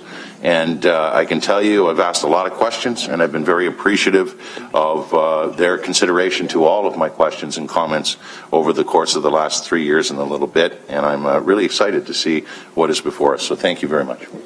Thank you, Councillor Farr. Councillor McHattie, please. Thanks, Mr. Deputy Mayor. And this is really a milestone day today, as Councillor Farr indicated. We've got information on the marina details, obviously, which is probably the most detailed aspect of the report today. But what we're really need to focus on is getting those two piers back in our ownership, and the ability to move ahead with condominium development, mixed-use development on piers 7 and 8. And it's been mentioned by the other speakers, the many different mayors and different MPs and different councils that have worked on this over the last 15 years or more. So it's really amazing to be here today when it actually lands with this particular council, and the work that Chris and Al and all the staff have done to work out the details of this today is just extraordinary. So this is a milestone day. It's a long, detailed report, as it needs to be, Chris. But that's the real highlight of this. The steps that you're outlining today bring those lands back into our full ownership, our control, and we can move ahead on the wonderful development plans that'll bring us the additional property taxes that we talked about. Really bring forth the vision that's indicated in that earlier video you showed, Chris, through ECDEV that people have. So I just wanted to thank staff for this, and just finish up with a quick question, Mr. Chair. We're, as you know, Chris, we're trying to fast track the waterfront development as best as we can. We need those revenues yesterday, and Hamiltonians need better access to the waterfront, week in and week out throughout the year. Piers 5 through 7, which we've talked about working with the Great Hamilton Waterfront Trust, Mr. Chair, on those. When are we to hear maybe a bit more on the opportunities, the mixed-use opportunities with those particular lands, which are obviously related in terms of the boat storage we talked about today, freeing up some of those lands? Just a little bit more, maybe a little teaser, Chris, on what we'd anticipate coming forward in the coming weeks and months on that. For you, Deputy Mayor. Great point. This is one of the difficulties of the waterfront file, is that it's so multifaceted and there's so many different elements. And we certainly have said that we would bring back different pieces of it to you. This is really a key kind of part of all the discussion, because the reality is the lands that we are talking about here are actually part of the Port Authority lease, and therefore this deal here actually triggers our ability to move forward on some of those. I believe the notion is that from the servicing studies, I believe that kind of came out of the presentation from January. I think our anticipation was to come back to you sometime in May with a full-out kind of implementation plan, and certainly that's still within scope. We do realize that everyone's a desire to expedite things as we go forward. Right now, it just is really a bit of a function of trying to make sure that the workload is there, that we can hit all the different milestones. So I'm not trying to dodge or evade your direct question, but my plan would be to come back sometime in May with some sort of idea as to, okay, so now that this deal is in place, what's that mean for some of these assets? And keeping in mind, and I understand the notion of the capital budget being year over year, but part of the dilemma is also funding. So many of these things, to accelerate and expedite moving them forward, will need some funding aspect as it relates to it. Mr. Chair, Chris, this is a high priority for this council. So, look forward to your report back in May and understanding the financial implications and encouraging, I guess, right now the next term of council to carry on with this program. But getting closer and closer to those new revenues coming in, and that's what we want to see. And just hats off to all the previous councillors and mayors, and of course one of them here a couple seats over from me, former Mayor Morrow, now Councillor Morrow, Sheila Kopp's work, and many others who have brought us to where we are today. Things take time, and it's frustrating at times, but this is a milestone day, Mr. Chair. Thank you, Councillor McCaddy. Councillor Marula. Thank you, Mr. Deputy Mayor. I too obviously don't want to repeat what everyone else said by thanking Chris and staff, but I think over the last decade, it's important to recognize that we have taken so many baby steps to this one giant step that's here before us today. And it can't be overstated the significance of the waterfront development. All great cities in the world have great waterfronts. And as a direct result of that, we set out a plan so many years ago that it seems like from my perspective, it was never going to come to fruition or come to an end because of all the appeal processes, all of those baby steps I had referenced. And I can recall some of the angst surrounding these development. Having said that, we also are very privileged to have the Lake Ontario waterfront. And together, I would say that collectively, the opportunities that exist on all of our waterfronts, West Harbour, East Hamilton's Lake Ontario shore, is really, the potential is second to no one. And again, and I really appreciated the marketing component, and I still believe, though, that from a meaning local in Southern Ontario, province-wide, nationally, and internationally, the lack of understanding of that potential is significant beyond comprehension. So it will be an uphill battle. I think the uphill battle through you, Mr. Deputy Mayor, in trying to emphasize what we have to offer will be trying to eliminate the ignorance and stigmatization of Hamilton of yesterday. And it's important, and we are very fortunate to have Councillor Morrow, because here with us talking about this particular significant development, because with Councillor Morrow, when he was mayor, alongside Sheila Kopp's and our federal counterpart, they played a huge role in bringing us to where we are today. So those people, it would be remiss of us not to recognize that. But I guess more importantly, when we have this being publicized tomorrow in the media, I think more importantly, what we need to try to determine, because as I said before, I grew up in West Harbour, and I know my dad worked to get out of West Harbour Now everyone's working to move into West Harbor. So we've come a long, long way. But we still have so much work to do. And through you, Mr. Deputy Mayor, when can we expect the shovel to the ground? That's going to be the question that most people in the community is, when is this actually going to happen? I know we've heard it's going to happen, but when do you foresee actual activity, cranes, development occurring? Through you, Deputy Mayor, it's a difficult question to answer, so let me try to hit it in a couple of spots. There's nothing that stops us from doing what I would call shovels in the ground today. There's certain aspects of the development and the redevelopment of this area that can take place today. And certainly if we were looking from a broader perspective, Barton Tiffany over in the other area is just in the final throes of the design guidelines, and other aspects within the marina, within the West Harbor area are also kind of there in fruition. So there are elements that we can do today to accelerate development. As far as the condo type, the real kind of large scale type development, I think if our plan is followed through, our notion would be to have a shovel in the ground for the first condo in give or take around 2017. And the servicing, the components that we as a team put forward in the capital budget process of this year get us to the point where you should be able to have ground broken on a new condo in 2017-18 for some sort of occupation.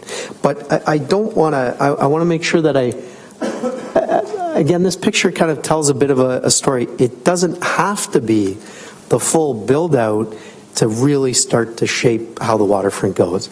And the elements that happen over here can happen fairly quickly within, say, the next year and a half, 2 years from some sort of way. So I want to kind of give you a realistic standpoint, but I also want to give you the fact that, development will change over time. And I think, we can do things today that help us accelerate. So through you, Mr. Deputy Mayor, we're looking at approximately a 5-year window then of when we're going to see actual tangible activity. Would that be a fair answer? Through you, Deputy Mayor, yes. Okay, excellent. Because I know that to me that can't come soon enough. So I do need to emphasize that. Also, I think with respect to the campaign strategy and not letting go, now that we've had some of the material deduced to its importance, what strategy do we have to expand that from a communication standpoint, nationally, internationally, and so on? Through you, Deputy Mayor, we took a first step at actually getting to this point with the materials that you have here. Our corporate team that we did assemble in order to look at a communication strategy going forward. Little bit of that strategy is actually taking place as I was up here speaking. I believe our Twitter account was tweeting out both the link to the video that you saw earlier on as well as to the presentation. Certainly some of the media elements here. Our plan of attack, especially now that this deal is culminated, it really allows us to now take the focus and say, okay, we now have a real tangible plan forward. We have land assembled, we have a staging for development, a staging for servicing. So now how do we go out and do we tackle different audiences? And I really think from a personal perspective, from a local perspective, it really is about getting the word out that this waterfront area is everybody's waterfront, and kind of moving out and kind of having that balance. From then a marketing aspect, from an investment standpoint, we're planning on working with economic development, our downtown renewal folks, as well as others, in order to kind of get out to the investment community. And finally, I think your investment that you made a couple weeks ago in the Evergreen partnership, this area, the cross-pollination of all these different elements, specifically down in the West Harbor, but not just solely in the West Harbor, as you talked about the other aspects of the waterfront, will certainly be a part of that as well as far as community engagement.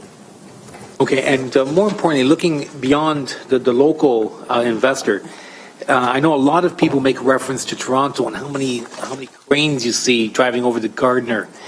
And despite what you hear from the mayor of that city, it has more to do with the international investment than it does anything else. And my understanding is that approximately 100% of that is from the Asian and European market, and it's not even local money, meaning Canadian.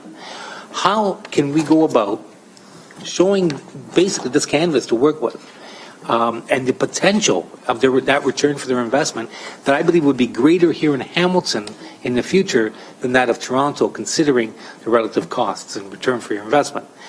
How can we tap into that money that apparently is free-flowing in Toronto? Through you, Deputy Mayor, great point, Councillor. Our economic development team is certainly looking at ways to tap into that with a foreign direct investment strategy. The waterfront in this area is certainly a focal point of that. I could certainly report back to you on the specific elements of the plan of attack as we move forward. I don't have them here today. We haven't kind of finalized those. It is something, though, that again, we do believe that a communication and marketing strategy for how we approach this is really critical to its success in trying to show the different investment opportunities. I can't say that personally. I've been on several different visits from many international groups, groups from around mainly the GTA, but who have tapped into international investment funds, whether they be pension funds or other types of investment funds. And they have all, in all the different elements that we've showed them in the city, they do see the waterfront in this area specifically as being key to a key investment area that they'd like to pursue. So through you, Mr. Deputy Mayor, would it be possible then to just give us a briefing on our attempts to aggressively pursue that foreign investment? Because from my understanding, as I mentioned earlier, and speaking with former colleagues in Toronto, because I was overwhelmed by the number of cranes and developments they've had over the last decade. But to be actually informed that it had nothing to do with Canadian investors and everything to do with foreign investors, there's got to be a portion of that pie that can be shared here in Hamilton if we tap or knock on the right door. So if you could report back to us accordingly, that would be greatly appreciated. Through you, Deputy Mayor, for sure we will certainly do that, and we'll report back with some sort of a discussion kind of paper as to how we are. And maybe just on an end note, I will say that in many of our conversations with people in the investment community, one of the things that you're certainly doing today, assuming you pass this motion here, you really are signaling the fact that you're on it, that you believe in the path that you're on, and that this truly is an investment opportunity worth pursuing.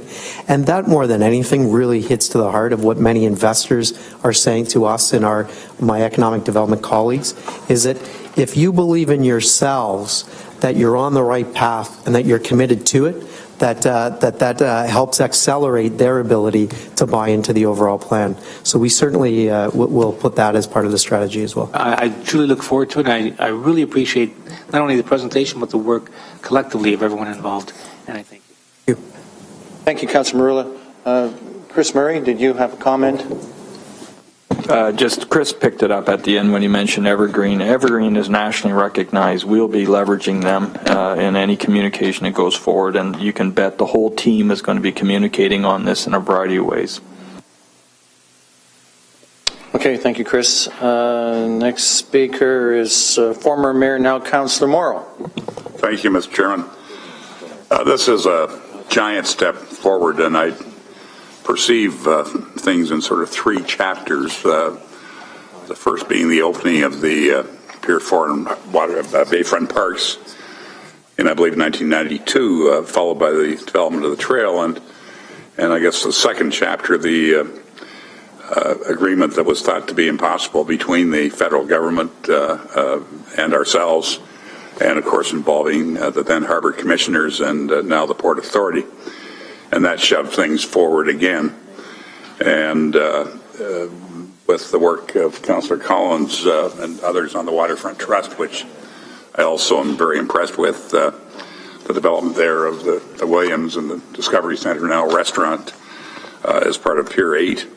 It's important to see the thing in its totality, not only the West Harbor, which we're talking about today, but linking that with the East. And the work there with finally the cleanup of Randall Reef, the beach trail, the Windermere Basin cleanup, and other marked improvements in the East Harbor. Also the reclamation, remediation of brownfields lands across the northerly part of the city, which is so important. And that again has taken a giant step forward, as we saw this week at the Planning Committee with the approval of the plans for the project involving the former Otis and Studebaker lands on Victoria North. That's very exciting. And beyond that, there's also the tie with the downtown. I think it's been correctly perceived that the downtown and the waterfront are tied. The whole community, the whole world is tied together for that matter. But there's a very particular relationship here that is very important for both. The trolley proved the interest in going back and forth, but I think the one can benefit from the other. And just as we've seen growth in the downtown, and a lot of talk from Sam about investment out from Toronto, well, that's been happening in a very significant way because for many people it's too expensive to do business in Toronto in the arts community and other sectors, as we've been very happy to see happening in our own community. And that will happen as well here with this kind of development. I think people will want to look fresh at Hamilton, or perhaps for the first time, and take advantage of the opportunities, just as has started to happen in the downtown and in other parts of our great city. So it's a very exciting time. I compliment all those who have made this possible, the excellence of the presentation, and may this simply be the beginning of great things for our community, which I think is going to see great things happen here and elsewhere across the city. And thanks again to all who are making this happen today. Thank you, Councillor Morrow. I have Councillor Jackson. So, Mr. Deputy Mayor, very briefly, Chris, thank you very much. Another excellent presentation to you and your team with Al Dorr and Joe Speiler and Rashish Mandani. And I'd like to acknowledge as well Steve Barnhart and Lawrence Stasiak, who have been part of your earlier reports as well and part of your team. Look forward to the May implementation report. That's going to be key. Members of council, I've said before the word momentum. Momentum can go in either direction, positively or negatively, and over the last 30 years we've seen such positive momentum down by our waterfront, primarily the West Harbour, and along the beach. Somebody who's been modest, hasn't been spoken of much today is Councillor Collins, and previously to Councillor Collins, Minister Shirley Collins, his mom, who kind of led the way for preservation along the beach strip for both the residential community and for projects like that would enhance that type of community, and with the West Harbour as well. And of course, Chad's followed in that fine footsteps of his mom and has put his own stamp on the waterfront initiatives as well. But Mr. Deputy Mayor, past and current councils, I'm really proud to be part of past and current councils that have said the waterfront over the last 25, 30 years have been an extremely important priority for our city. And I'll say, as I've said ad nauseum, Mr. Deputy Mayor, wherever I go, I'll talk about my ward, but across the city, almost universally, people have said to me how much they've appreciated their tax money being spent on the waterfront, cleaning up the harbor, providing recreational, social opportunities for their families to enjoy, image-changing stuff for the city of Hamilton from the old pollution Hamilton days that most people, especially visitors, had the notion of, the economic development. And you know what this is today as well, Mr. Deputy Mayor? This is respectful of another partner in our community with the Hamilton Port Authority. As we work closely with the Conservation Authority, with the Waterfront Trust, here we are again working respectfully and collaboratively with Chris's team, with the Port Authority, in doing a give and take so that we could get the Pier 7 and 8 lands back about 10, 12 years sooner to see the potential wonderful development opportunities that will be forthcoming. We don't want to do the Toronto style of huge intensification. We're doing it our way, a made in Hamilton way, and I think the incremental steps we've taken have been mostly applauded and appreciated across the board. So, Mr. Deputy Mayor, this has my full support moving forward. Thank you, Chris, for all your great work on the MMA.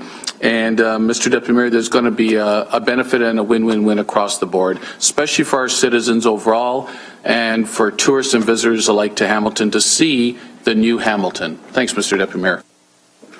Thank you, Councillor Jackson. And Mayor Bertini, could you take the chair for a moment, please? Thank you.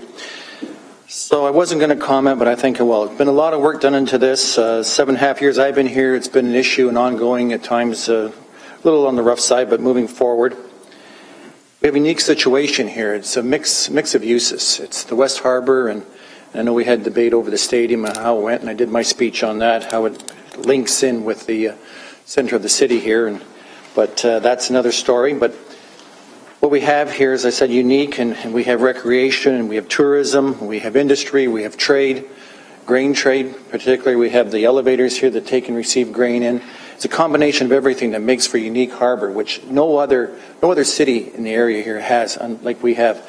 And it's just, I'm proud to be part of it. I can tell you my residents, many talk to me, they come down here, a newly found place for some of them. They come here and they can partake in the ice rink down there, they can take in the trails, the restaurants, the new restaurants there, and to do boating too. I've got some residents that brought their boats down now and boat too, but it is being well received out in the country, and I look forward to this moving forward. But, it's taken time, but it takes time to refine any plan, and I think the time has come. So thank you, Mr. Mayor. Take the chair back. And Councillor Clark. Thank you. Just one other question. I'm trying to do the math on our costs, and I get $22.9 million. So is that the total cost that the city's going to have on the project? Or are there servicing costs and other things that are not in the document? Through you, Deputy Mayor, I have actually... I've got the total cost for this. This is about $14 million. 6.6 million has been approved to date. 7.4 million is being asked for 15 and 16. The total of 14 million, comprising of the breakwater, the shoreline, and the marina, including the servicing in it. Got 13.1 million for the total shoreline improvements within the main basin. Then an additional 4.6 is being set aside for 2015 to 2018. Financial obligation for the MMA is 2.8. I ended up getting 22, but I'm wondering what other costs are that we're not aware of. So servicing, I'm assuming we're going to pick up, because we're asking the feds in the province to help. $22 million isn't a huge chunk of change to request a third. So I'm assuming there's other costs that aren't in the document. Can someone just help me here? Through you, Deputy Mayor, what if I start and then I'll ask Mike to kind of chime in. I just want to make sure that we're clear on this particular agreement itself. The total committed cost is $14 million. So the entire shoreline, which is that 13.1 that you referenced, is not committed to as part of this particular agreement. What I think the item in the report, I forget the recommendation, I think it's the last one. I don't have the agreement. I just have your paraphrasing of the agreement. That's the challenge. Yes, through you, Deputy Mayor. The shoreline itself of the entire shoreline is $13.1 million. This agreement only needs to cover 3 million of that. The ask for the federal and provincial governments really has to do with the broader waterfront plan. So the broader plan of the entire shoreline protection work for all the purposes that we want to do for other recreational type services, as well as servicing costs as it relates to Pier 8, as well as other recreational and development components within it. That's what we would go in seeking federal and provincial governments support for. And that, I believe, is captured in the capital budget. That's where Mike would be able to... Mike or Steve? For you, Mr. Deputy Mayor, I believe what Councillor Clark is alluding to is we want to capture the full costs around with respect to waterfront initiatives if we are going to submit a request to senior levels of government. As part of our 2014 capital budget process, staff identified in the capital budget documents a total of potentially $66.5 million of gross, $46.8 million of net capital investments as it relates to West Harbour waterfront strategic initiatives, and that would be the envelope of projects that staff would put forward for consideration from senior levels of government. Okay, and so to be clear, that's related to this project then also. It's all one, this starts the ball rolling, but the ball has to keep rolling, and there's going to be additional costs for us. Through you, Mr. Deputy Mayor, absolutely. This forms part of that list of initiatives or capital investments. Okay, so if you don't mind, Mr. Zagaric, if you could send me a quick email with those numbers and to all of us, sorry. And then if we can, once again, if I can get the MMA, then I'd have a better understanding, because earlier when I did my math on it, I show 22.9 million for significant revenue, but we're asking for money from the feds there had to be more. So I'd like to know all of the costs, please. Thank you. Thank you, Councillor Clark. Mayor Bettina, the floor is yours. Thank you. To Councillor Clark's points, this is a big, expensive project. And even though the marina alone at $6 million with how many slips? 300 slips? I mean, you do the math, it's hard to pay that money back on the boating activity. And successful marinas, such as this will be, because there will be lots of development around it. It's like our ski hill. One of the reasons we couldn't make any money on the skiing was the clubhouse was so bad. And typically skiers like to go to a place even if they don't ski very much to take in the ambiance and so on. So my point is that, and also when you look at those numbers, the 500 million, which will generate 7.5, that's pretty optimistic. You know, when we were doing the Aerotropolis argument, we kept hearing that there would be 52,000 jobs created in that area around the airport, and I don't think anybody really believes that now. Not that I'm doubting that forecast, but to Councillor Marula's point, I think this is really important that we have to attract internet. This is a big project, and we're going to have to attract all sorts of people to want to invest in that project. And just as an example, when we had the Chamber Business Awards and the nation's food store won one of the awards, those folks are from Hong Kong, Shanghai, and Beijing. And they are investors. They have a grocery store, but those people are connected to the Chinese Chamber of Commerce, which is in Markham and in Toronto, which is huge. Their gala, there's over 1,000 people, and they're dying to invest money. So we have to build on those things, and there are others. Mr. Reed from Anderson Water Systems is from Europe. And so what I'm saying is, Mr. Deputy Mayor, is that people from out of country are seeing Hamilton with a different, through different lenses than we've seen before. And we know that we're a good place to invest in, but we have to drive these investments. We need that money. We need that development on those piers. Otherwise, we're going to be out of pocket big time. And then, of course, we may hear an announcement about LRT funding sometime later this month. And I have a feeling that will involve local participation.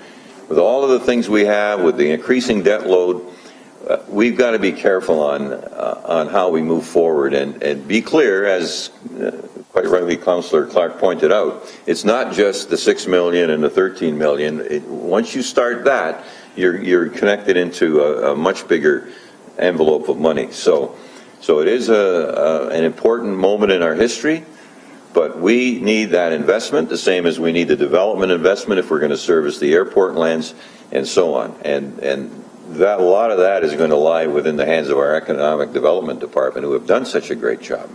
But once again, I step forward with a little trepidation because we've done a great job in keeping our taxes low for our taxpayers, and there's going to be a lot of money spent in the next 5 to 10 years on projects like this. Those are my comments.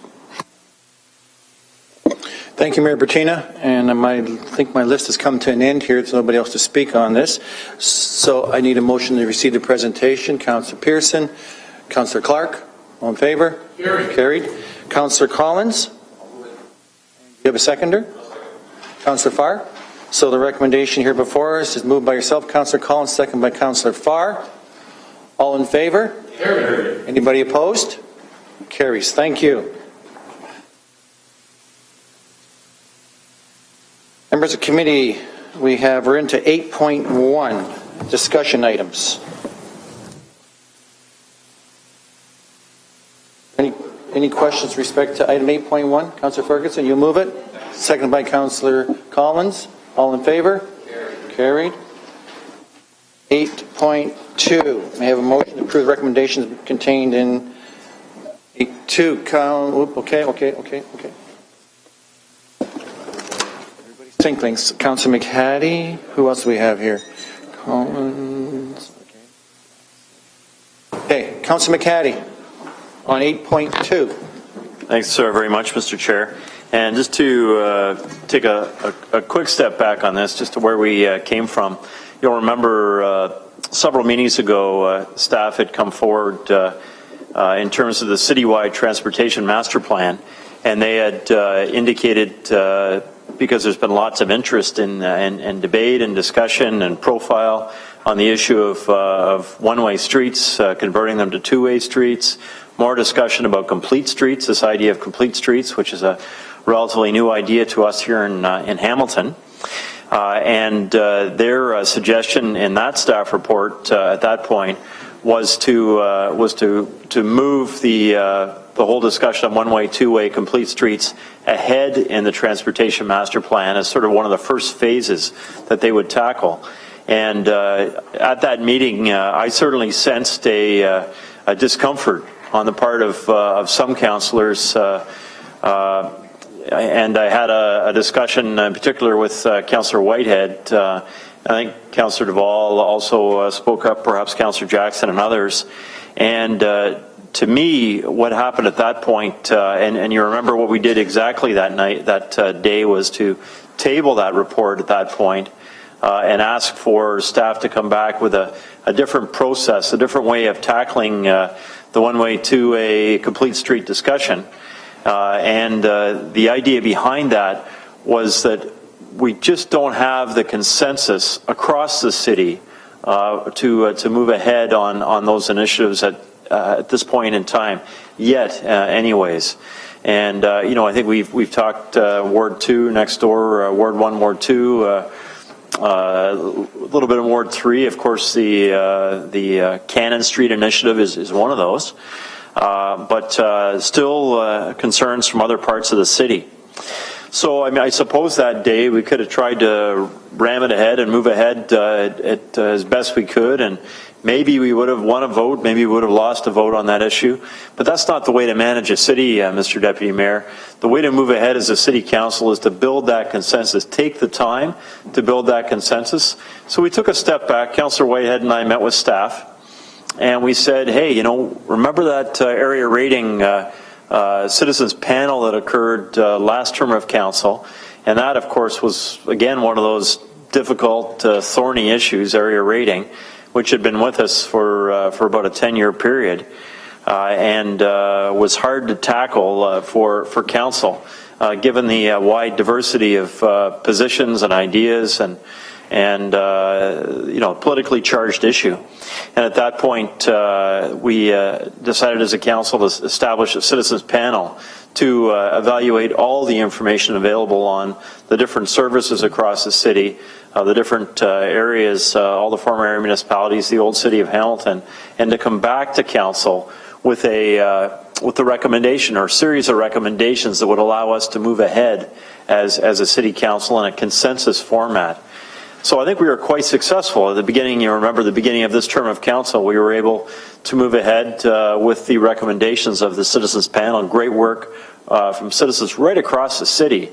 And a couple of councillors, of course, in particular, if you remember at that point, Councillor Collins and Councillor Powers took the initiative saying, here's the recommendations. How do we put those in a format that council can move ahead on the area rating issue, looking at this urban-rural split, which is, of course, where we went as a council.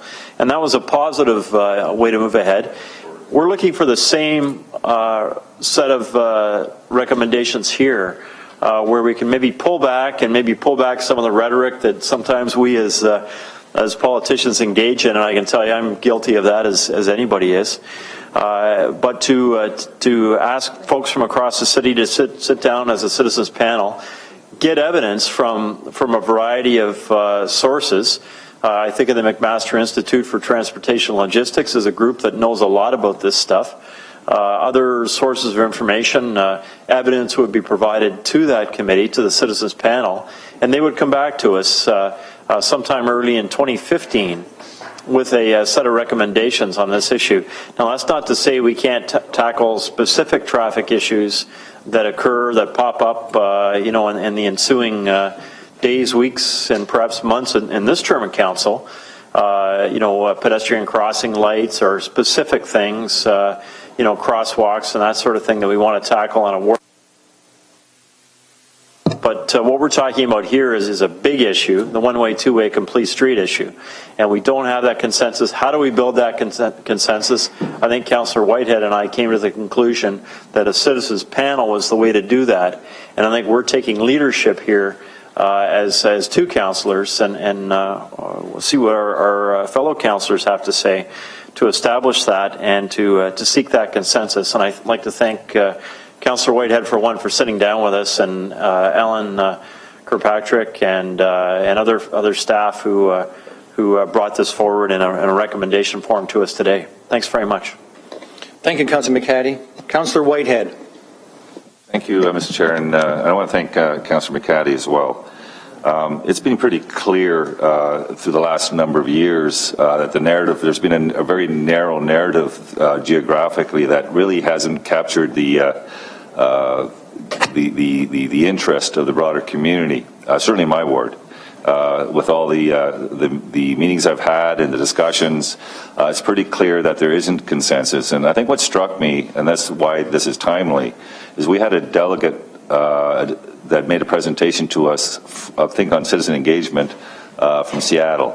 And he talked about when you're moving forward on issues that may be polarizing or things like the two-way conversions and so forth, you really need to work on getting a broader consensus, the people that and ensure that they understand both the pros and cons when it comes to these new initiatives. These initiatives, no question, have merit. Clearly, the issue and concerns that are being heard from my community is that you have a life cycle of a road at 25 years. With the current funding envelope, you're not getting to those roads to up to 80 years. The roads are in really bad shape.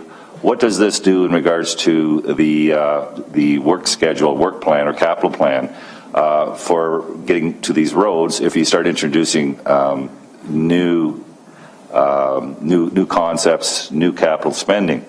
So those are legitimate concerns. I think what we haven't done a good job on is when we talk about complete streets, I think everyone, philosophically, are very supportive.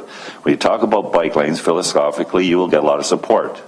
But when the rubber hits the road, so to speak, it comes down to what's it going to cost and at what expense is it going to be relative to other capital projects within our community. We have neighborhoods, for example, in Ward 8 that have churches, schools, no sidewalks.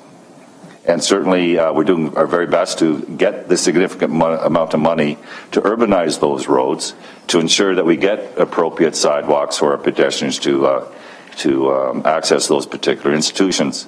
So when it comes to the spending, the other question comes clear is how do you prioritize how that spending, how do you spend that money on a go-forward basis if this plan is accepted? And that's a good question, and it's one that needs to be asked and answered. But what the citizen panel will do, in my humble opinion, is really bring the temperature down, take it away from this sort of parochial kind of position, and really engage the broader community in the pros and the cons, and listen to any other concerns and issues relative to our transportation network, and then feed that information back into our master transportation study that we're doing over the next year. And that report will come back to this council, and this council will be in a position to make an informed decision, knowing full well that we know all the implications, and we know that we involved the greater community through the citizen panel in this discussion. And I think that's a prudent approach. It's about consensus building. It's about building those bridges so there's not division or polarization in this community. So I wholeheartedly support what's before us. And I want to thank all the staff and Councillor McCaddy. It just shows you how we keep an open mind. We can build a plan that hopefully everyone else can support. So thank you very much. Thank you, Councillor Whitehead. Speakers list is Councillor Collins, Councillor Jackson, Councillor Clark. Councillor Collins. Councillor Jackson. Councillor Jackson, please. Thanks, Mr. Deputy Mayor. And I appreciate what Councillor McCaddy and Whitehead have done. However, Mr. Deputy Mayor, I'm just going to oppose this, and I'm not against citizen engagement. I said 6 hours ago in another matter,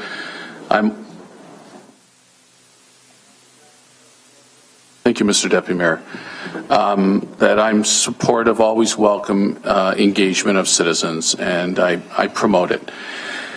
I guess, and I may be a little presumptuous, but this two-way complete street conversion, which is the subject report title, I kind of sense where this is going to end up. Maybe I shouldn't be presumptuous, because we know that mostly, if not all, of the strong advocates for the complete streets are mostly in the lower city, if not completely.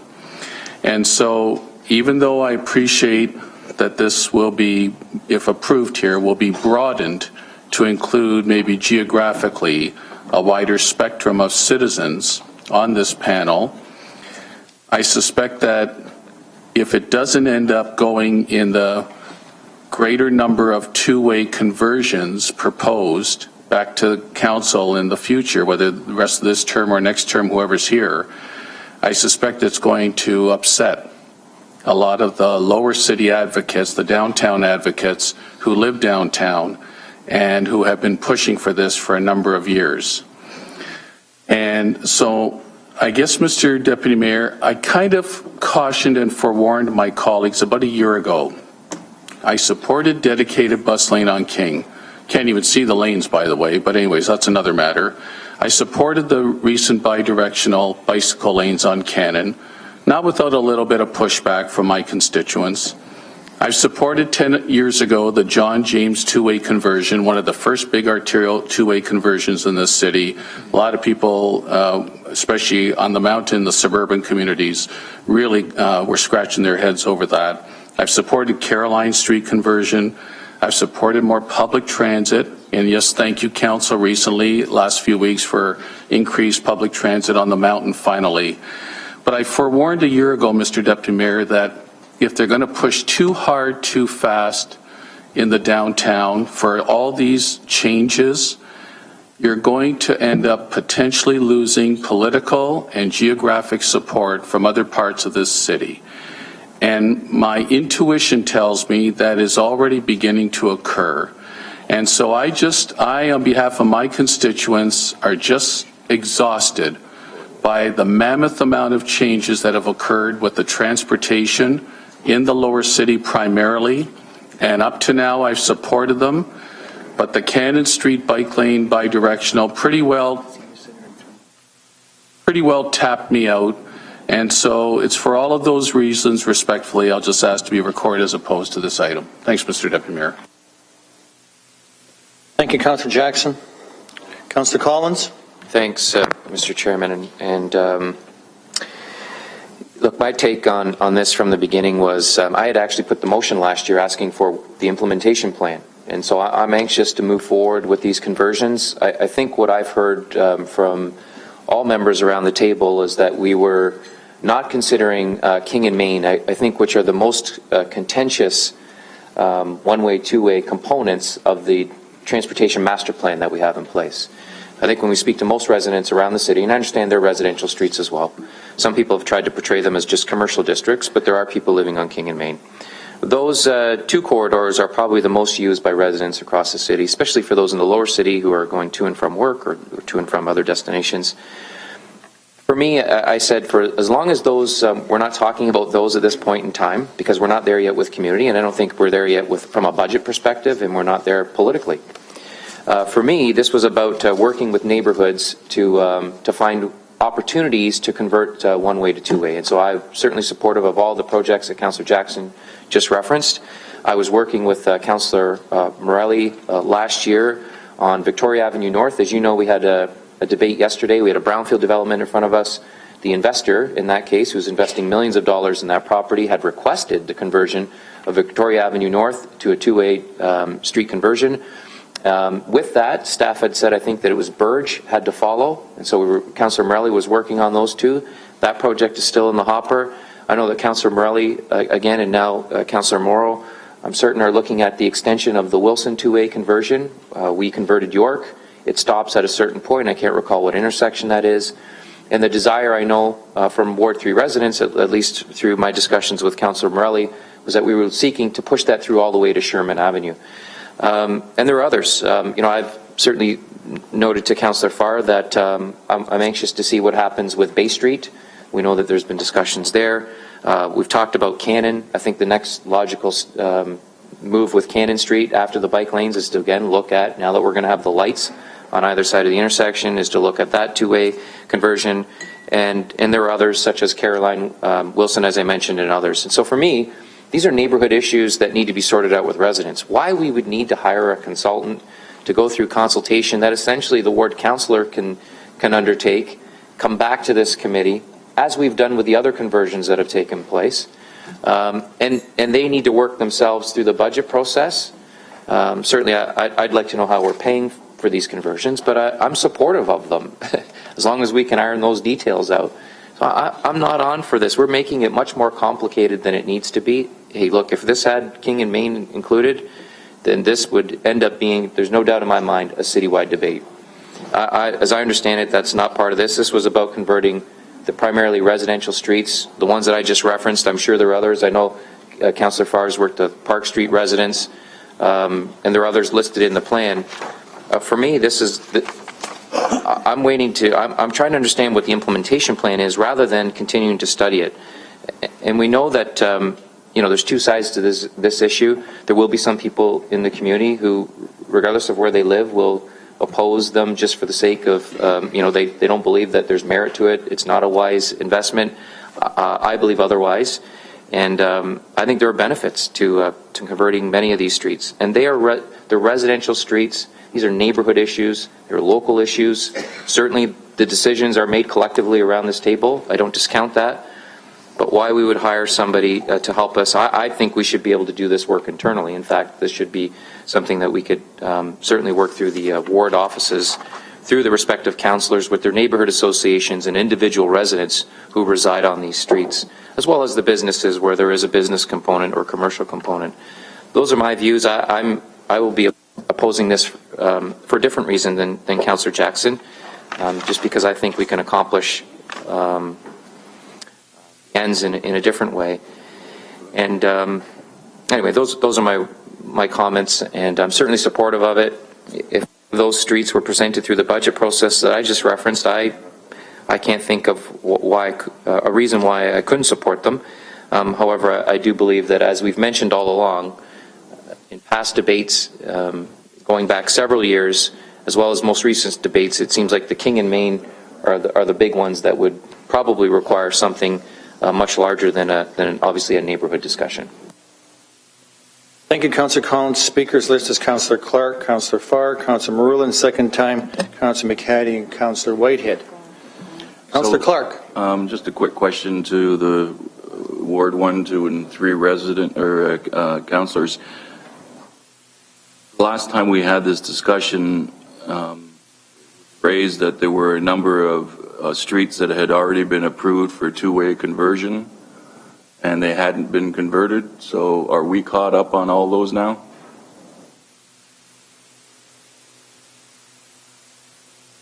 It doesn't matter, any one of them. No, and I made a late hour request today to actually identify those streets. I don't have it before me, but no.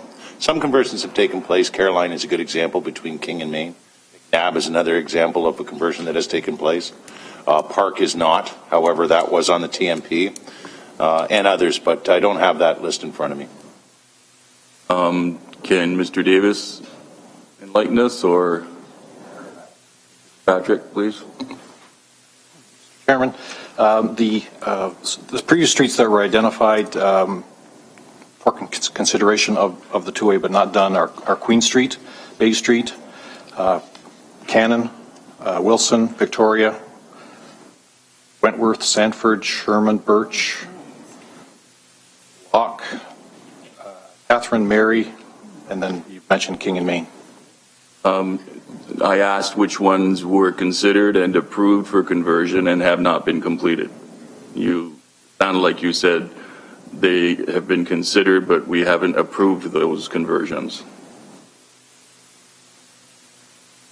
Mr. Chairman, I'm sorry, I don't have that particular list in front of me. I can provide that to committee if they wish to have that before council. If we could get that information, because that was I remember very clearly listening to Councillor Morelli say, you know, we still have these streets that we've already said do it, and they're not done yet. So I'd like to know what those lists are. With the respect to this particular recommendation, do the citizens have the authority to make the decision and we're bound by it? Not at all, Mr. Chairman. If we followed the same process we followed with the Area Rating Citizens Group, they're charged with providing recommendations to council as an advisory body, in essence. Okay, and so I guess the challenge that I have is, and I wasn't a big fan of the way it worked out with the area rating.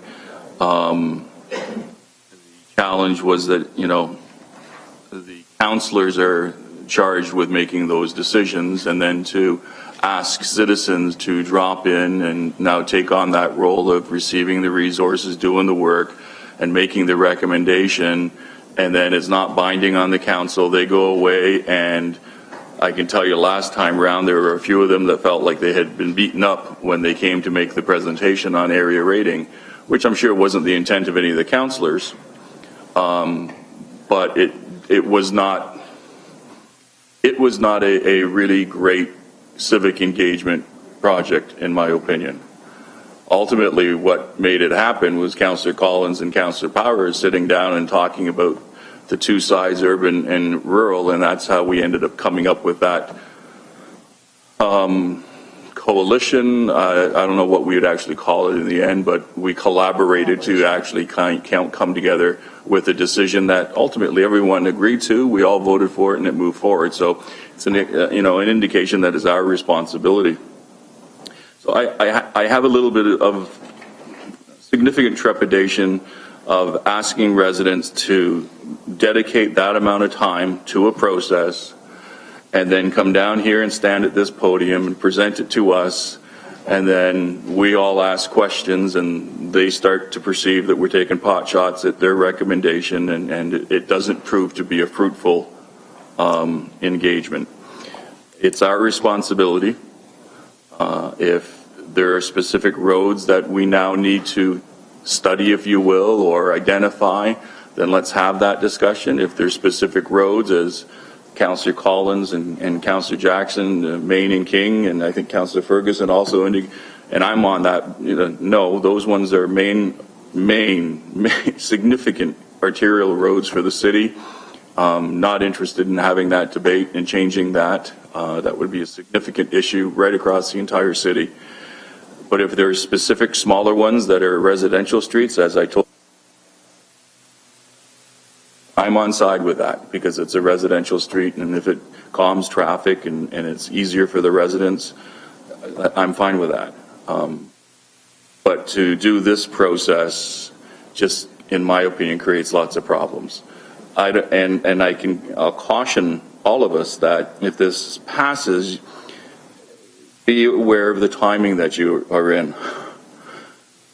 Shortly, you'll be in an election. So what people will be saying is they didn't want to make a decision to the election, so they forestalled it until after the election.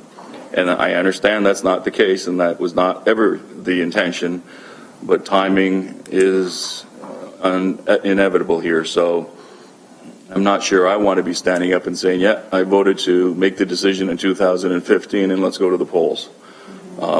That's not what the intent is. So ultimately we have to make the decision. It doesn't matter who's advising us, and we can move forward from there. So I can't support it either. Thank you, Councillor Clark. First time speaker still, Councillor Farr, Councillor Marula, and then Mayor Bertina. Councillor Farr. Yeah, thank you, Mr. Chairman, and thank you to the previous speakers. It's a good debate. It's a good conversation. If we want to head in the direction of getting back to those previously identified roads, or at least a portion of them, some of them, I am more than willing. Of course, what's before us here today was the evolution of that discussion, as has been identified.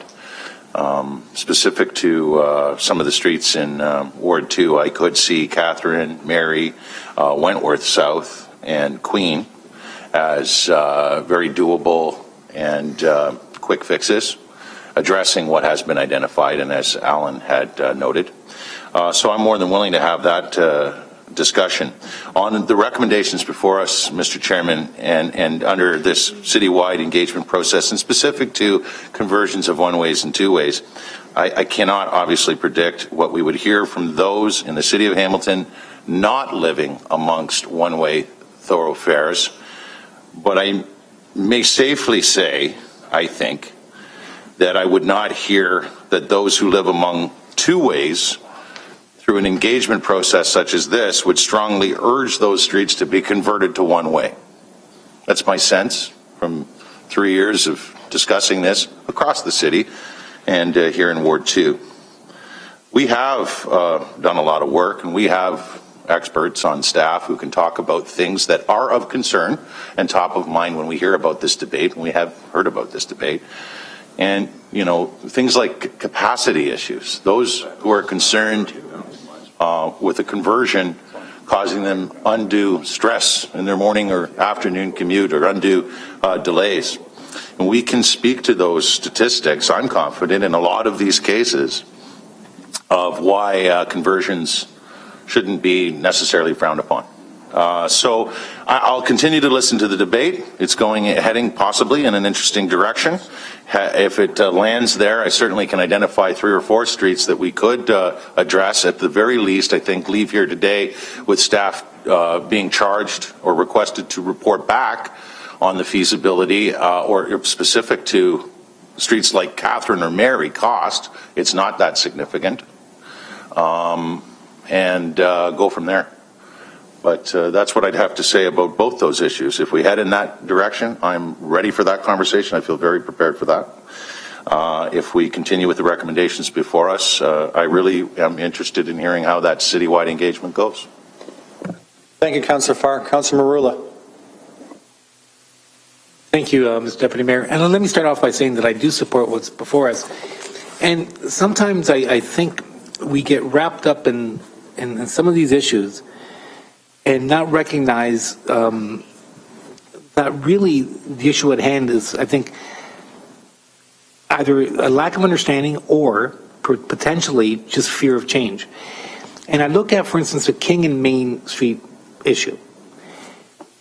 When you travel on King or Main, it's one way, going both east and west, from the Delta to right to the West End. But Ward 4 presently has two-way. So you get to the Delta, and then it's two-way on King and Main. The sky's not falling, folks. You know, it's working well. Actually, that part of King and Main, their assessment base is far greater than that of the area that's one way. So sometimes I think this it's much ado about nothing at the bottom line is. And it irks me because we should be elected to actually be advocating for change, and particularly in areas that need the change the most. So there's no better example of that than the stretch of one way on King and Main, of the need for change. So I needed to get that off my chest. Secondly, what's before us is something that makes, from my perspective, perfect sense. It's a compromise. I don't think the expenditure is extravagant. I think it's measured. And I think it meets the objective of what we as a council should be doing, and that is to try to not be the second most dangerous city for pedestrians in Ontario. I think that's a pretty good goal, considering our vision is to be the best place in Canada to raise a child, promote innovation, engage citizens, and provide diverse economic opportunities. I don't know how we can do that and then simultaneously endorse the status quo, which lists us as the second worst city and most dangerous city as a result of pedestrian fatalities. It just baffles the mind. It's like we are sucking and blowing or speaking out both sides of our mouth. So it really is important to, when we identify a problem, to put a plan together to solve the problem. Far too often, we identify a problem, have a plan, and then nobody has the balls to actually move forward on it. So at the end of the day, we're talking about complete streets and tied into safe streets. We're the second worst city for pedestrian fatalities, and we literally get bogged down on these issues which don't meet our objective of being the best place in Canada to raise a child. And it disturbs me. Having said that, I proudly support this, and I want to even take it a step further and look at King and Main, because frankly, the sky's not falling, folks. It's working perfectly well in Ward 4, and it can work well in Ward 3. Thank you. Thank you, Councilor Marula. Mayor Bertina, please. Thank you. I support Councillor Collins' position, which is that the real experts are the neighbors. And what we have in the analysis and rationale is the statement that one of the issues not reviewed in detail in the previous traffic management plan was a consideration of converting the one-way road network to two-way traffic. Well, I remember the one-way conversion, and I thought it was stupid at the time, and history has proved me out that it wasn't the greatest thing to do. But neither is just converting all the streets back to two-way, because traffic is a science, and we have highly paid people who know the science, and they don't really need to hear, and I can't stand it when I can't do this or that. Like there are reasons for the way traffic moves, and for instance, Main Street will probably for a long time be one way that way, and Cannon Street will probably for a long time be one way that way. I think King Street could easily be a two-way street, and I would love to have come into the downtown from the west on King Street, because you would come right into the middle of the city rather than skirting it. But having said that, I mean, we've heard about Victoria, quite right, Wellington too, north of King Street. You could easily convert those streets, in my opinion, and make the neighborhoods more accessible. But why you would just build a program based on the notion that, well, let's change the one-way to the two-way? No. Let's fix the one-way.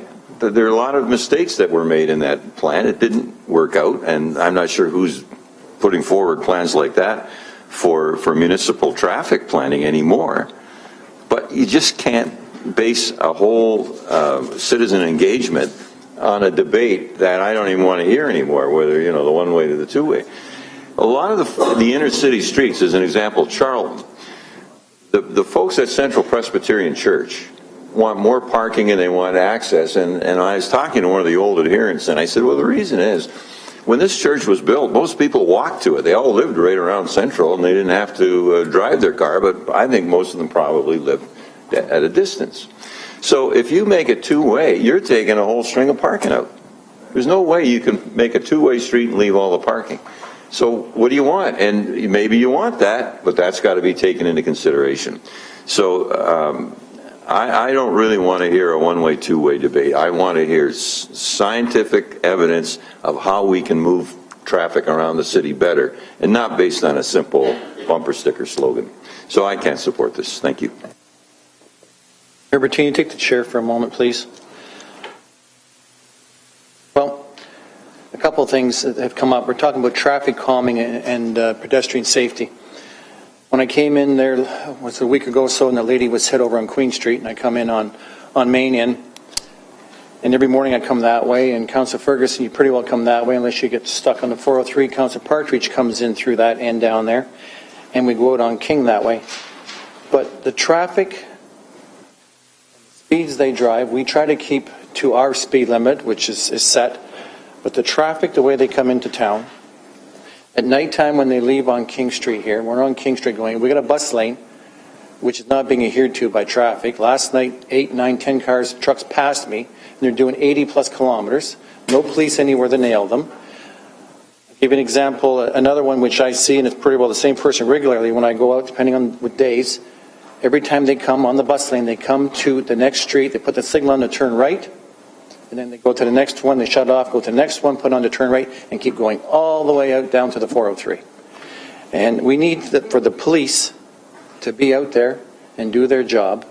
And that'll be one of the reasons that's a traffic calming with the police. I came up Queen Street the other day and I could not believe the traffic, the way they drove up Queen Street and in and out and speeding down there.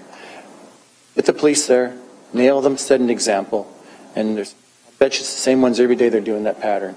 So we need the police out there and start nailing them, find them again, and it'll help the situation.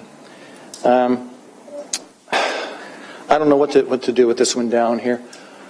I've seen some reports on one-way, two-way streets, and in some cases, there's more accidents with two-way streets. If you look into the reports you see in the States, based on the fact on the one-way street, you're only watching traffic coming one way and you're crossing. So that's something to consider, but I'll leave the rest of my colleagues for comments, and I'll see how this goes. So I have the chair back. Thank you, Mayor Bertina. So I'm just checking down here, Councillor Pearson. That'd be your first time, I believe? Yes, Councillor Pearson. Yes, Mr. Deputy Mayor, thank you. And, I'm listening to all the comments, and I, too, have some concerns. I would like to see the list that we already have. And I think, if we want to be proactive, let's work off of that list and continue to move forward. And then as progression goes, we all want to get to a point, and I think we will get there. But we already have some processes in place that we're supposed to be going forward. Let's get that and see how we address that now. I, too, have concerns that we've got Cannon Street bike lane that I supported. No question about that. And I support the Victoria Avenue that we discussed yesterday at Planning Committee. But, to say that, yes, we have accidents in Hamilton. And I'm going to tell you, in my ward and in Stony Creek, we don't have one-way streets. They're all two-way streets, and that's fine. But we do have accidents, and we have serious accidents. I've had 4, 5, 6, 7 deaths in my ward, and they're all two-way streets. So, if you want to say there's accidents, we can't relate them to one-way, we can't relate them to two-way. Driver error, whatever it is, speed. But at this point, I would really like to have the list that's in place of what we had projected to go forward. And I think these were recommendations that came out of Board 1, 2, and potentially 3. And then we can progressively go from there. And I think that would be the most responsible for the residents of our whole city. Thank you. Thank you, Councillor Pearson. I've exhausted my list of first-time speakers. I have Councillor McHattie, and Councillor Whitehead, and then Councillor Farr, and then Councillor Morrow. Councillor McHattie. Thanks, Mr. Deputy Mayor. So when following the discussion that we had at the previous meeting that I referenced, where this began, there was a staff report on the table that day, and I think it's described on page 2 of the report. That was December 4th, 2013, which indicated within the citywide transportation master plan, the first phase, they would be recommending looking at specific one-way to two-way streets and complete streets and specific examples to move ahead on in the short term. Coming out of that meeting, I felt that there was perhaps a need to build some more consensus across the city, but I've been listening around the table just now, and I'm not sure what to think at this point. I may have actually misread council back in December, and there may be more of an interest to move ahead on a case by case, a street by street basis than I thought was the case back in December. So I'm a little bit surprised at that. I think my beliefs, my track record on support for complete streets is pretty clear. So I'm certainly intrigued by some of the comments that I've heard, Councillor Collins, Mr. Mayor, on specific streets. I think you mentioned Wellington and perhaps some others, Victoria as an example. Councillor Farr mentioned Queen Street as an example. Understanding that King and Main are the two behemoths that may still fall into a category 2. We'll have to see how it goes. So I just wanted to say I'm interested by the conversation, and we'll see where it goes in the next couple of minutes. Thanks. Thank you, Councillor McHattie. Councillor Whitehead. Thank you, Mr. Chair. Can I ask Mr. Kirkpatrick? We have a master transportation plan underway, and what is the estimate time for its conclusion? Chair, the report does indicate going forward with an RFP to hire the consultant, and then the schedule is included in the report. We would be coming back in probably late spring or early summer of next year. Now, I know I've had a number of meetings with Alan and traffic. Is it, from a comprehensive point of view, and I think the mayor had indicated that traffic is a science, and when you start tinkering with one road, there's implications beyond that.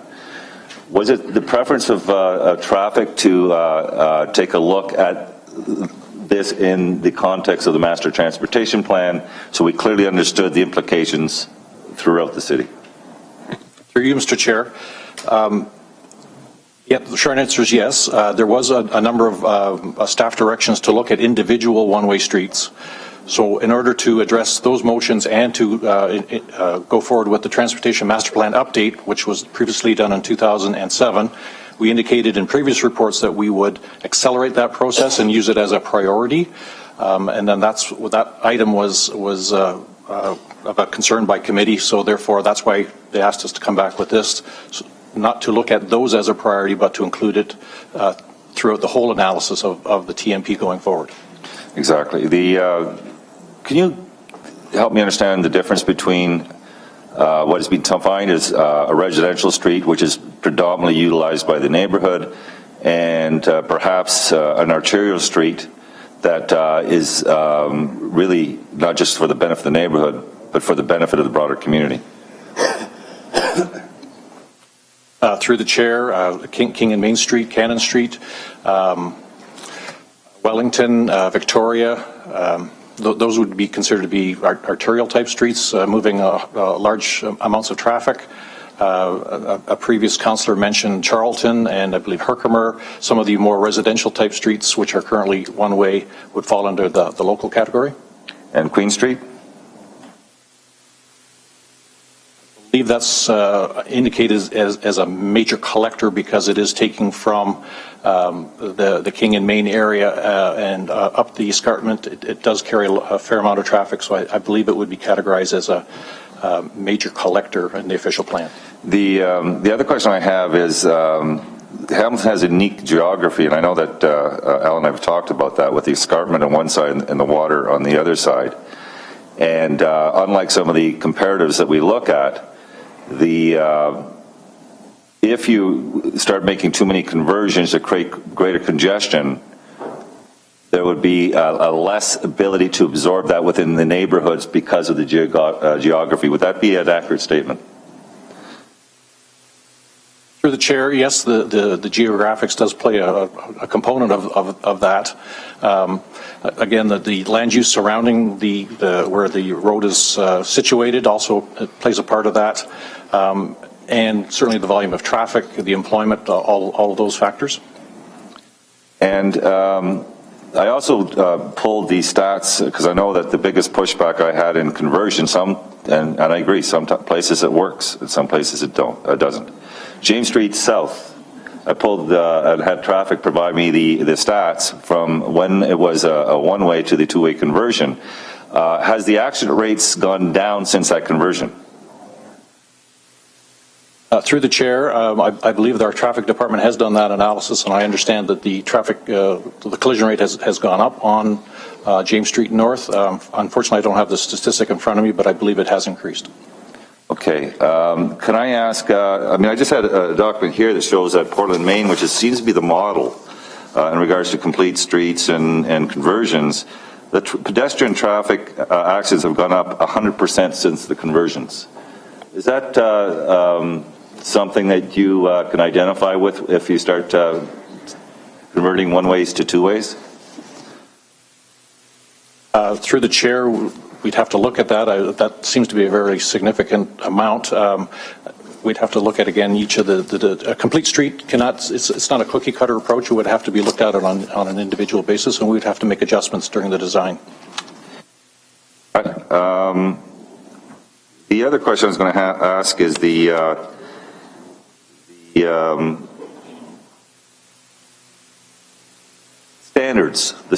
engineering standards, because I think I heard that because of the rate of accidents we have in our community, So can you help me understand when and the standards utilized by our traffic engineering, are those the same standards applied right across the province? Through the chair, generally speaking, yes, the design guidelines that are used by municipalities are basically the same.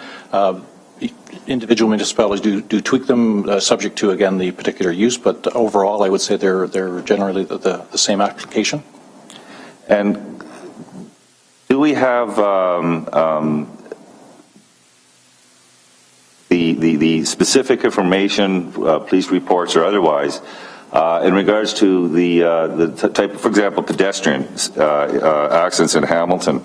Is that because they're wearing their plugs, or is it because of speed, or is it because of inattention? Is it because of, or would you suggest it's because of the design that the engineers put out there? Through the chair, the information that we get from the police department is very factual in nature.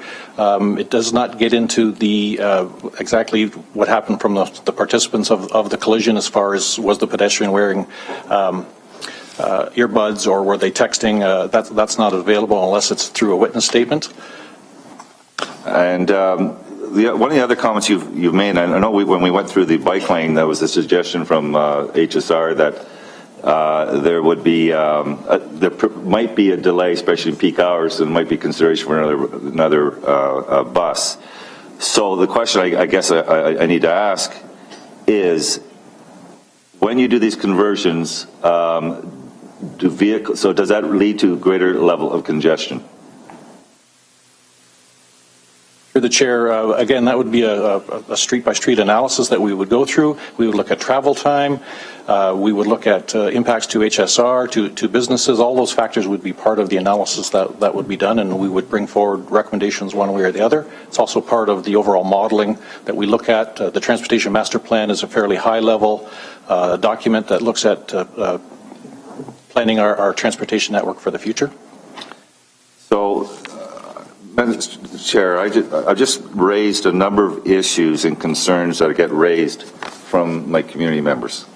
And clearly, traffic's already indicated that our standards in regards to our engineering is no different than any other community. Those are the standards that engineers follow. So to suggest that they're unsafe because of the design, because there's more accidents here than other locations, well, they're the same standards. The exact same standards.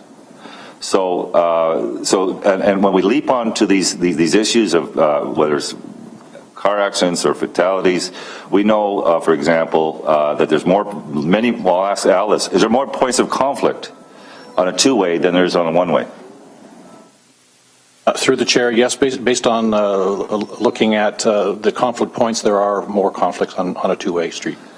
So there are legitimate concerns, Mr. Chair, and to ad hoc take streets out of a transportation network. So no one street is alone in the context of a network. To take it out of the network and start making changes in isolation has a profound impact on the broader transportation network. And that is why I thought it was prudent for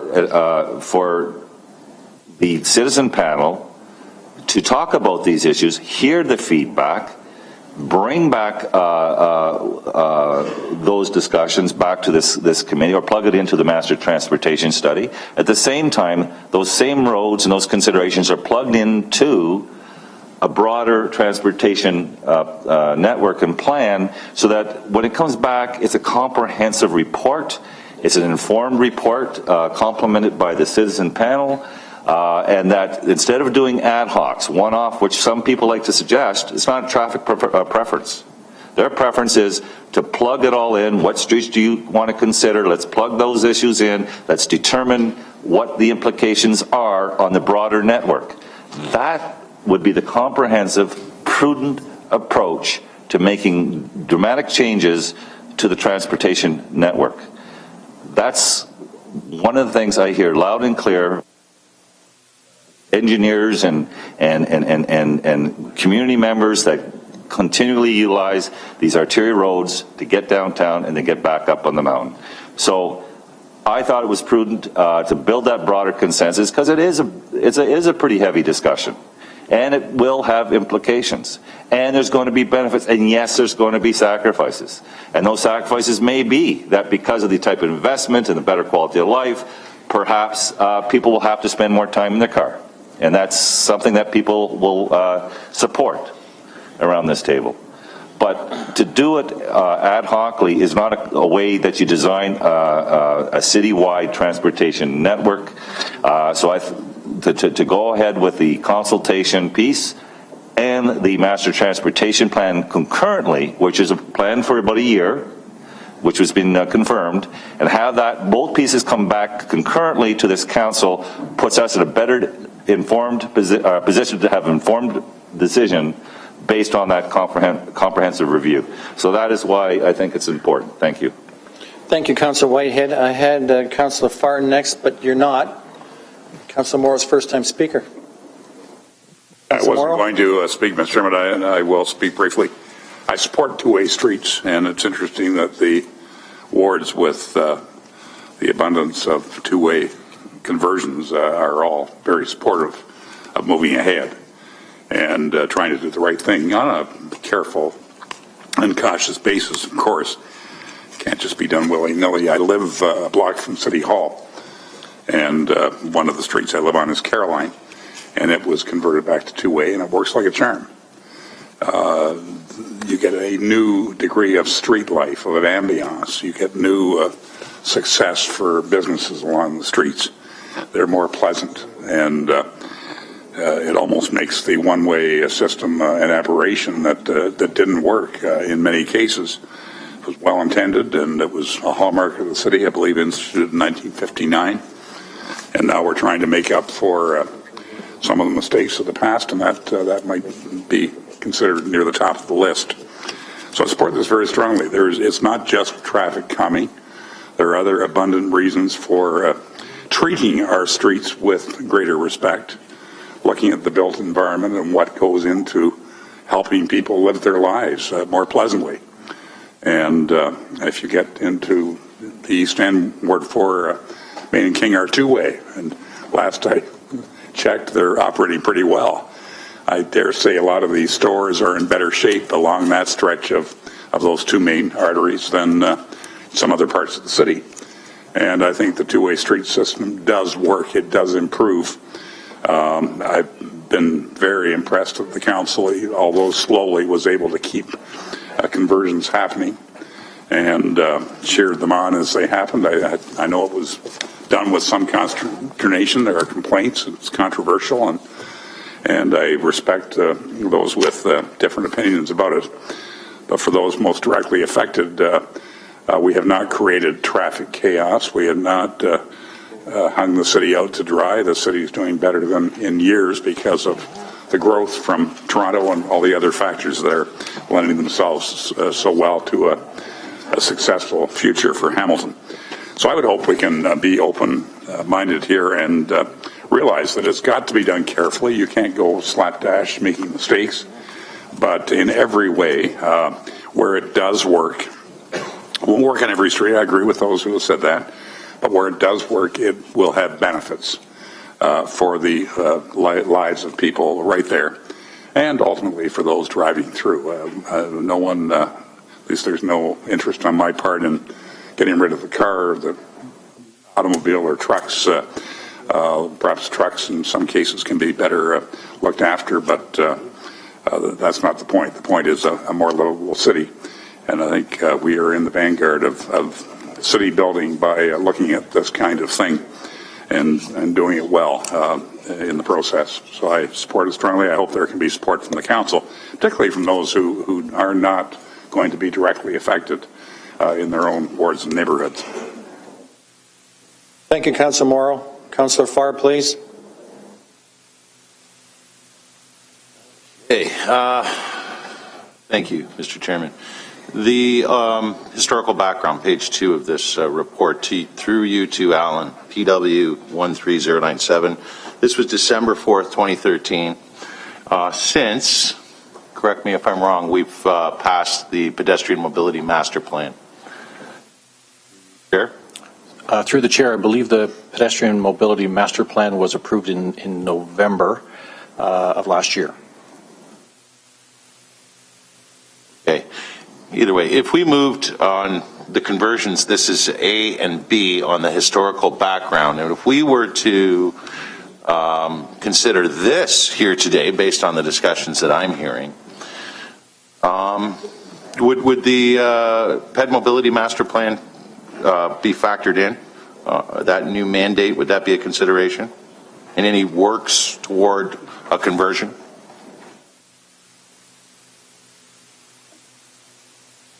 Through the chair, absolutely. The pedestrian mobility master plan is now our new standard that we put all our projects through. That would be part of the lens that we would undertake.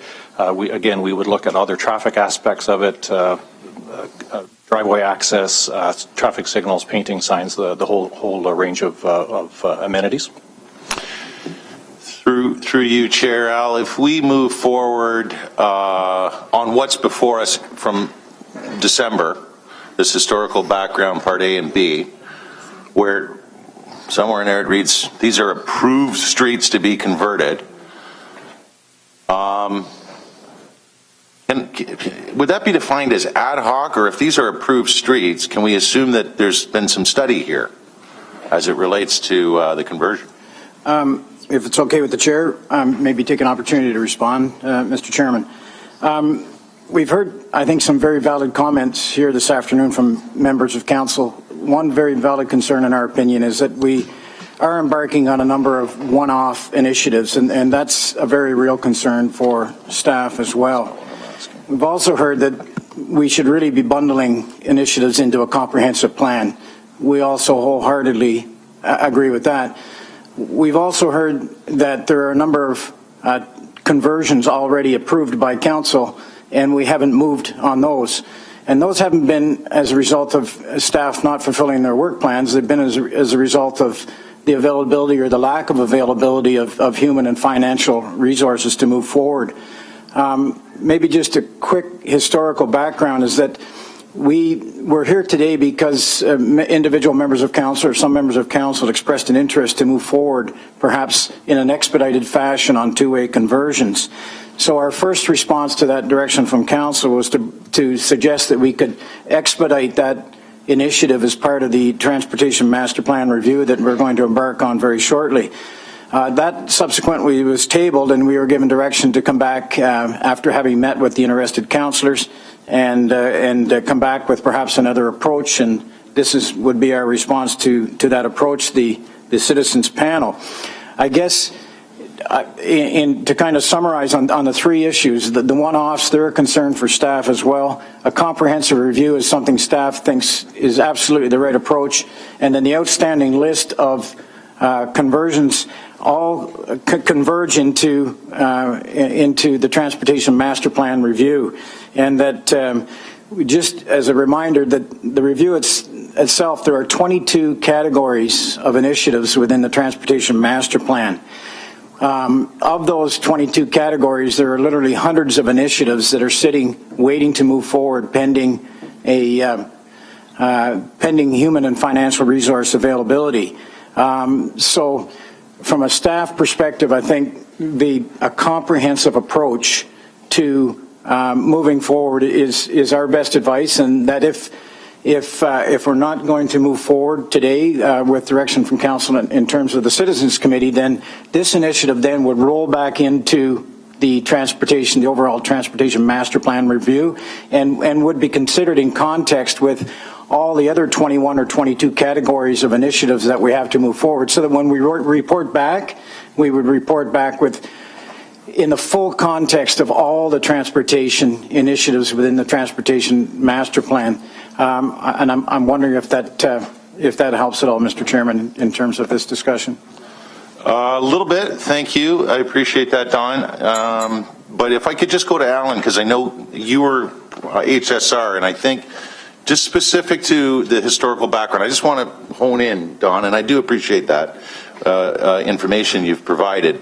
Part A reads, Update to identify conversion priorities, benefits, impacts, and costs related to conversion of one-way to two-way streets and identifying funding sources related to, and this is the key part, implementation of approved streets to be converted. So where did the approvals come from? And what are these streets? Through you. To Alan, please. Mr. Chairman, the streets were identified in the previous downtown transportation master plan, which has been updated twice. It was identified that these would be approved for conversion, subject to budget approvals and priorities and other issues that would have to be brought forward to council at the time. There is that list that again we can identify and provide to councillors before next council meeting to again give them a full list of what was on that list and what still has to be done.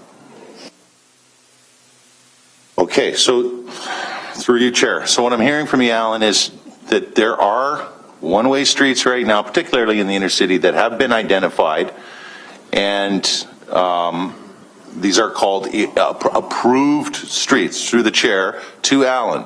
So, you know, it's clear it lays out impacts, costs related to conversions one way. Has any work been done, though? Well, I'm asking definitively, if you could answer, did they just get on the list because they're one way? Or has there been some previous work done to conclude that the conversion would work? Through the Chair, some of the identified roads, I believe, were put on the list as candidates for conversion. Some of them were to be considered for reconstruction, and at that time, the conversion would be a lot easier, similar to what was done on York Boulevard from Bay Street to James Street, that type of thing. And I guess actually it continued further east. So those were the types of the timings that were involved. Plus, the items didn't have any other capital budget put forward towards them. I understand, and that's in there too. So you're not able to break it down to identify the candidates, as you say, or the ones that were candidates for reconstruction, or some that would be a lot easier to convert rather than others. Through the Chair, at this time. Through the Chair, I guess the term would be some of the low-hanging fruit streets were done, such as McNabb was done last year. Some of the other ones, again, would potentially have some fairly significant reconstruction that would have to be accommodated. That would be done as part of the overall program for replacing infrastructure, utilities, those types of things, and that's when the timing would make sense to do it. Would you say, with your expertise, Alan, through you, Chair, that there are other low-hanging streets that can easily be identified? Through the Chair, potentially, yes, there are. Okay. And you'd be able to provide that information to this council? We will provide that information prior to the council meeting. Okay. And back to Dawn. Dawn, I did listen. I caught almost all of what you had said. And what you had said was what is before us today, not page 2 now, back to page 1, a bundling and a comprehensive plan, in your estimation, is a better route to go. But now, having heard Alan's response, and I only went to him out of no disrespect, he's been on the file for a long time, and we've had many conversations on it, and this is my first conversation with you on it, so I know you're not offended. Through the Chair, having heard Alan's response, and particularly on the low-hanging fruit, can I just get your thoughts through the Chair? Don.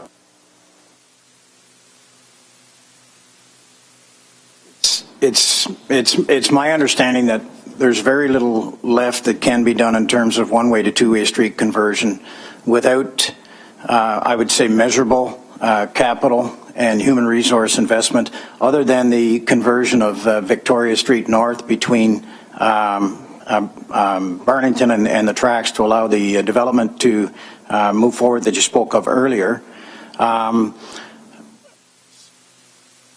I guess what I'm asking for is for council's consideration of whether to spend our time and money looking at the remainder of the list, or to consider the remainder of the list and two-way street conversion as part of the overall context of the Transportation Master Plan review.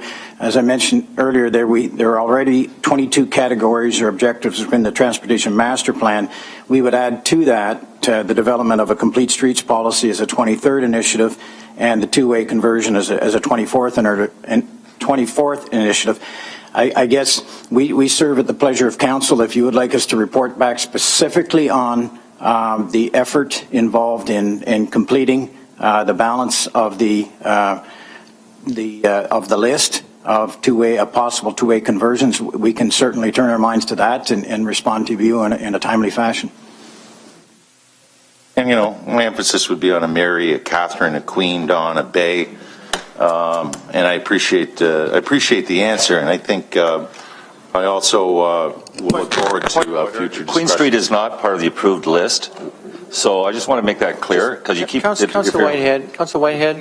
I didn't even hear him, to be honest. I have my earbuds in. Okay, Councillor Farf, just continue, but we're going to lose quorum in the near distant future. Well, fair enough. I don't think I occupied too much of the committee's time today as a whole. I thank you. I'm just about through. Continue, sir. This is a very important question as it relates to a top-of-mind issue for many of my constituents. So I am trying to, at this time, and I'll break it down, and hopefully this will be helpful for some of my colleagues.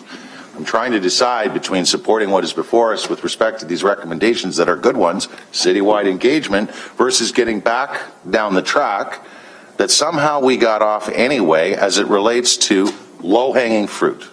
So I'll continue to listen to the debate, and I'll vote accordingly when it's time. Councillor Farr, thank you. Councillor Clark, sir. So we don't know which streets have been approved, even though it was a part of a last meeting. We don't have that list in terms of the ones that are sitting there in a capital file waiting to be done. Is that correct?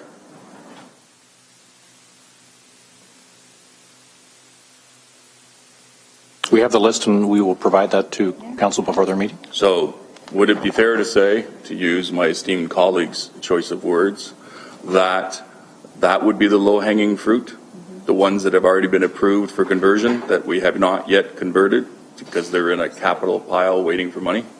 Thank you. I can respond to that, Mr. Chairman. Alan just corrected me.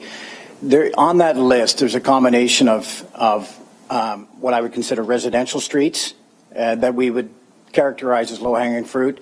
The other is conversion of paired streets like Cannon, Wilson, King, and Main. So Al has just corrected me. In fact, on that list, there are a number of small residential streets that could be converted with minimal impact and minimal cost without having broader implications on the community, Mr. Chairman. So I apologize for having not been entirely correct on my first. And so to be clear, they've been approved. It's just a question of someone pulling the trigger, to use a colloquialism from Chicago. That's correct, Mr. Chairman. It's an issue of time and money, with the distinction between, as Al has pointed out to me, the smaller residential streets could, in all likelihood, move forward with fairly minimal or nominal cost in terms of human and financial resources. The larger ones, where they're in fact paired one-ways, that's a much bigger undertaking and would involve substantive cost and human resources. So, to be clear, we've got a number of one-way streets that were converted to two-way: James, John, York Boulevard, Caroline, McNabb, Cannon. There's a whole list of them here. And we have a number of residential streets that have been approved but not completed yet. So I'm going to ask my colleagues, is it really worth the effort of having the divisive debate on yet to be approved when we haven't finished what we already started? And couldn't we as a council actually start moving forward and saying, listen, we're all on the same page. Pedestrian safety, trying to prevent conflicts with vehicles and pedestrians is really important to all of us. I have it in my ward. Some serious accidents and deaths have occurred, and we're trying to wrestle with those with whatever tools that we have within the community. It's a huge issue across the entire area. Instead of forcing into this divisive debate right now, finish what we already approved, and then start the process for the next round. you'll have all of those communities seeing that the traffic normalizes. You'll have all of the residents who are driving seeing that the traffic has normalized, that it really isn't, as Councilor Marula said, I think it was the sky's not falling, that it really is. It's just a question of the people starting to understand that there's a change on that particular road. You know, it's my experience that we're our own worst enemies. If you're going to change a paradigm in transportation, you can either do it through evolution or revolution. Revolution, there's blood on the floor, bodies everywhere, and there's trouble. Evolution means we're going to slowly move down that road and educate the community and build that support for those conversions over time. We're not doing that. We're just ramming everything through and forcing this debate. And quite frankly, I'm tired of being accused as being anti-conversion and anti-downtown when my good friend, Councillor Farr, knows all too well, I spoke last time trying to get those projects into the capital plan, but no one took me up on it, including the ward councillors. So let's finish what we started and then move to the next step. It's eminently reasonable. Everyone will celebrate. Look at how many conversions that have occurred. Put the lists out there. People will be pleased. And now we're going to go to the next round. But let's finish what we started. Otherwise, you're going to get from people, hey, you keep saying you're converting the roads, but look at the list. You're not doing anything. You're approving them and they're just sitting there, so you're really not doing the job. So let's finish the work we started and start to move on. So I leave it to my colleagues. I think that's a reasonable approach. And then we're all on the same page and we're all united and it's all about traffic.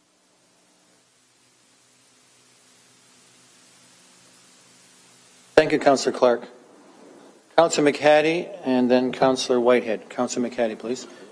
Thanks, Mr. Chair. And the approach in front of us here was all about trying to build that consensus and avoid the bloodletting that Councillor Clark referred to. So I'll call the question at this point in time to move this, seconded by Councillor Whitehead, I believe. Councillor McHattie calling the question, second by Councillor Whitehead. Okay. All in favor? Pending recorded vote on that? No, it's calling the question. All in favor, call the question. Okay. Now we want a standing. And a standing recorded vote on the recommendation. All supporting the recommendation before us. Councillor McHattie, Councillor Farr, Councillor Morrow, Councillor Marula, Councillor Duvall, Councillor Ferguson, and Councillor Whitehead. Opposed? Councillor Clark, Councillor Pearson, Councillor Collins, Councillor Jackson, and myself.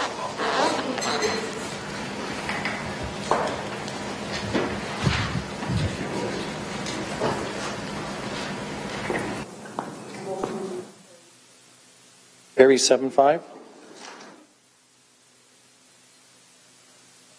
Councillor Farr.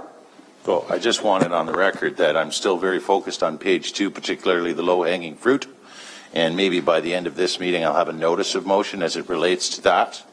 And so I hope you'll appreciate that at the appropriate time. Thank you, Mr. Thank you, Councillor Farr. We're on to item 8.3. Move it, Mr. Deputy Mayor. Moved by Councillor Jackson, seconded by Councillor Clark. Discussion? All in favor? Carried. Carried. Okay. 8.4. Councillor Duvall.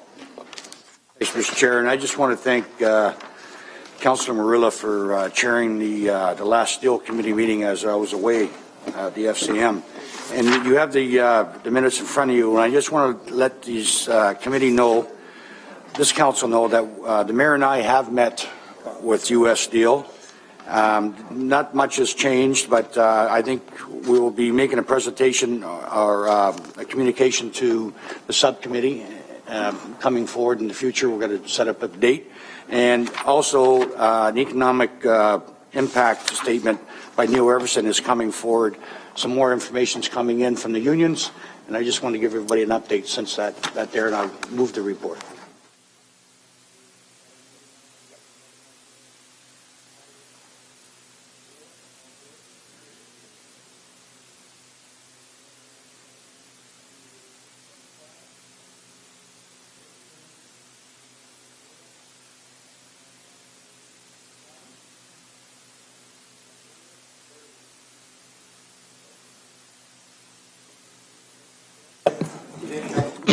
Thank you, Mr. Deputy Mayor. It's before you, and it's related to the rail cargo safety real-time information, whereas there is a heightened sense of concern regarding the transportation of dangerous goods via rail cargo through cities, and whereas the federal government has already instructed rail companies to share historical data with cities in order to improve public safety and assist first responders, and whereas there is legitimate public safety interest in having immediate and real-time data, therefore, be it resolved that A, that the City of Hamilton request Transport Canada to explore the feasibility of having rail companies provide real-time information to municipality first responders personnel, and B, that should impediments exist to preclude rail companies from providing such information, that Transport Canada require rail companies to implement notification procedures at the immediate outset of an emergency, which requires them to provide the local first responders with a detailed manifest of the dangerous goods and their exact location relative to the composition of the involved train. Mr. Deputy Mayor, as everyone recognizes, in this city particularly, I see this particular issue no different than the Plastimate issue, and I'll explain why. What's being brought through this city that can be considered dangerous is no different than a facility such as Plastimate, where our first responders were unaware of what was being held there or by inventory. So in essence, we need to get ahead of this curve. We recognize the dangers and the travesty that occurred in Quebec. We also recognize that our first responders need the data in order to respond not only quicker, but more appropriately prepared for what they're dealing with. At present, God forbid, if there was a derailment of some kind, we're in a situation where our first responders would be reacting, but before they can actually go to the site, they would have to contact either CN or CP to determine what type of flammable substance at that time they're dealing with.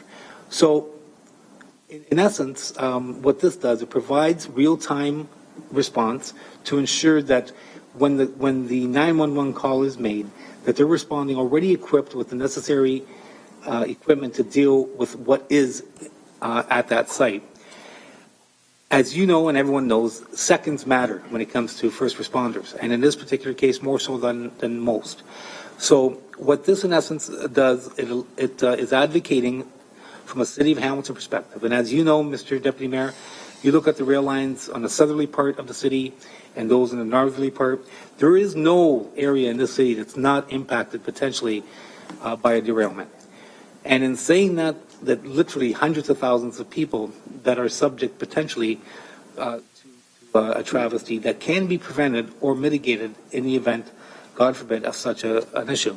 So this just goes one step towards advocating to the appropriate level of government, and that being the federal government, to ensure that they legislate accordingly what we are requesting, which from my perspective, I don't think is a request that is extraordinary. I think it's a very simple one, and one that we have a right as a community to know, and also I believe every city in Ontario and Canada needs to know. And as we've always proposed here in Hamilton, by trying to get right-to-know legislation provincially, which we still don't have after Plastimate, which this previous councils, and I don't believe this council has, but I might have to reaffirm my previous motions, of a right-to-know legislation in Ontario to protect our firefighters in our community structural types of flames. These mobile types of incidents are no different, and frankly can be even far more dangerous, as we saw in Quebec. So in conclusion, it's before you, and I look forward to your support, but more importantly, I look forward to the federal government responding accordingly, thereby creating a safer environment for all. And I appreciate your time. Thank you, Councilor Murr, for that long speech after your motion. Carolyn, we've lost quorum.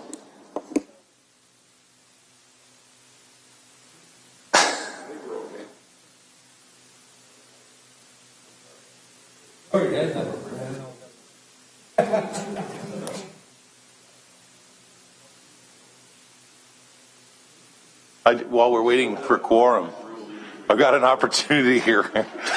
I just want to thank Councilor Marula. He's answering a call out there. Certainly, I've heard it, particularly since unfortunate incidences with our provincial neighbors. And I think we're making a prudent step as a municipal body, and appreciate once again Councilor Marula's paying attention to the pulse of the community, and certainly more than just representing Ward 4 as it relates to this particular issue.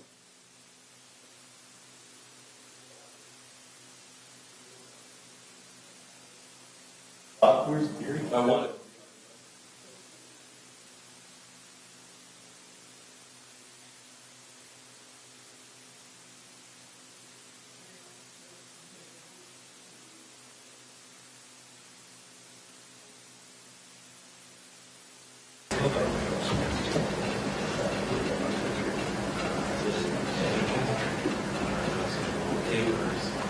I appoint Joey Coleman as a voter today.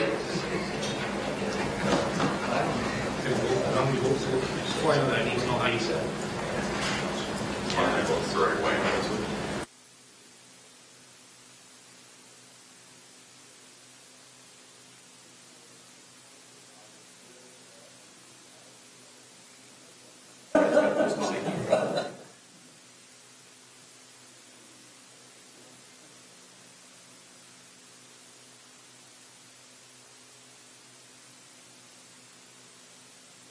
Proxy?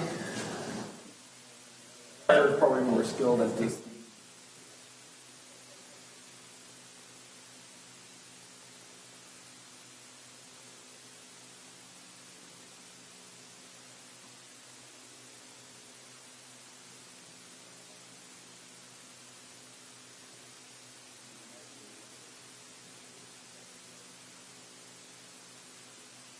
Oh yeah, he's yeah. I wasn't the motion that's No, of course not. So good. I understand. You'd like it. It's Jane. Anybody go in there? Towards me.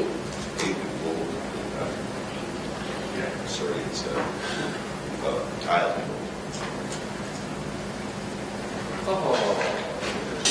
Welcome. Okay. All in favor? Thank you, Councilor Marula. Your seconder was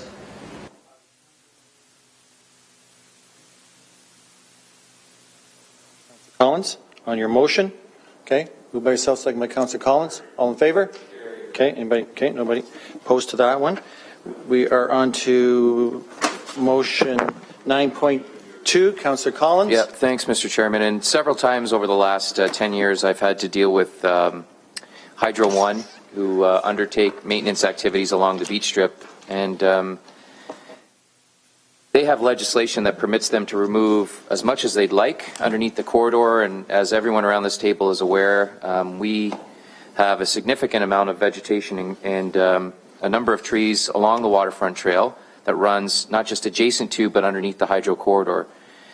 And on both occasions that I've dealt with them, again over the last 10 years, essentially we've been responding at the last minute to their maintenance plans, where they come in, they remove whatever they like. In many cases that we've lost mature trees in that corridor. And the complaint that I receive from community is that, what's the city going to do in terms of denying them permission? And of course, as we know, they're provincially regulated. They have all the rights in the world to remove whatever they want along that easement and along that corridor. And so after they leave, we're left with a landscape that looks a lot different than from when they arrived. And so I'd like to This motion seeks to come up with a landscape management plan that would seek to address those issues. Certainly, we couldn't prevent them from removing what they have in the past, but what they plan to in the future. And as I understand it, they'll be back there within the next year to 18 months. I'd like to, in the interim, come up with a plan in consultation with community area residents that seeks to proactively deal with the replanting schedule, whether it's grasses, trees, shrubs, and bushes, and other things. And as you know, we invested hundreds of thousands of dollars in trees when we built the waterfront trail. We replaced a lot more than what we removed to put that asphalt pathway in. And so this seeks to address those issues. In addition to that, I have run into some problems now as people start to purchase new homes on the beach. Many of those people are coming from Toronto. As they buy their $1 million home, they're looking for that $1 million view. And we're starting to lose some from the residents as well. And so this would seek to combat both of those problems. Part of this would be an educational campaign. The funding source, we're not approving this plan today. Of course, staff would come back with the plan and the cost, and I would seek to use the beach reserve that we have from the sale of homes in that neighborhood to pay for the solution. Okay, Councillor Collins, that was moved by yourself and seconded by Councillor Marula. All in favor? Carried. 9.3, which is Councillor Farr's motion, and you're not going to read the whole thing, are you, Councillor? I'd love to, but it is excessive. This is, for the most part, the result of our PB Ward 2 2013 campaign. What's before us is we're looking for approval to utilize the area rating capital reserve funds to the tune of, well, there's over $1 million here, but the bulk of it is the $1 million in that participatory budgeting exercise where the folks of Ward 2 carried out their own initiative and came up with their own plans on how to spend the money. And it was a lot of fun, and we've already begun unofficially the PB 2014 process. And with that, tomorrow night at 7 right here in Council Chambers, we expect a very packed house as we introduce the new facilitator and her crew to all of you. And even if you're not from Ward 2, you're more than welcome to come and learn a little bit about what it is we're doing as it relates to citizen engagement in a very big way here in downtown Hamilton, as inspired by originally in the first year all alone Ward 1. So that's what's here before us. So just looking for approvals there. And I wanted to note to those who may be paying close attention that much of this list, because we had to vet all projects through staff, almost every one of these projects has already seen a healthy amount of staff interaction, and I very much appreciate Jerry's Public Works folks for giving us a hand through this, and I promise Jerry and our PW folks that it's going to be a heck of a lot smoother in year 2. Thank you. And this is seconded by Councillor Morrow. Okay, moved by yourself, seconded by Councillor Morrow. All in favor? Carried. Thank you. That's the end of the... Councillor Morrow? Okay. Notice of motions? So, notice of motions, Councillor Morrow. Okay.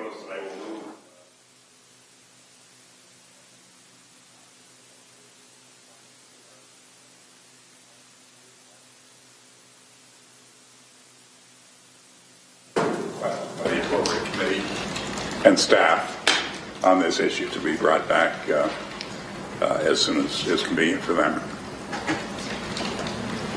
Thank you, Councillor Morrow. Thank you. Councillor Farr.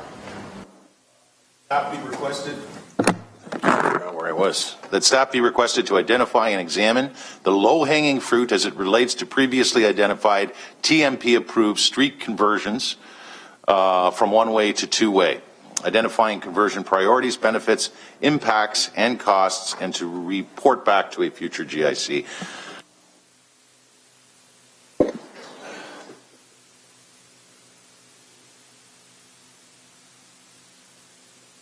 So notice of motion. So just a notice of motion. That's all we have here. Okay. Thank you for that. No more notices of motion. All right. Members of committee, item 11.1 provides revised due dates for the items for the outstanding business list. May I have a motion to amend the list accordingly? Moved by Councillor Duval, second by Councillor Collins. All in favor? I need a motion, members of committee, item 12.1, the closed session minutes from the March 8th meeting of the General Issues Committee. May I have a motion to approve the minutes? Moved by Councillor Morrow, second by Councillor McCaddy. All in favor?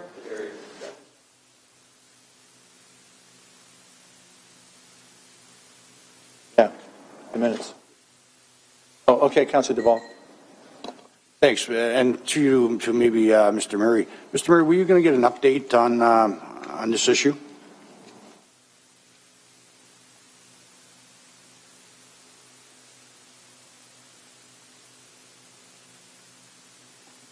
Talking about the confidential report 12.1, right? Yes, 12.1. So I'm just wondering if in the future, your staff's going to come back with an update of any progress that was made.